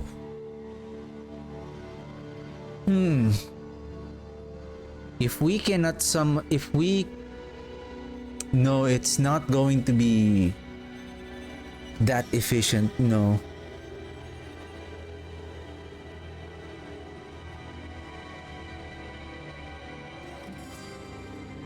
Apparently. Because it only consumes up to 4 corpses. Unlike the Osseous Gale, it will consume, I think, up to 8 corpses. This is only 4. If we cannot cast the... Yeah.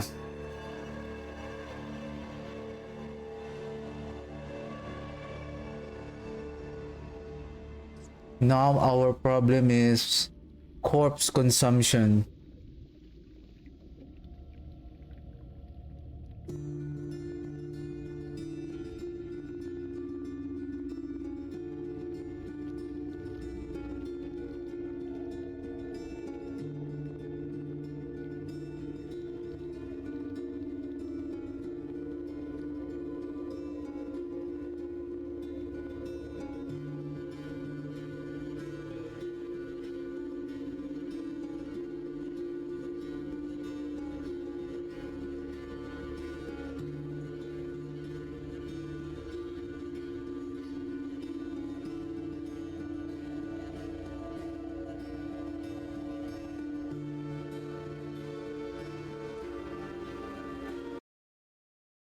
Oops. I think because I was out of the game for too long.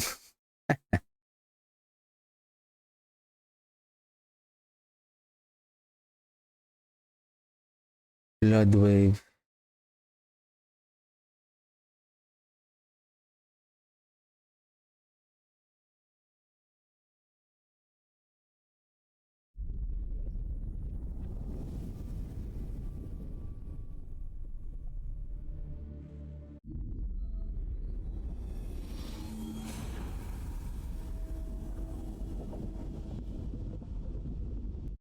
Lucky hit.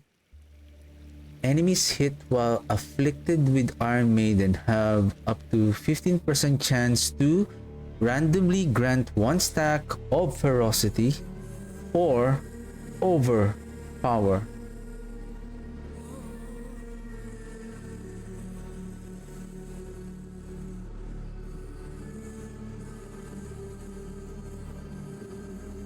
I like this one.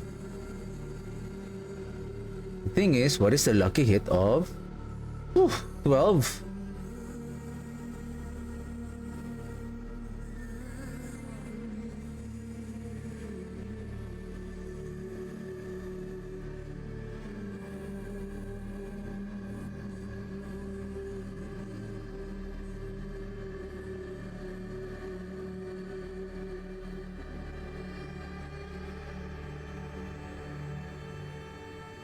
Unless one of the minions here will help on our corpse consumption.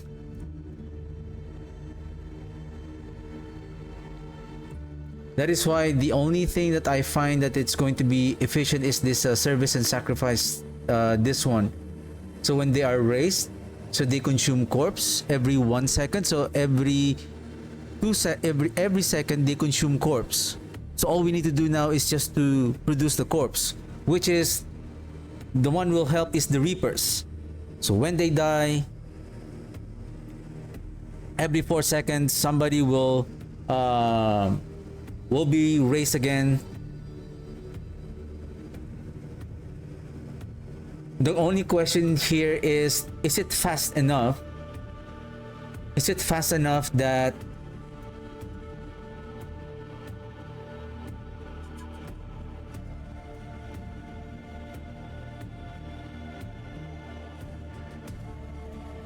with that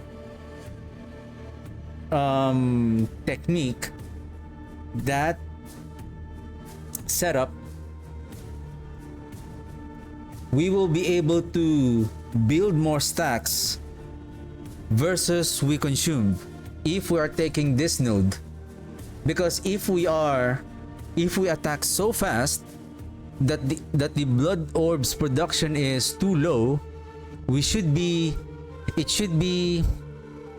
stacking more overpower than we consume, so that we can build up a lot of stacks, so that the overpower damage of the blood skill will take the benefit from the Banished Lord Talisman and the Red Blessing here. See here, if we take the Red Blessing, blood orbs grant 2 stacks of overpower.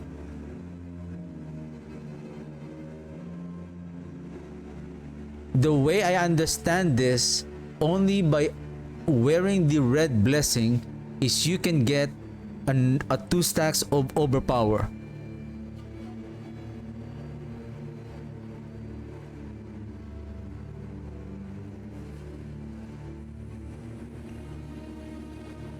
If we want to take advantage of an overpower increased damage,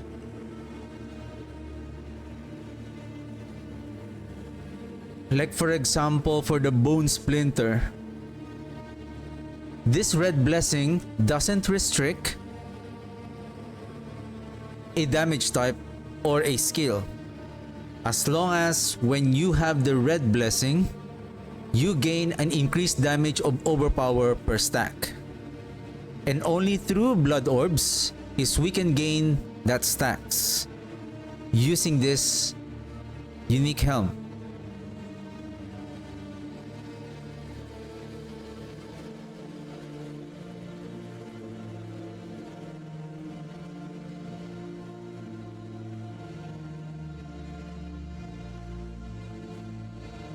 So in the case of the Bone Splinters, if we want them to take the benefit of a overpower damage, considering that they can build overpower stacks without consuming it, okay, without consuming it,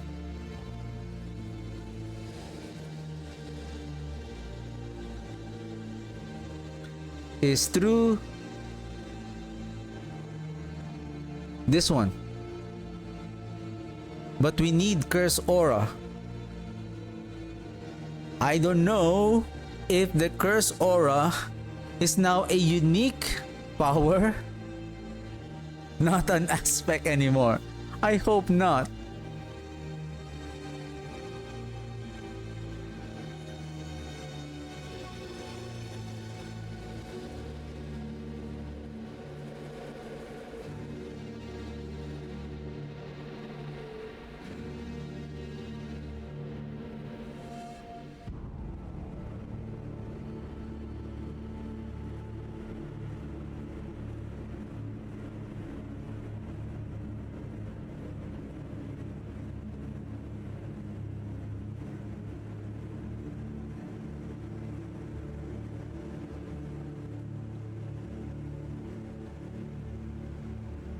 Or another way, if one of the passive here of the corpse explosion has the multiple consumption of corpse, I would say like 4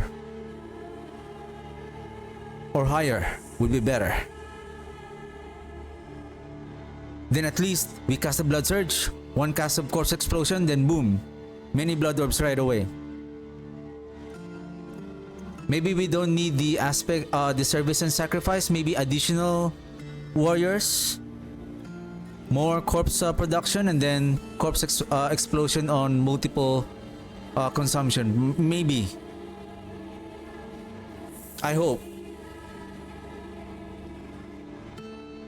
Then at least 1 cast triggered the Flesh Eater.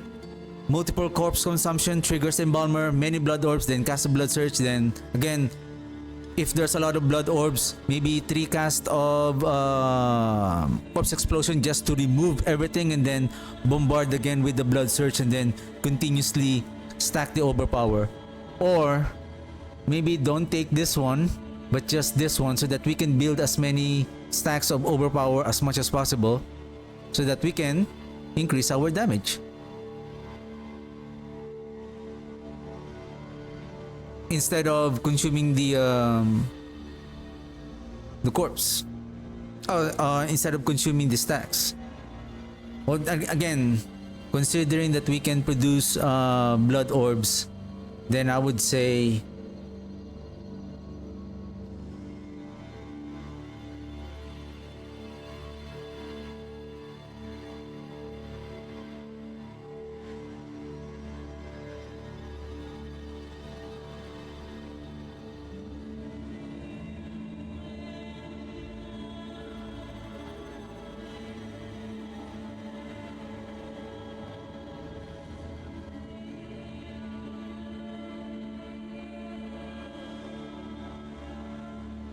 like the blood drinker here could the glyph power here would be spawn more blood orbs rather than, right?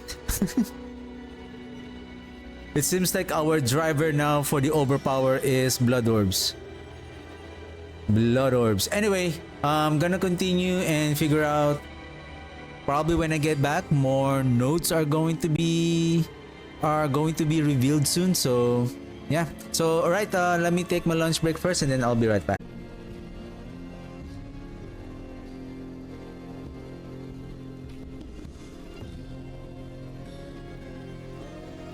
I wonder if other build guides have already fully updated on the nodes and those items, I guess.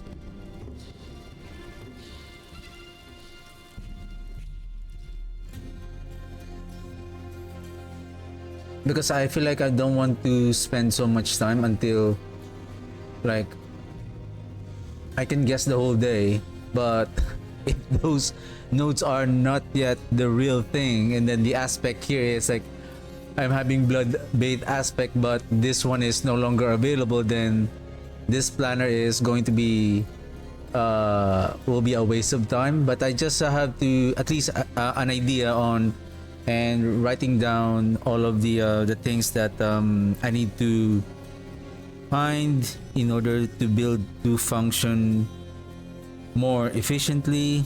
So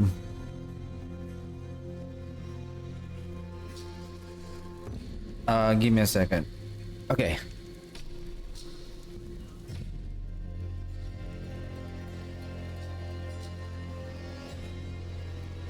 So blood surge. Yeah, so I think I'm done here now. Like until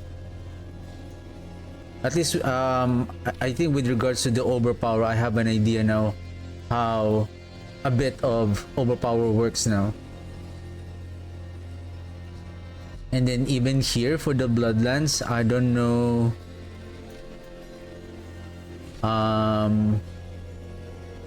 Blood seeker, I would like the blood seeker to be here. And then Gork will still be here. However, we can add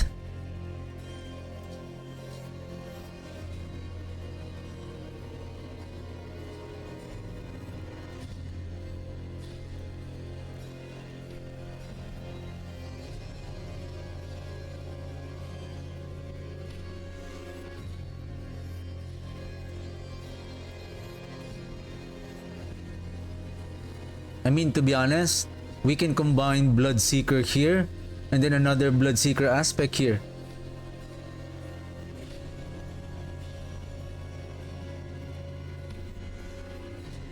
Right? That's why I really don't know if this, because this is the Bloodseeker aspect right here. Can we equip both?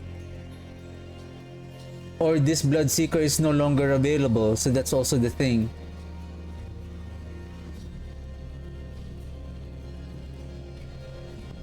And then I wonder if we can still use the Soul Wave for essence generation. I believe this one is okay until we find a better way. I think I'm hoping and looking forward that one of the passive nodes here on an upgrade that allows us that power of the blood of the Black River like an upgrade here that allows the corpse explosion to consume more corpse, then that would be great.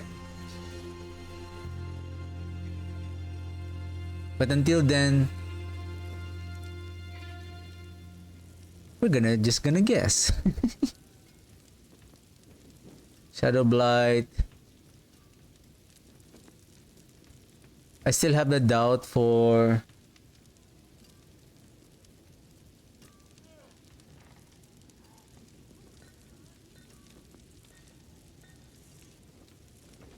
some of the builds, like even Army of the Dead. Did they rework the Sangrivore Lord of Zir two-handed sword? Where is my Singularity Mages? I want to create a copy of this, and then I'm going to call it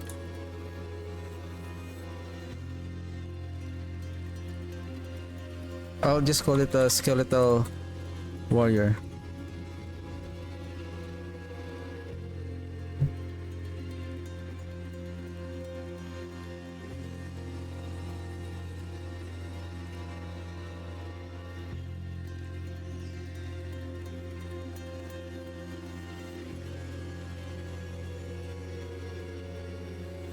Is there any unique item for our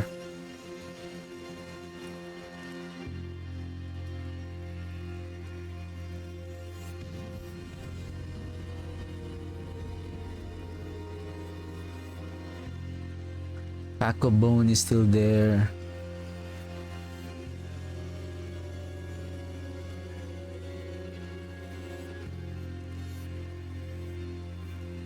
Vengeful. How do you pronounce it? Sinew? Is this like... What is that aspect that the bone spirit explodes inside of the bone prison? But this one doesn't require the bone prison.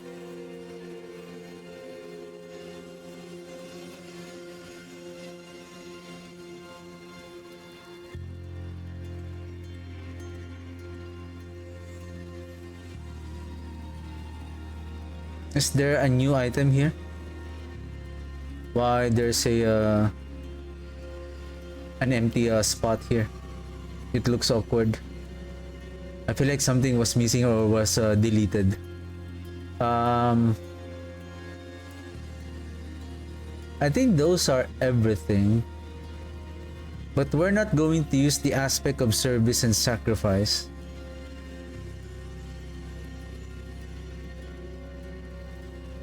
Commanding Skeleton Warrior also causes skeleton mages to focus on the target.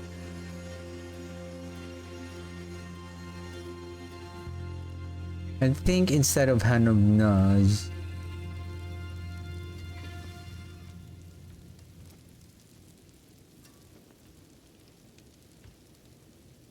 Ring of Menden, Temerity. We're not going to use the aspect of sacrifice here. Can I take a look on what are the new aspect here? Aphogic Curer.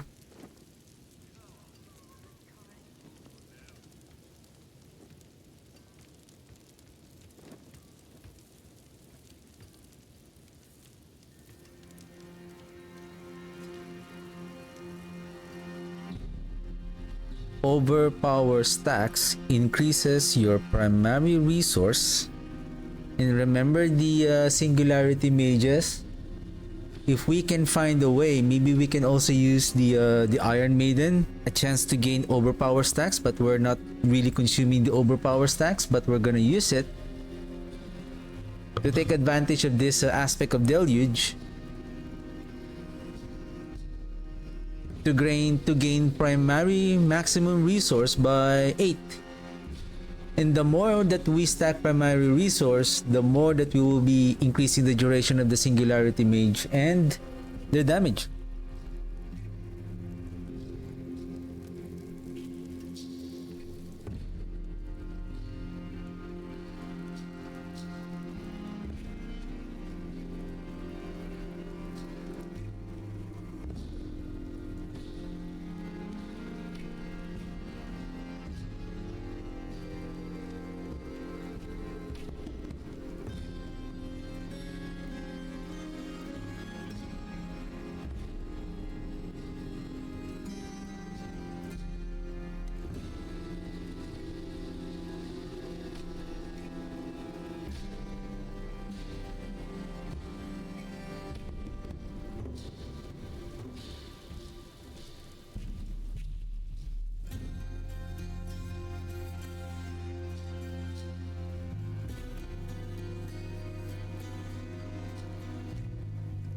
Is this available here?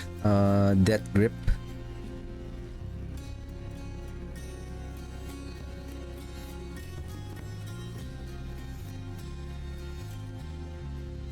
Which is better?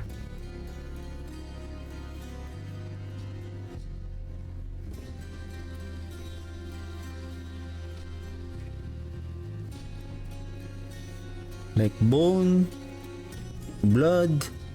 Oh, the blood conversion. If we make them a blood skill, can we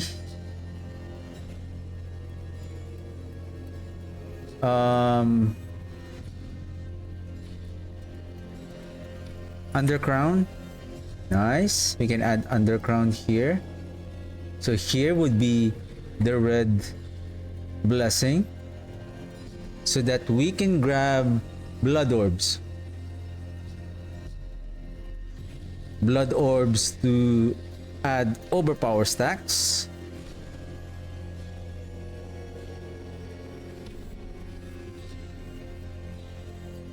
Oh no, it's not going to work for the minions.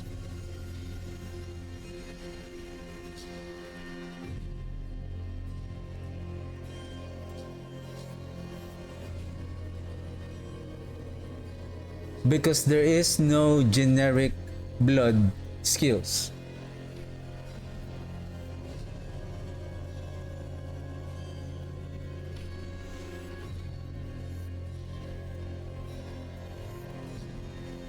See, only Ratma's chosen. What else?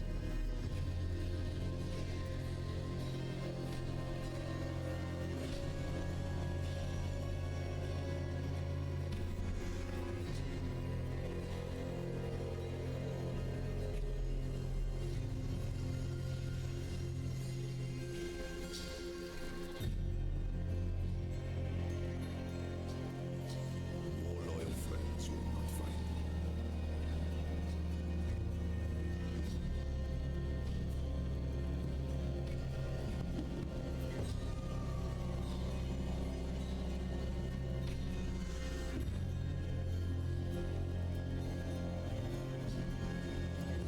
Can we have them the bone and then use the decaying humors so that their damage will be converted into shadow? The only thing here is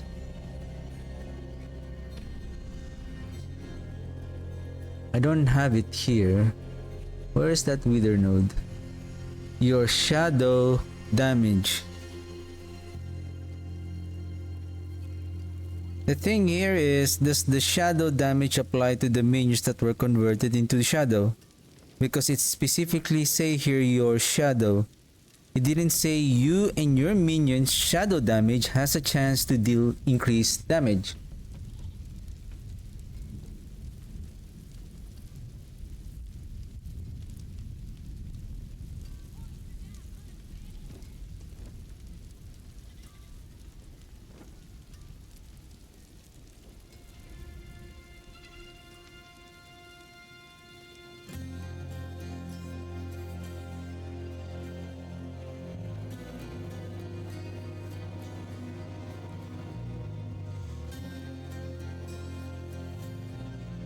And again, there's something that I have realized here. Like, it looks exciting to see that the warriors are now can be converted, but the thing here is,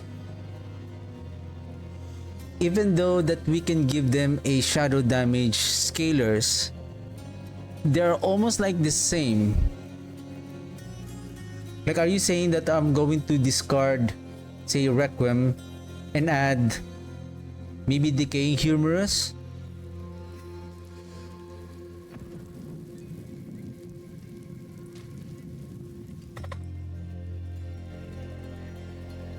To deal 25% damage? Or what they say in the Void, right? And up to this moment, this aspect of the Void is not yet updated. So again, we don't know if some of the aspects here are going to change. Okay, let's... I can add the Hellbent Commander here.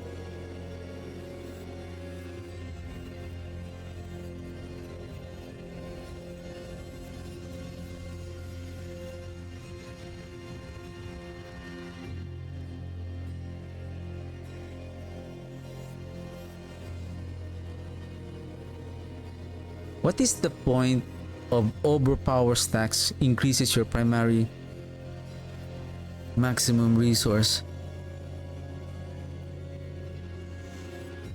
Unless you're utilizing the red blessing and then you're going to do that bone skill thing. You're going to use it for like the bone splinter or your bone spirit.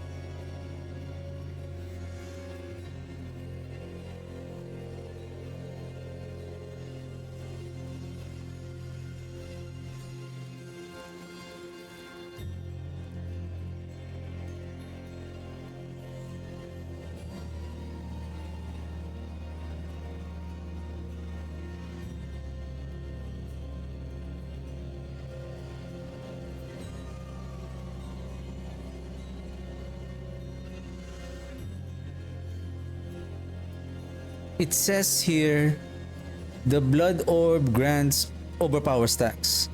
When you have overpower stacks, when the red of blessing is equipped,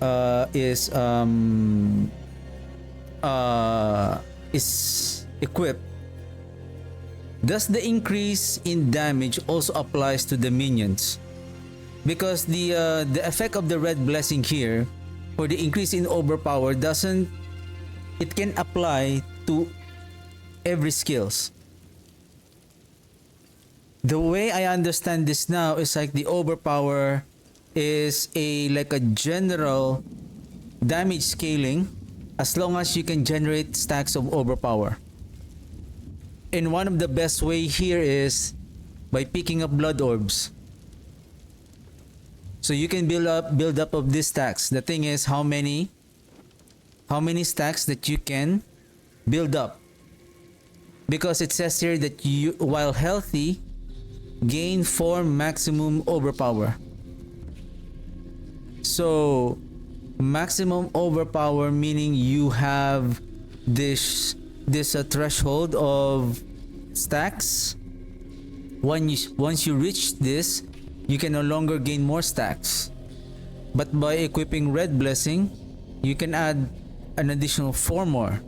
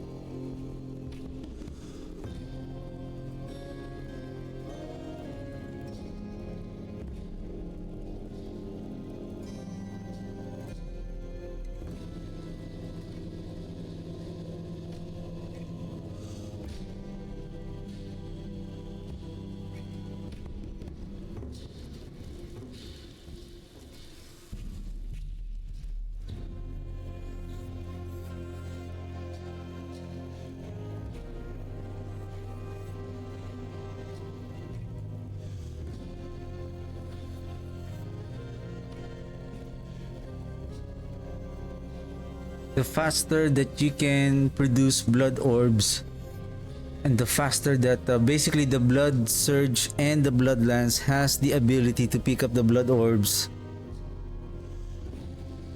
automatically.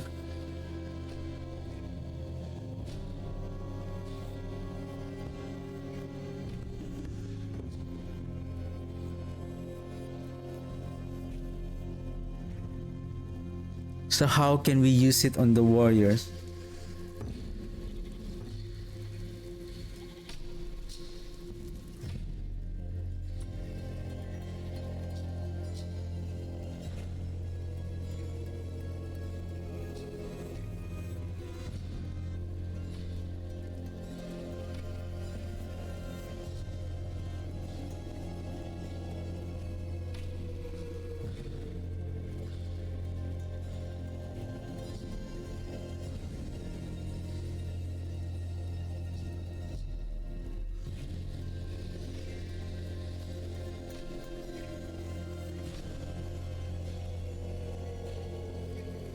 Yeah, if we search darkness skill, it doesn't have any darkness skill, but shadow damage.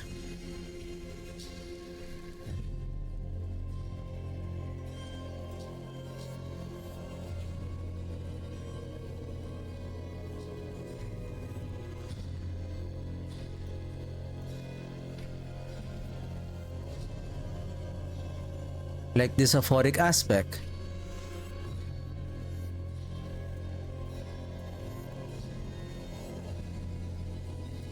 Even though the warriors deal shadow damage, the thing is, we don't know whether they can still get the benefit from the wither node. Your bone skills now deal shadow damage instead of physical.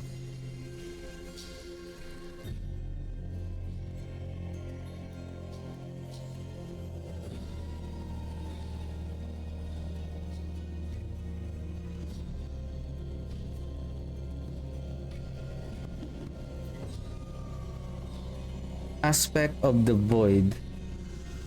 Darkness skills weakens enemies for 4 seconds. Darkness skills deal 15% increased damage to weakened enemies.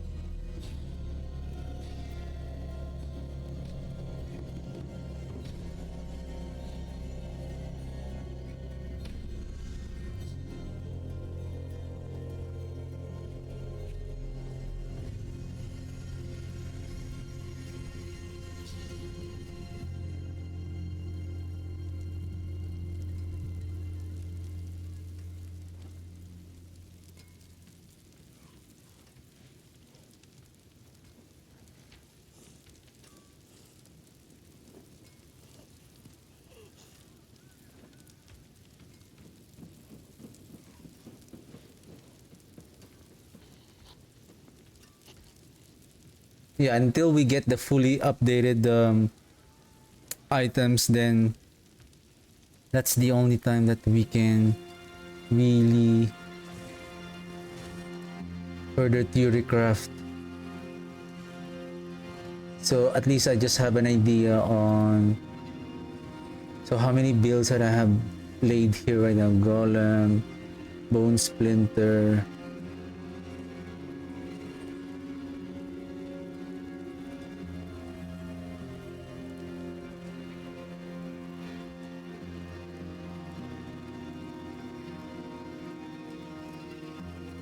I think this one would still work. Where are you?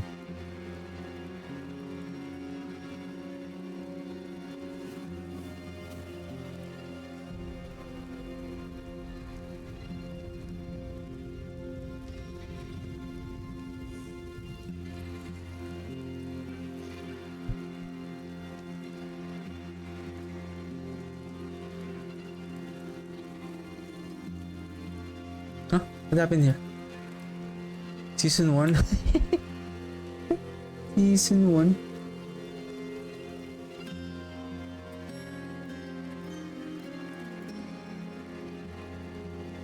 We can place... Huh? No Deathless Visage here? Boo!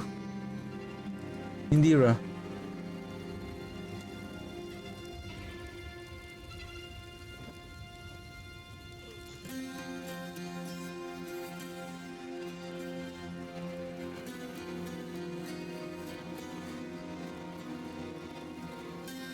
Bone.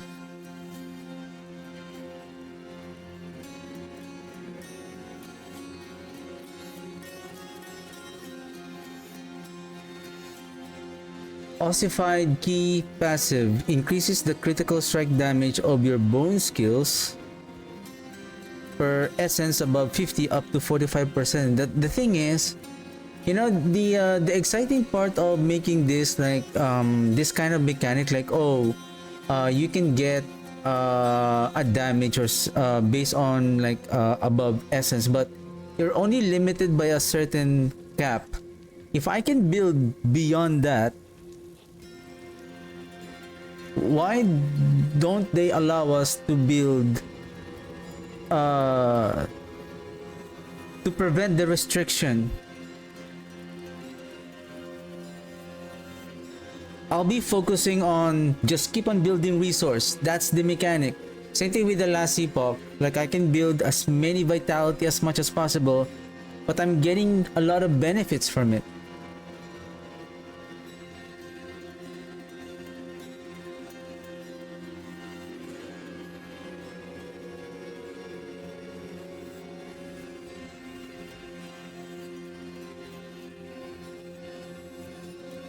Like this aspect, I don't know. I don't know if this is also getting reworked on next season. Like this is so unuseful.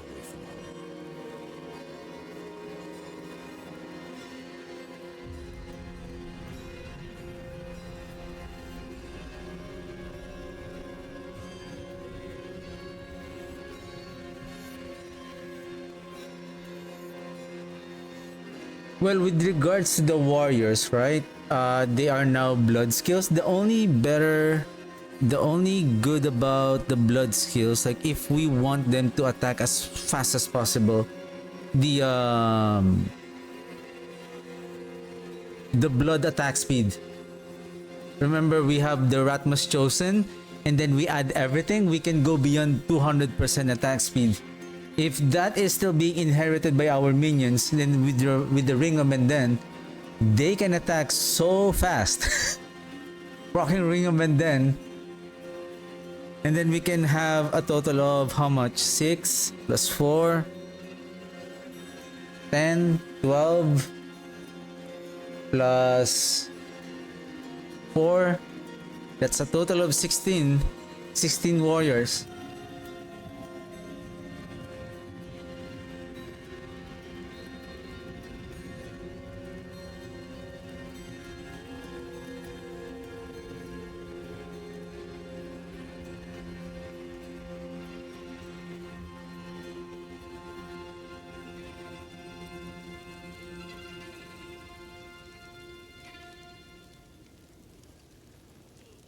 And then look at the maximum essence 10.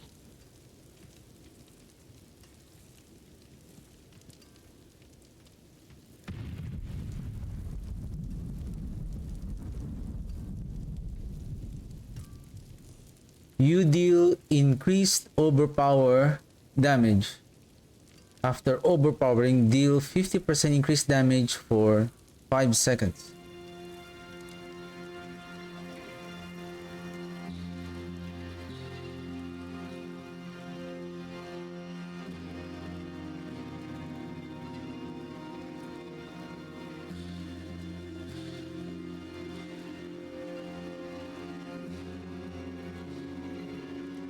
Oh, that's interesting. Why there's no Deathless Visage here?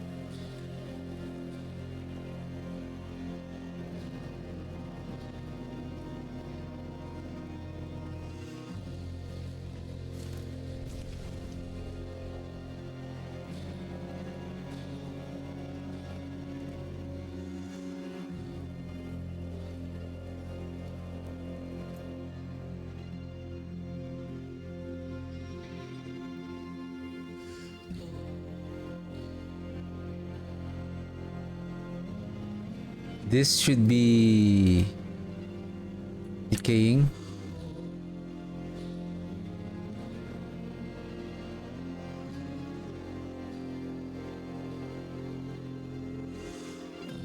Decaying humorous here.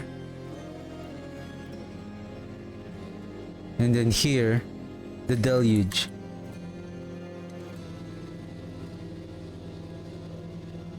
Overpower stacks. Increase your primary maximum resource and regeneration by 2. The thing is, this one, Bone Spear deal additional damage and it is a blood skill. Casting Bone Spear will launch another Bone Spear if it can consume a nearby corpse.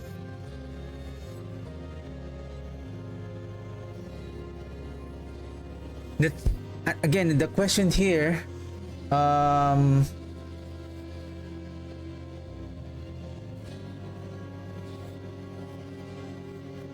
since you'd Hued flesh is no longer available. Thus,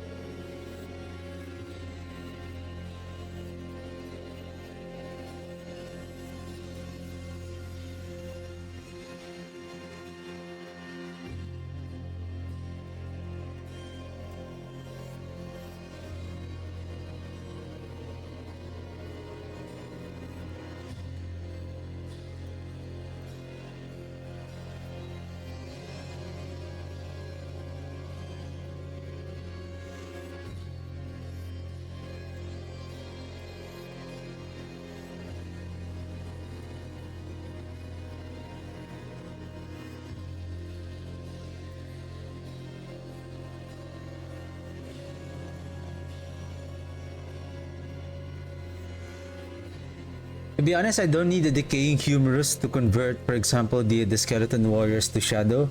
I believe there is we can just use the aphotic aspect for them to deal shadow damage.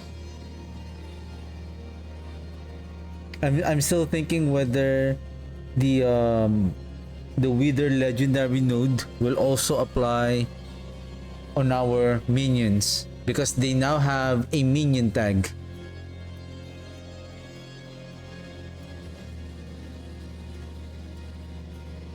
It's just the legendary Wither node, it didn't say that your darkness skills has a chance to deal this multiplicative damage. If that is the case, then those warriors will be able to inherit that Wither legendary node also.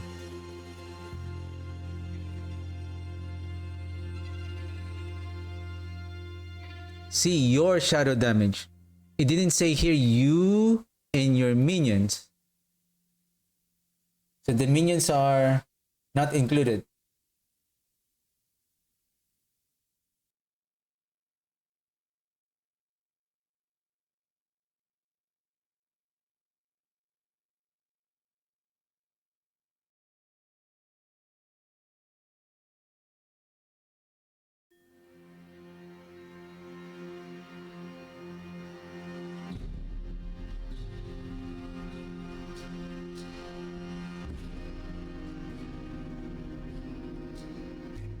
Yeah, we don't have any idea yet. But anyway, I think I can theory craft right now, but it's just it's gonna be a waste of time. But at least I have an idea now.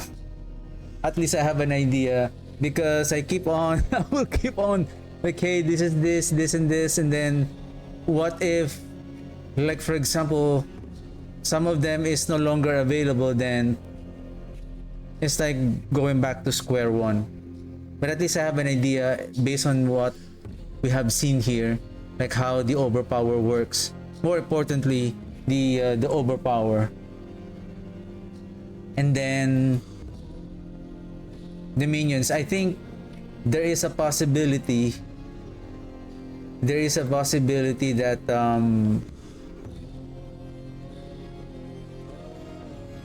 grasping veins. Hey, what is this?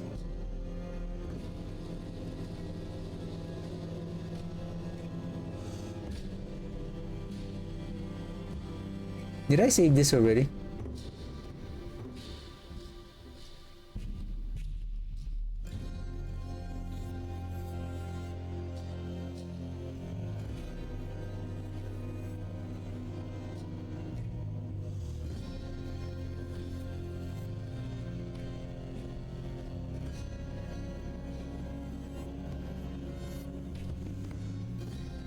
Oh, who is this?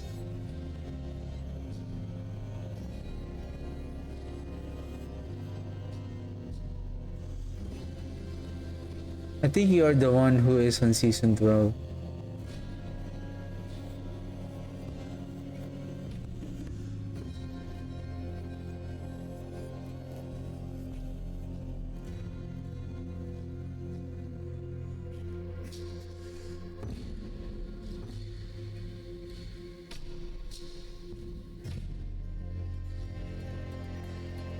Now what we need here is the corpse tendrils to produce the blood orbs in order for this to activate. Anyway, I think I'm done for this prep until I will see any new updates. I don't know if other build planner website have all of the information fully updated, but until then, maybe I'm gonna check back tomorrow if there is a new update, especially on the skill tree.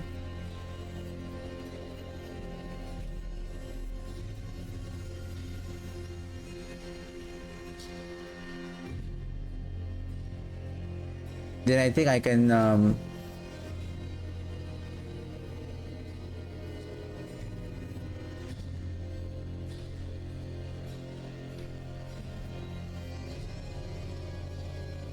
play back to last epoch for a while. Give me a second. Blood spear. Where is the skeletal warrior?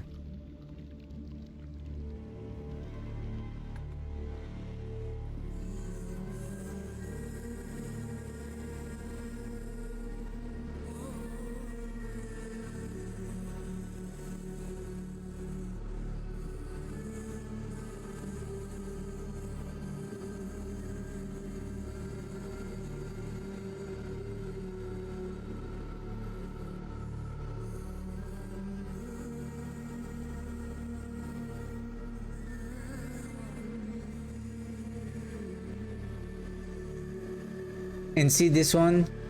I don't know how the Ratmus Chosen is gonna work now. It says here, whenever your blood skills overpower, there is no more blood skills overpower. Overpower now is a generic, seems like a generic multiplier damage. Considering that you have an overpower stacks. It's like a buff.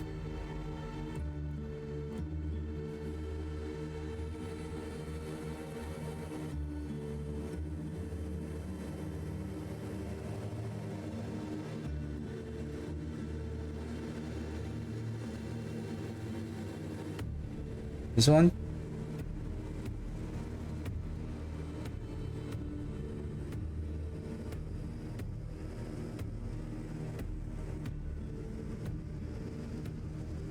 Imagine if they can attack more than 200.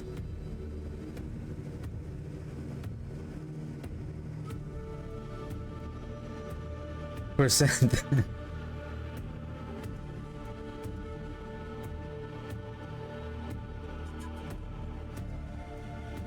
Because take note, if they attack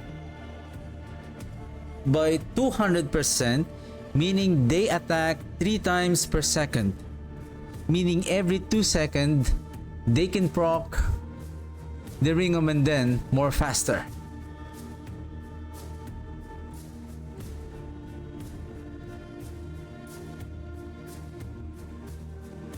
Okay. But we need to scale physical damage because we're now using the Ring of Menden as our damage output.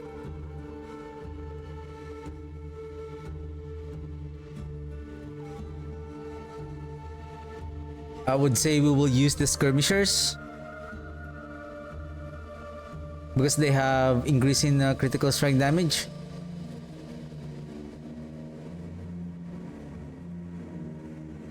So yeah, anyway, that's it. We're just gonna wait until Lord of Hatred is going to, and until this planner is fully updated. So yeah, still excited to play the Lord of Hatred. So, alright, I'm gonna go now to last epoch.